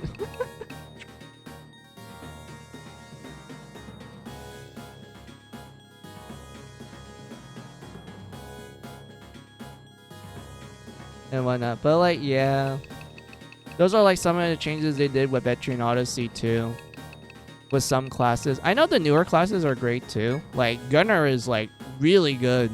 Like unironically, I honestly think Gunner was specifically designed to be like the survivalist of Etrian Odyssey 2. Because remember how survivalist is like mind-numbingly broken in the first game? I think Gunner was designed to be like, yeah, we're just survivalists back at their heyday. Because survivalists in 2 sucks. they suck so bad. It's so sad. Like, it's really sad that like survivalist really sucks in this game. Super bosses in Etri is bullshit by default. I mean, yeah, you're not wrong with that. Like, I know most people are like, oh, the Primeval / Forest Cell / Yija Drill core is kind of bullshit in Etrian Odyssey 1. Although I would argue that the only time it's bullshit is when it spams its, you know, oh, instant game over spell. But even then, it's like a really low chance of it spamming it. It's like pitifully low chance of it spamming it.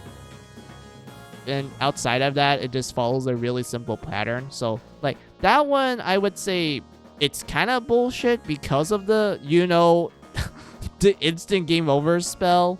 But because of it not happening too often, because of, like, how the calculations work for it, it's not too much of a trouble. If it does happen to you, then, like, yeah, I absolutely agree. It's, like, fucking bullshit. But at least it doesn't happen that often. And then you get to Etrian Odyssey 2 Super Boss, where it's like, hey, there's a day version where you fight it in the day, and there's a night version where it is utterly bullshit. Like, literal bullshit. Like, it's the actual case of me being like, yes, this one's actual bullshit and whatnot. Like, daytime Super Boss for Etrian Odyssey 2, not that difficult. It's kind of similar to the Primeval. It actually follows a pattern, and it doesn't take that long to memorize it. And yes, it has the bullshit move, but you can manipulate it in a way that it doesn't use it that often and whatnot. And you can also, like, use other methods to avoid it, which is pretty great. But you get to Etrian Odyssey, but you get to the nighttime version of that Super Boss, and it's fucking bullshit because it randomizes the entire setup. That's right, Gil. Like, Gil, imagine, like, you fought the thing at daytime, and you're just like, oh, that was a neat Super Boss. Like, it's a little simple because of the patterns, but it was pretty cool. I liked it and whatnot. And then you learn from, like, I don't know, Bob from Playground, and he's like, hey, the Super Boss actually gets, like, a new item if you fight it at nighttime or something around those lines, because, you know, it's a Playground rumor and whatnot. And you're like, oh, okay, I want to go try that. And then you fight the thing at nighttime, and then you're like, wait, it doesn't follow a pattern. It's literally randomized. And it, in the moment you start the battle, it just spams the instant game over spell. And whatnot. Like, it's like actual bullshit. Like, the nighttime was actually bullshit. And whatnot. Like, there's no amount of, like, predicting that will save your ass when it comes to that case. It's like, yeah, nothing ain't gonna save you at that point, dude. And whatnot. And then they made a Super Boss Deluxe and Until 2. Yeah, they made the super boss, the U Devil. Wait, your Devil? Is that how you pronounce it? Like, you are and then Devil? Your Devil? You Devil? Your Devil? I think it's pronounced like your. Yeah, the Your Devil. Oh my God. I remember that, Gil. I remember when that DLC came out. And like the description for it was like, hey, we actually expect you to do retirement and like actually grind a little bit in order to do this DLC. Like the fact that they have to put that description for that boss makes you go like, wait, it's probably gonna be like tough as nails hard if they're actually telling you to like retire your characters in order to have a winning chance. You know that's that hard if they're gonna make you do that. Haven't got there yet in my GDS. Yeah, I don't blame you. Like, I won't spoil it, but I'll just put it like this. It really does test you. Like, unironically, like this DLC boss will test you hard. And you will be like, yes, I need to become the Etrian Odyssey in order to beat this thing.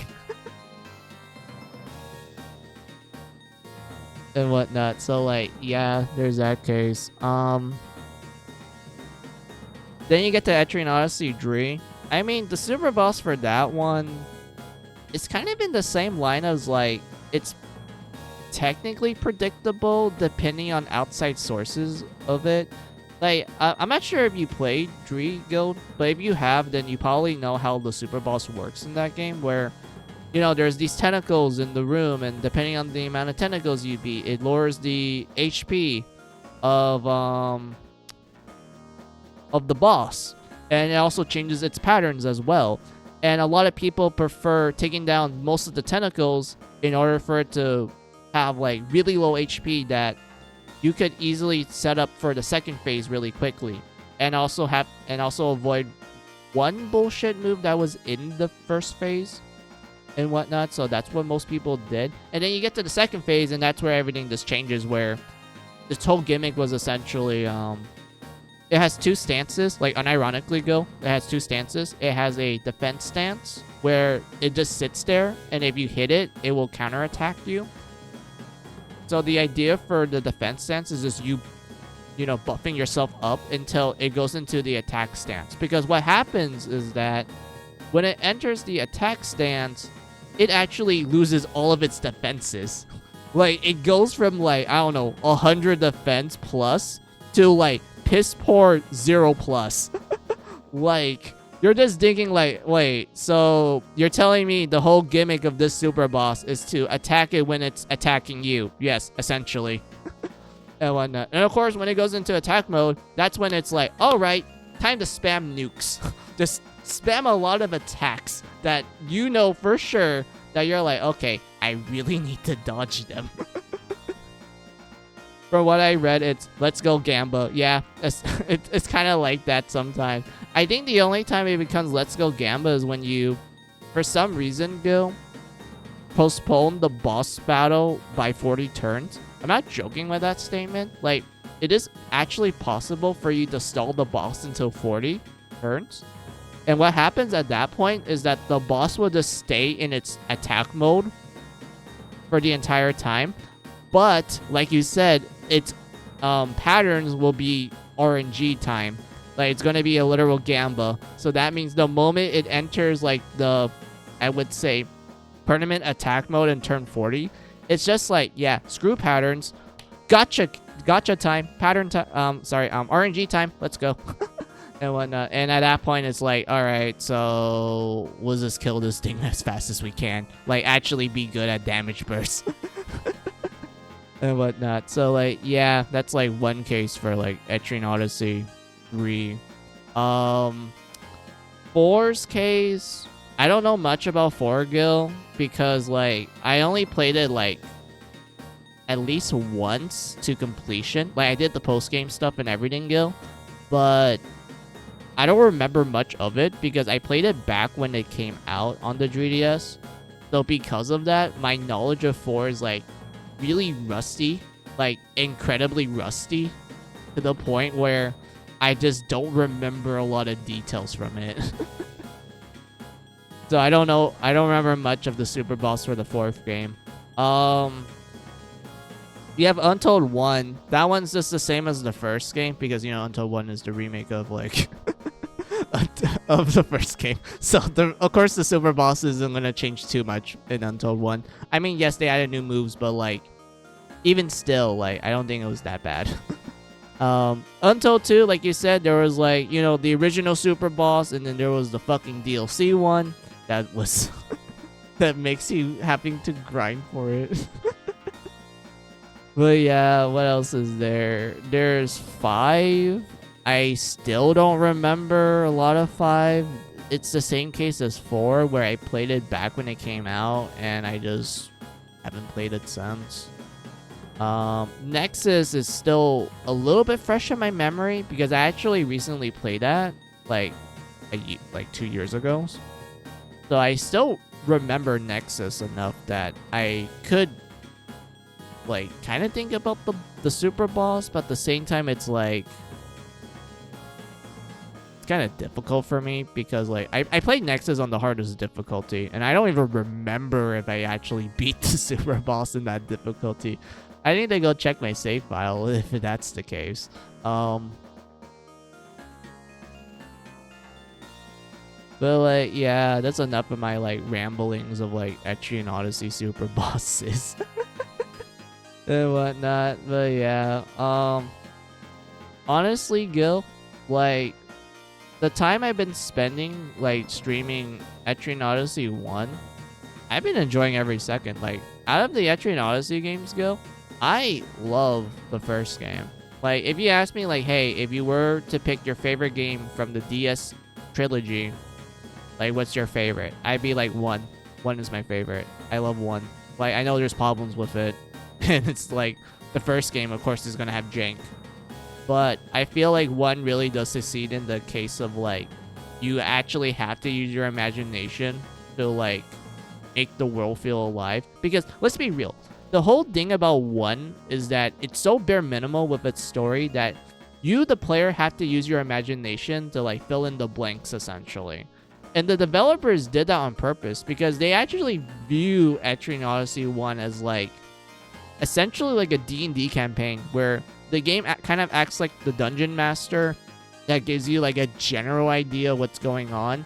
But everything that happens in it, like the events, your party, the way you interact with things, or maybe you might go into some little side quests that you decided to make up yourself and whatnot, like, it's all up to your imagination. And I remember there was a article from, I think it was like Nintendo Magazine for the first game, where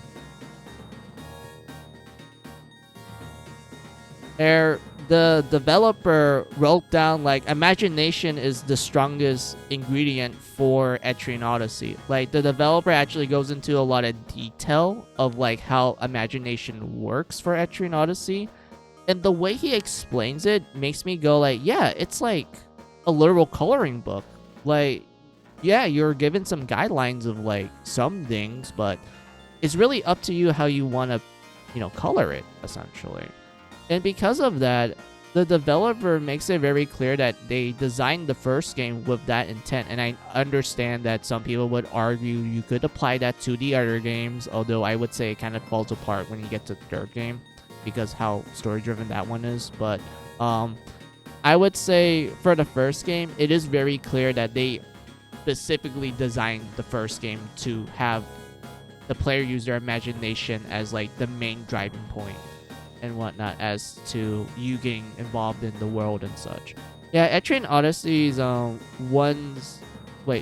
Odyssey's enjoyment is very dependent on how much imagination one has. Yeah, exactly. Like that's the whole point of Etrian Odyssey. It's literally just a D&D campaign according to the developers, and it's just like, hey, we want you to like, you know, flex your brain, you know, go be like the SpongeBob meme with imagination and such. Like, you just need that, and you'll just end up falling in love with Etrian Odyssey. And I honestly agree with them.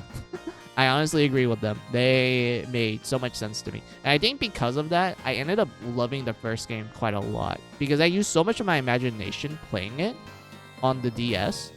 And because of that, it made me like enjoy like all the things about it, even though I will admit there's janky parts to it and whatnot. So like, yeah. Although I'm still waiting for Untold Dream. Yeah, like, I understand that Etrian Odyssey 3 is like the most popular game, and I know like the whole plot point. Well, not plot point. There was like mentions of the city of the Dirt game in Until 2. Like Gil, you remember like in Until 2, like throughout like the story mode, oh, the characters keep mentioning like, oh yeah, have you been to this one town that's in the Dirt game? Like, I heard that town is nice. It's like a beach and such and whatnot. Like, you know, they spend a lot of time talking about the town of the Dirt game in Until 2. That makes you go like, are they hinting that they're gonna make an Untold Dream? Like, it seems like a bit of a coincidence that all these, like, you know, characters you talk to in the story mode, they're just, like, gushing over, like, oh, man, I can't wait to go to the city of the Dirt game. I can't wait to relax on the beach and, like, and punch, like, durians and whatnot. Like, like, there's no way. Like, there's no way they weren't planning on making an Untold Dream. Like, let's be real. They're like, no way they're not gonna make that. Like, yeah, like you said, like, they teased Untold Dream in the book, in the art book. They straight up said that the two game parties would meet there. Yeah, like... Sorry, I had a cough. Yeah, like, the art book for Until 2, they revealed so much cut content or, like, future plans. And when only for those plans not to meet, unfortunately. I'm not sure why they didn't do Untold Dream yet, Gil, but I'm hoping that maybe if... I know that... Wait, I'm not sure if the Origins collection did a good job or not, but if it did do a good job and, like, you know, people are clamoring for, like, more Etrian Odyssey, and I do know that the developers are working on, like, a new game. Like, they actually talked on their Twitter about, like, oh yeah, we're planning on doing, like, a new Etrian Odyssey game. We just don't know what's going to be. They're not sure if it's going to be like a new mainline entry game or maybe it's going to be like a side game sort of thing. So like, yeah, I heard rumors that's like from Japan and whatnot. I'm not sure if it's like confirmed or not. Maybe I gotten the wrong information because let's be real, like when you look up information from like a country that's not your original country, it gets kind of muddy because you go from like, oh yeah, I need to translate this from Japanese to English, and sometimes the translation could be like, you know, a little iffy and whatnot. So yeah, I think they plan to make Until Dream after 5, but the 3DS expansion, like expiration date caught them short, so they decided to make Nexus to celebrate the 3DS since the game was dependent on the... Yeah, like...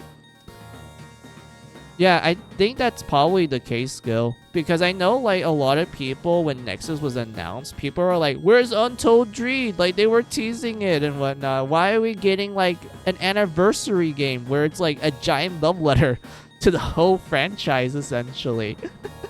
And whatnot. And I'm like... I mean, yeah, it sucks that we don't get an Untold Dream, but I don't mind Nexus. Nexus is pretty great. Like, the fact that Nexus was literally designed to be, like, this grand send-off for Etrian Odyssey, they did a really good job with the game. I know some people complain about the content, where it's, like, literally content after content, but I think for what Nexus is trying to do, I do think it works well for it. Like, it is literally designed to be a love letter to, like, the whole franchise, including its fans. So, of course, Nexus is going to give you, like, content beyond the years in order for you to, like, you know, play until the end of time, essentially. So, like, yeah, I know, like, it can be a bit of a problem because, you know, some people think that there's times when a game, you know, plays a little bit too long and it's better to kind of end it there. But for Nexus case, I do think they did a good job with it.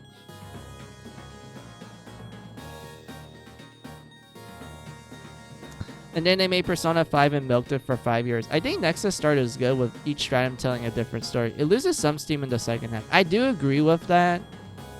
Like how I word this. I do agree with that, Gil. I do think that the start of Nexus is really solid. Like a really solid start. Especially, you know, like I told you, it was designed to be a giant love letter. So, of course, the start is going to be, you know, very strong and whatnot. And I do agree that I do like how each Stratum, like you said, has a bit of like a mini story arc to it. Of course, you get to the second half, and I felt like it kind of gets muddy, in my opinion. Like, it literally gets muddy to me when it comes to the second half of Nexus. Like, I barely remember what happens in the second half of the game. I'm pretty sure that's like a testament to your statement, but like, I legit don't remember what happens in the second half. My brain kind of went like, wait, what did happen in the second half? Like, I remember doing shit, and there was like some funny plot points in there, and also a plot twist, of course, but like, man, I don't remember what happens like in most of the second half of the game. And whatnot, but like, yeah. Nexus's case, I still adore the game. It's still fun. How would I word it? I still want to revisit it. Like, Gil, I'm planning on doing like Etrian Odyssey 1, 2, and 3 on stream.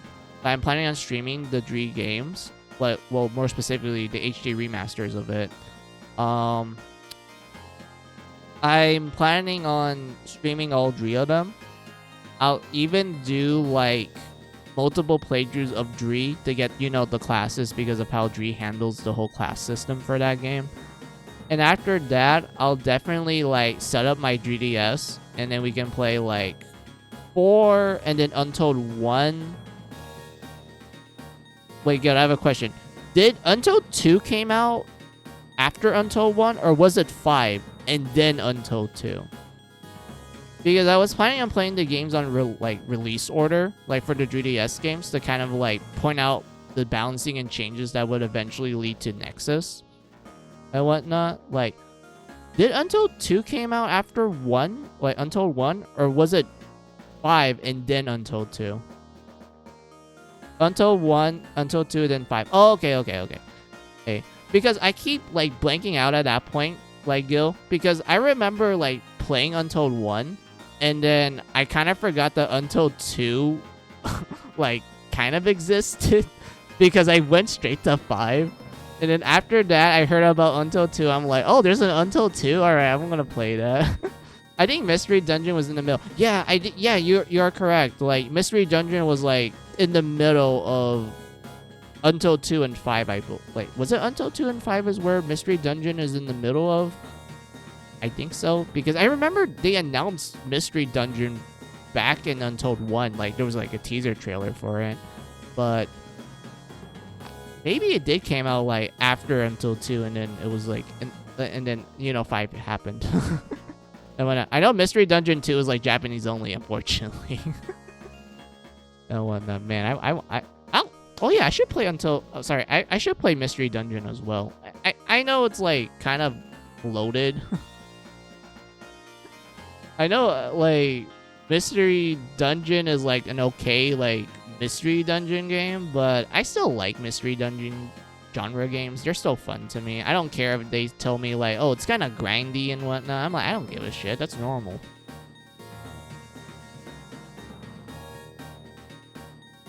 Most people say Untold 2 is better than 1, but I always say Untold 2 doesn't have Rekuna. Yeah, like Rakuna. Yeah. I know for a fact that when it comes to the Untold games, people are like, yeah, the story of Untold 2 is better than 1, which, I mean, I have to be honest and blunt. I kind of agree to some extent, but not completely. Gil, you want to know the reason why I don't fully agree with it? It's because of a particular plot point in Untold 2 that made me go like, wait, why did they did that? Like, that makes no sense when you compare it to the original. Like, the original game story. And when I know a lot of people kind of moan about like how Untold 1 handled its story, which I will be blunt with this one. I do think Untold 1 does a terrible job at like, you know, revealing the plot twist that like, oh, the world of Etrian Odyssey takes place in like post-apocalyptic and shit and whatnot. Like, I do feel like Untold 1 does suffer from that aspect where I do feel like some plot twists, my bad. Some plot twists from the original didn't translate too well in the story of Untold 1. Because I always liked the whole like plot twist of discovering lost Shinjuku and whatnot in the original, because it just kind of comes out of nowhere sort of thing. Because like, think about it, like, you finished the 4th stratum.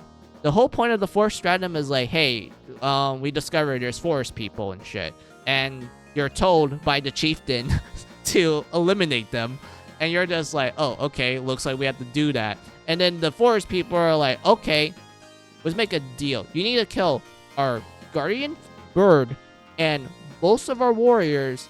If you manage to do that, we will leave you alone and whatnot. You can continue on, even though our religion our religion forbids people to go beyond the 4th stratum and whatnot. And of course, you take up the challenge and just beat up the bird and most of the forest folks and whatnot. And then after that, they're like, okay, go to the 5th stratum. Go ahead. The door's right there. You go into it. You discovered, wait, I'm in a skyscraper. And then you're like, wait, this is Japan. And whatnot. And then you get to like the end game of... well, not the end game. You get to the end of the 5th stratum. And then you learn that the chieftain was like, hey, I'm actually like 1,000 years old. I'm like 1,000 years old. I'm a scientist. This is how the world ended and such. The reason why I even gave you that mission to begin with was because I thought you were going to fail. I wanted you dead because I didn't want people to go beyond the dirt stratum to begin with. Like, he wants to keep it a secret, essentially. And I know some people argue that, like, but the original was about economics and how he tried to kill you because, you know, if you don't uncover the mysteries, then no one wants to go to the labyrinth anymore, which will cause Etria to, you know, have financial issues. Although, I still find it kind of weird when people tend to point that out. But the thing is that this guy mentions his disgruntled of you going beyond the dirt stratum, like, the moment you unlocked it. Like, the guy is like, dude, I think it's better for you not to continue downwards. It's better just to stay in the 2nd stratum and whatnot. And because of him, like, kind of pointing out that it was human curiosity that led to the apocalypse, it's kind of makes me go like, so you're telling me this guy decided to do some questionable shit just to keep, like, the ancient human, like, history away from the modern humans because he doesn't want them to repeat it? Like, that's kind of the conclusion you kind of get in the original. Although, because of how there isn't a lot of dialogue, it kind of makes you have to fill in the blanks yourself. That's how I tend to interpret it, Gil. That's, like, my own interpretation of it. Like, you can just be like, oh, I personally disagree. I think what this guy actually means is that he's just money hungry and that he just wants the economic to keep flowing until, like, I don't know, someone decides, you know what, no more. We'll just leave Etria and whatnot. Like, you can think that way if you want to. But personally, that's my interpretation of, like, this guy's plan in the original. And then you get to Untold 1, where he's portrayed more as, like, a tragic figure. God, I had to cough. Let's see.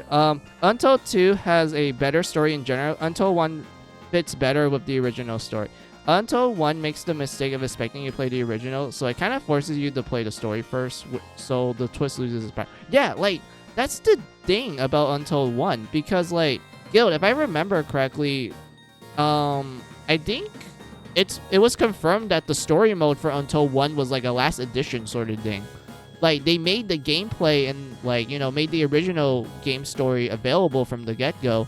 But they're like, hey, let's do a story mode and whatnot. And that's why, like you said, it made the mistake of, like, expecting players to be familiar with the original story of Etrian Odyssey 1. So when you play the story mode, you can appreciate the new stuff they added in the story mode, including the, you know, brand new characters that have, like, dialogue and, like, voice acting and whatnot.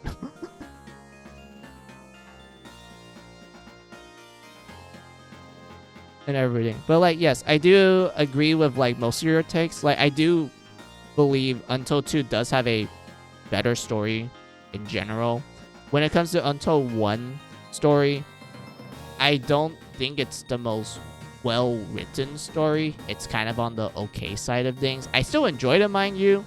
Like, I'm not saying that, like, it's poo-poo garbage crap and shit. I'm just saying, like, I do enjoy the story of Untold 1. There's parts of it that I think is a little bit too, like, obvious, but it's still fun. It's still a fun ride. I still enjoyed it. I still had fun with it, despite me, like, not being the biggest fan of Untold 1.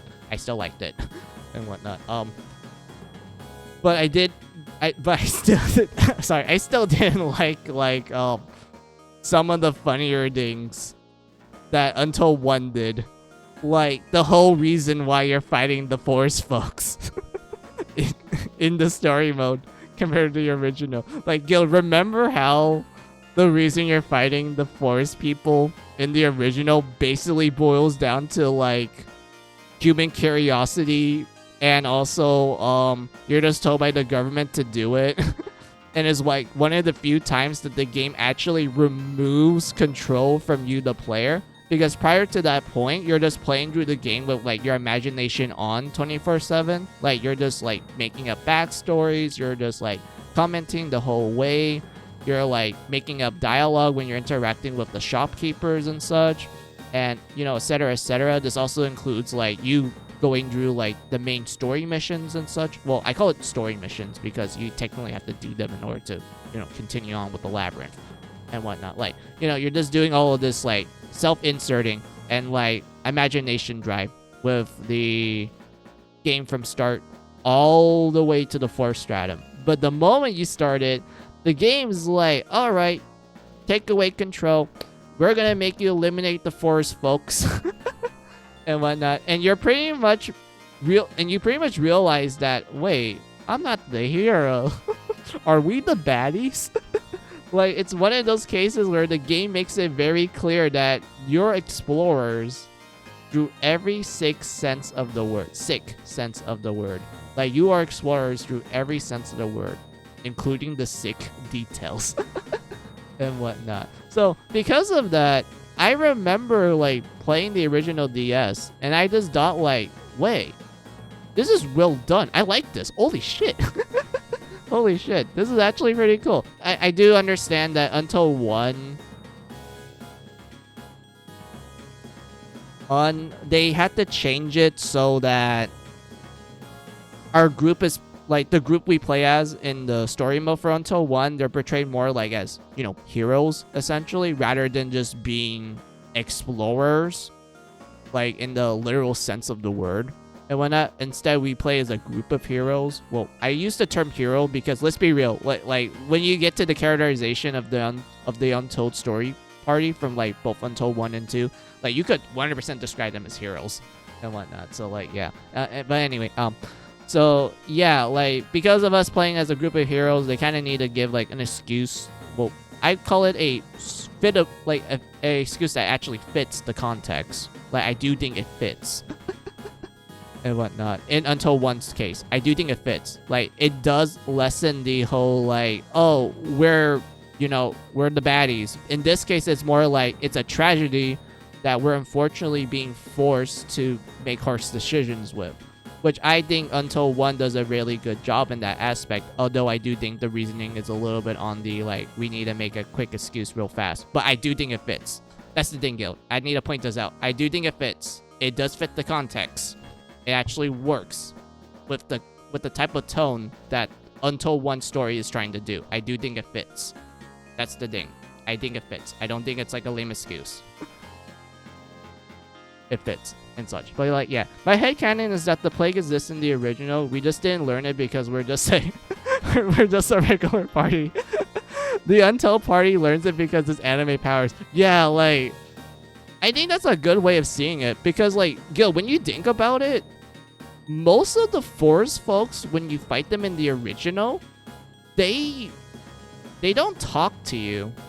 They just attack you immediately. I know you could argue it's a case of, like, you know, oh, self-defense, like, who wants to talk to the, like, intruder and whatnot. Like, I feel like in a realistic, like, you know, situation, the person that's doing self-defense, they will, like, tell the person to back off before they start, you know, firing their gun or arrows or magic and shit, they won't just immediately attack you from the get-go. I know that's different from like person to person and also culture to culture, but I feel like in the case of like the original, I don't think the forest folks are the type of people that will just immediately start attacking you the moment they see you.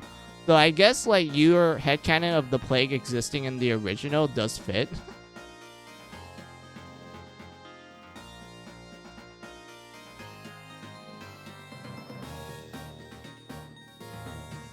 Also, you think in Untold, oh, that the other explorers were told to do the blank. We have more info because we work directly with the government. Yeah, like, that also makes sense too, because think about it. Like, in both the original and also in Untold, our guild is like, you know, the top guild. Like, we went from like literal beginners to like literal god explorers to the point where everyone in the town loves us, and the government people are like, yo, you're my buddy, you're my best friend, I'm gonna give you all the information so you can do most of our dirty work and whatnot. So I think, yeah, that would make sense with how you describe it. Like, you would think like an Untold like interpretation of the events, that the reason why we have more information was because we are literally buddy with the government. Like, the guy legitimately likes us. Well, not the chieftain. The glasses guy. The glasses guy likes us. The chieftain does not like us.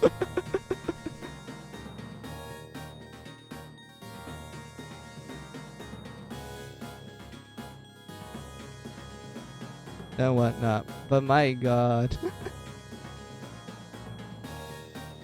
Man, I'm having fun talking about Etrian Odyssey with your guild. Like, it's been a while since I actually get to, like, kind of nerd out when it comes to Etrian Odyssey. Like, I was able to do it when I first started streaming it, but because of you being, like, familiar with the series, I'm actually able to kind of, like, talk in, like, more depth with, like other aspects of the franchise and whatnot. So I appreciate it a lot, dude.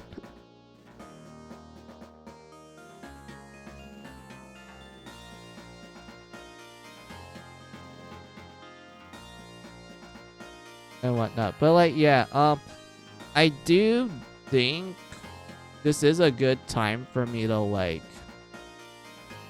end the stream because I don't feel like playing anymore. I did save my my Etrian Odyssey 1 playthrough already. I already did a save and such, and I'm not gonna start with 2 yet. I just came here just to explain it to like one of my chatters who has been with me for a while. I guess I can say he's kind of my friend and whatnot. So like, yeah, I love discussing the franchise. Easily top 5 personal favorites. Yeah, kind of in the same boat as well.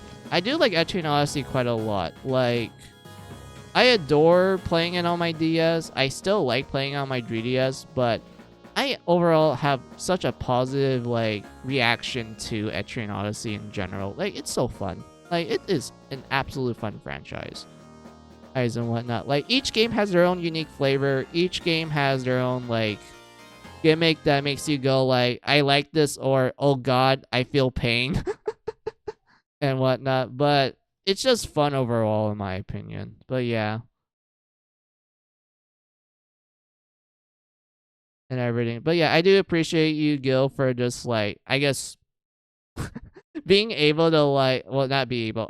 I'm so glad that you like, you know, you just came and you're just like, yeah, I like Etrian Odyssey, dude, and we are just able to have like this literal long discussion about uh, like a lot of stuff in Etrian Odyssey. That is for sure.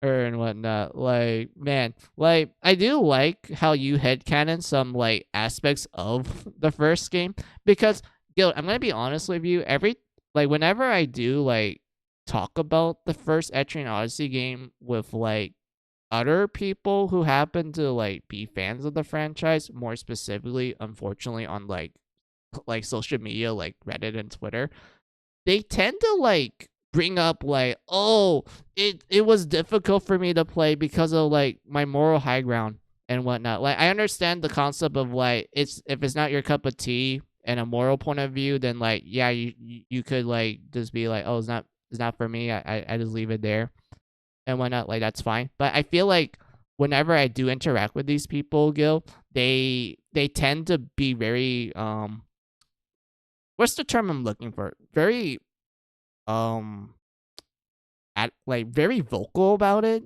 to the point where they seem very presumptuous of it as well. Like, it's kind of hard for me to like have a proper discussion with them because they're just very into the whole like, oh, it's so morally wrong, and like they just want to talk about the moral aspect of it rather than like, kind of having like a more interesting discussion of it, like, oh, how it kind of takes away control from the player, or like how um or how like we could make our own headcanon of like why we are forced to do it and whatnot. But instead they're just like, oh, our party in Etrian Odyssey 1, we're just a bunch of sociopaths and whatnot, even though I would argue we're kind of just very energetic explorers that just decided like, curiosity, number one priority. Everything else, we'll think about it and whatnot. Like, that's just my own personal opinion and whatnot. I'm not trying to say like, oh, every person I met when it comes to this is like that. It's just, I just feel like I encounter those people more than like, I guess, chill people like you about it. Like, it's kind of hard for me to find those type of people nowadays. I think it's mostly because of like, let's be real, like social media, especially with sites like that. It's like, yeah, everyone's kind of like at each other's throats and is like an echo chamber essentially. Like, it's really hard to actually have a proper debate or a discussion about it. I won't deny that the implication is quite questionable, but it's clearly like morally gray by design. Yeah, exactly. Like, it's literally designed to be like, yeah, you're gonna do some questionable shit. Like, I feel like the first game, like, okay, I'll put it like this, Gil. I always felt like when it came to Etrian Odyssey, they make it very clear that there's gonna be a lot of like questionable shit that's gonna happen in each game. Like, it's very evident at the start and such. Like, because think about it. Like, when you start Etrian Odyssey, like 1 in particular for this case, the game is like, yeah, you're just a bunch of explorers competing with other guilds that are trying to like, race each other to the bottom of the labyrinth and such. Like, you have all these energetic people, they're just like, yeah, we're just gonna explore for the sake of it. Like, morals be damn at that point. And not only that, but then you have like the mini sub events in the dungeons. Like, the one particular one was like, oh, you found this boot. All right, what's in the boot? Oh, there's blood everywhere. Oh, okay, someone got killed here. There's probably some like body parts around here. Let's see. There's a stone in the boot. All right, it's like bright red because that's the owner's blood. All right. Who killed him? A bunch of moles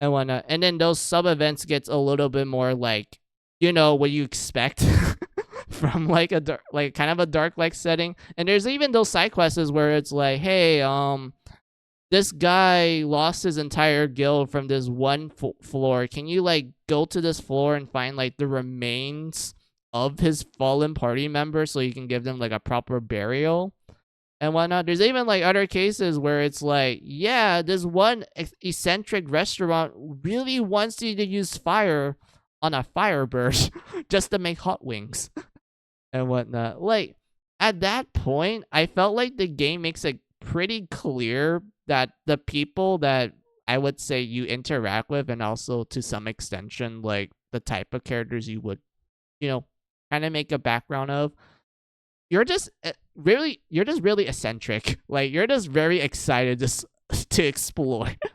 Like, yes, you can make them have morals and shit, but at the same time, it's kind of like, yeah, our guild is really, we just really want to explore, period. Like, we really want to explore or whatnot. But like, yeah, like, I kind of felt that way when it came to the first game, where the topic of like how many lines you're gonna cross as like an explorer is very evident at the start, in my opinion. That's like how I tend to interpret it, mind you, because that's the whole point of the franchise. You can interpret it how many ways you want and whatnot. And I felt like when it came to like the later games Guild, like 2 and 3 and onwards, 2, I feel like they make it clear um you are playing a more like hero type of a group guild question mark. I don't know what terminology you would like to use, because like think about it, the whole plot of 2 is like, oh, the king is sick, his daughter is like, hey, I like you, we're gonna work together to go to heaven and find the holy grail. Like that's literally the plot of 2. You're given a goal of like, outside of exploring the labyrinth, you're told by the princess personally, mind you, like she actually knows you personally, and she's like, hey, we're gonna go to heaven, talk to God, and get the holy grail. If God wants to fight, then let's fight. And whatnot. Like that's how you would describe 2. Like they make it clear that the guild, well, yeah, the guild or group you're playing as, they're more heroic in a sense. Like they're given a more noble goal, in other words. And like you're given more NPCs from like other, well, you get the other guild NPCs. One of them having like a tragic backstory. The other ones are like, you know, they don't last long. And whatnot. So like, yeah, for 2's case, I do think they pretty much make your group more like a group of heroes, like in the same tone as like Until 1 and 2, in my opinion. Because like whenever I think of like the original Etrian Odyssey 2, I kind of thought about like, yeah, like you are more heroic in the second game. And I know like some people argue about like the final boss of the second game guild. Like, you know, the whole like, oh, the game describes the final battle as like, it's not a battle of good and evil, it's just a battle of humans, essentially. People with their own goals of humanity and how they view it and such. Like, you know, the original, like, you know, Etrian Odyssey 2, they portrayed the final battle like that. And I do think it translates pretty well in Untold's 2 story. Like I do think like Untold's 2 story does a pretty good job at translating that aspect of the final boss. Although I do think Untold 2 kind of made the final boss a little too evil, in my opinion, Gil. Like I don't know why. Like for some reason, Untold 2 just thought like, hey, let's make the final boss look more of an ass a little bit compared to his original counterpart. Like, it's kind of hilarious to me, but it still kind of fits. They dial down the gray areas with the following games. Yes, exactly. You get it, Guild. You absolutely get it. And you absolutely understand it. TFW just came back to the stream ending. Yeah, sorry about that, Ruto. I was like feeling a little tired. Like me and Gil was just talking about Etrian Odyssey. We're just kind of nerding out, essentially. So a lot of the things we say, Ruto, is kind of like, how do I word it? It's a bit spoiler territory, but also you're just gonna see a bunch of nerds just like geeking out, and you're just gonna be thinking like, whoa, what a bunch of nerds. And whatnot. Like one of those high school movies where you have like the jock friend, you know, he's friends with the nerd, but the nerd keeps nerding out to the point where he's like, okay, nerd, like, you do your thing. And whatnot. Like that's essentially what's happening. Also, and Dree is part of the motivation. Get the more tragic ending so you can search for the truth. Yeah, like that's the cool thing about Dree, because like for Dree's case, it's like you're pretty much forced to make really harsh decisions for the first 2 endings. And then after you do that, you're like, okay, there has to be a positive outcome, like one where everyone does not have to like go through so much tragedy and such. And that's how you get the true ending, essentially. Like I do think Dree does a really great job with that, because Guild, in my opinion, I do think Dree, how do I word it so it makes sense? I feel like when it came to Etrian Odyssey Dree, I feel that they did a really good job at showing you, like, when you're doing the tragic endings, they make it make sure that like when you make your choice, it's like not the game telling you like, oh, you fucked up, dude, like this is the bad ending and like you should feel ashamed of yourself. It's more like, dude, I'm sorry that you had to make a tough decision. Like There's probably no other way. There might be a positive outcome, aka the true ending, but for the time being of what's happening right now, it's probably the better choice you have to do and whatnot. Like, I do think Dree does a really excellent job in that aspect of the story. Like, they make it clear that the decisions you make, they're not purely like, oh, this is the good one and this is the bad one. Like, they don't make it too black and white. It's more like, hey, you're going to be forced to make a really harsh decision. Like, whatever decision you make, we're not going to blame you and whatnot. Like, who knows? Maybe the decision may not be too bad, but you learn it's literally a tragedy. So, like, yeah, at that point, you're just like, man, I felt like I screwed up and whatnot. But it's not innate, like, oh, I screwed up. Well, that's the bad ending. Time to reload the same. It's more like, man, I felt like this was the right choice, but like, god damn it. I didn't expect it to end like that. Whatever calls you make, we're with you. Yeah, essentially, that's how I would describe Dree.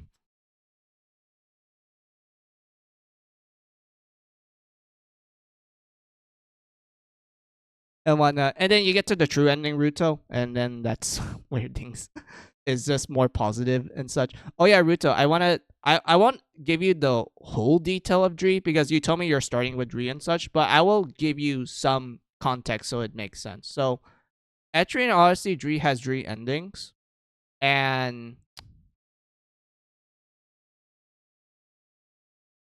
the first two endings you can do if you want. You can do New Game Plus run because the way how you unlock classes in that game, Ruto, in order to unlock the last two classes, you have to play the game twice. You need to get the first ending to get one class, and then you need to do the second ending to get the last class. And at that point, the game's like, hey, you can also like do some really wacky stuff that literally requires a bit of a guide in order for you to get the true ending on your third playthrough and whatnot. So like, yeah, when it comes to Etrian Odyssey Dree, I would say I do suggest using the New Game Plus function. Like, New Game Plus literally lets you carry over everything, so it makes each playthrough really easy and fast for you to do. So like, yeah, that's it. That's all I have to say, Ruto. I didn't spoil too much. I'm just saying, like, yeah, like, you're probably gonna be forced to play Etrian Odyssey Dree like, 3 times. And whatnot. It's 3 playthroughs to fulfill the codex. Yeah, like, if you want to like 100% the codex, you do have to do like the game 3 times in order to do that. But I feel like most of the time, Guild, I think most people will just be like, I just want to see the endings and do the post game, and that's it. I don't think anyone has the strength and also the literal mindset of a grinder in order to like, grind for the materials. Free feel the spoil if needed. So it's an Armored Core 6 situation all over again. Essentially, yeah, because it's not like the game is forcing you to do multiple playthroughs. It's more like if you want to unlock everything, then yes, you have to. Like, you could just be like some people where they just get one ending and they're like, all right, I feel satisfied. I don't want to replay the whole game again to get the other endings and other classes and whatnot. Like, personally, I do think Etrian Odyssey Dree like benefits greatly from the New Game Plus runs and such. So because of that, it's like I do suggest like just playing the game multiple times and whatnot. Although the story of 4 with its much more, hopefully, I like it a lot. Yeah, I do think 4's story is pretty strong. I don't remember much of it, Guild, because it's been a while. But I do remember little aspects of the story, and I did like how it was handled and whatnot. So like, yeah. It's more like you played the first story, you speedrun the second, and you do the post game in the third one. Yeah, it's in that vein when it comes to Etrian Odyssey Dree. Yeah.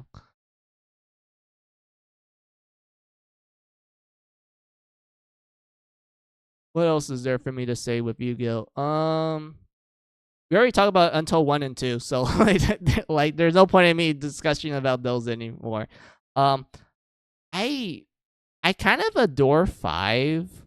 I know 5 was literally designed to be the different game like Dree, because like, Gil, remember how Dree was like literally specifically designed to stand out compared to 1 and 2? Like, they wanted Dree to stand out back when it was on the DS. and such. And then when you get to Etrian Odyssey 5 on the 3DS, they're like, hey, we want this game to be like literally different from Etrian Odyssey. Like no connections. It's just its own thing, essentially, until you get to the post game dungeon. And then you learn about the plot twist and whatnot and like everything. But like, yeah, I do adore 5. I do remember spending time with that game, although it's been a while. I know 70% of the story, but haven't played it myself. Oh, okay, okay.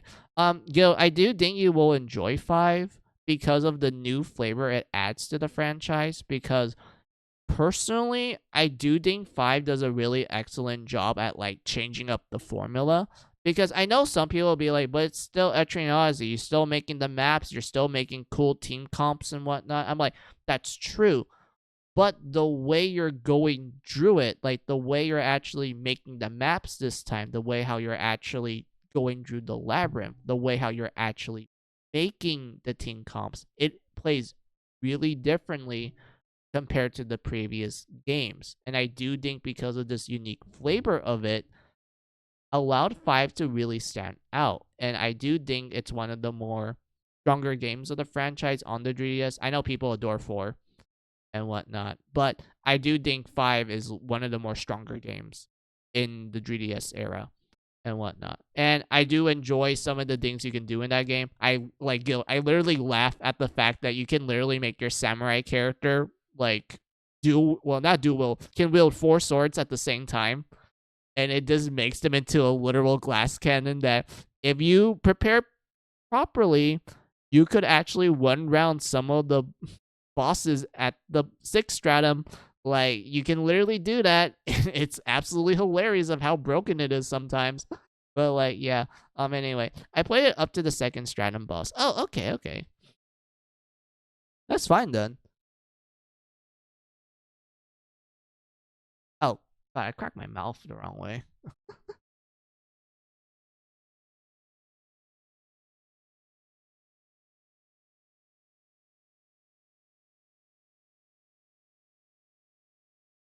Oh wait, I just thought of something, Ruto, and also Gil. I know Gil probably already knows this, but I guess this is more like for Ruto. Hey Ruto, you want to see what the character designs look like for Etrian Odyssey 1 and 2? Unless you already saw it, then like, oops. But you want to go see them? Like, you want to go like, hey, this character looks cute, or hey, this one looks nice, and whatnot. Like, you want to do that? Because I already know you played Dree, so you already know what what the characters look like in that one. Probably next Etrian Odyssey stream. Oh, all right, all right. I don't. All right, I'll say that for next time when you come by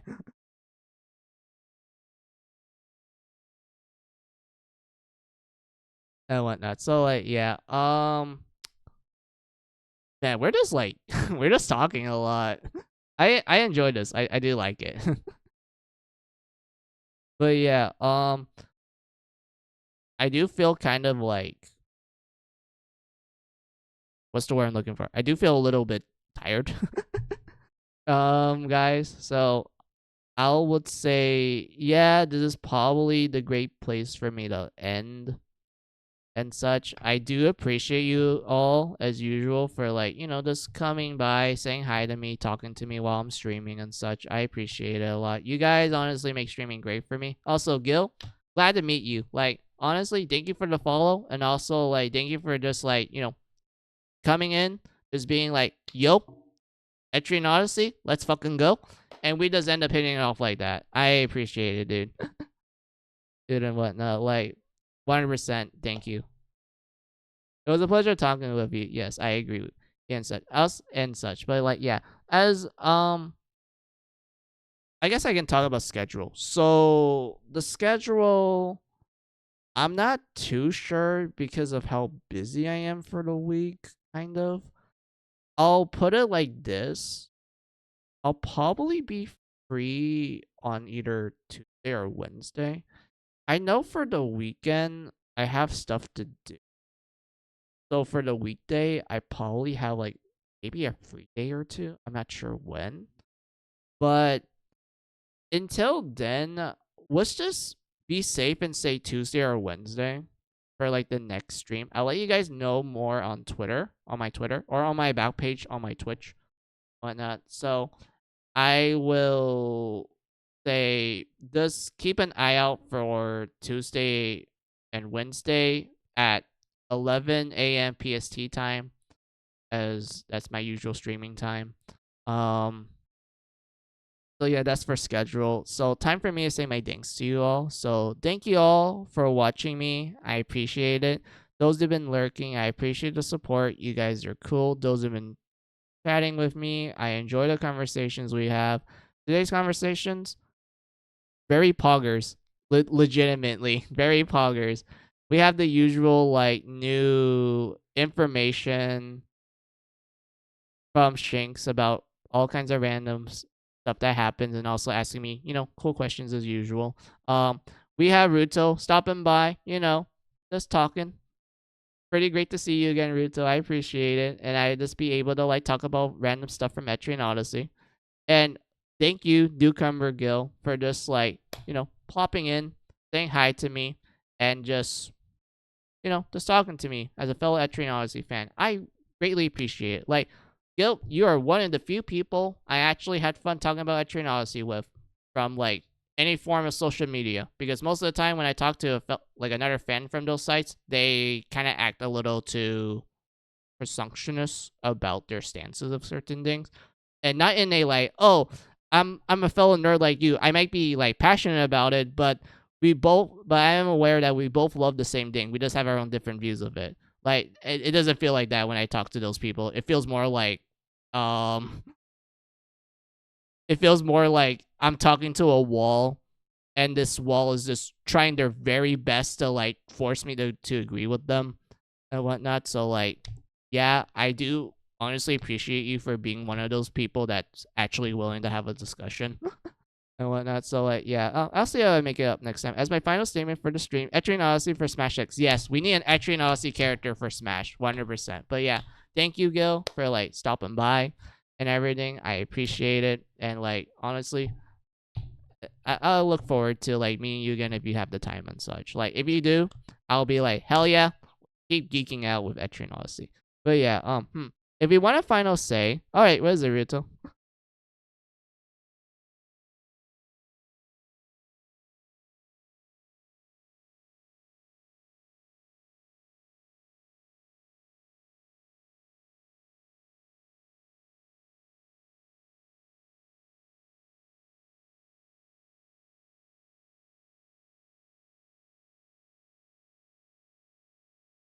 Someone please cast Megiddo on the Sumeragi Tower, please. Yes, we need to cast Megiddo Megadolan in the Sumeragi Tower in Azure Striker Gunvolt. Hell the fuck yeah, to prevent the tragedies from occurring in that franchise. But yeah, like I say, thank you all as usual. I appreciate you all. Like you guys, as I say, as always, whenever I end stream, you always make my streaming great. Like you guys make streaming so great for me. Thank you for like all the chats and everything. But yeah, time for me to say goodbye. So have a good day. Have a good night. Have a good afternoon, whatever time it is on your side of the world. This is Final Mizu saying goodbye. Goodbye.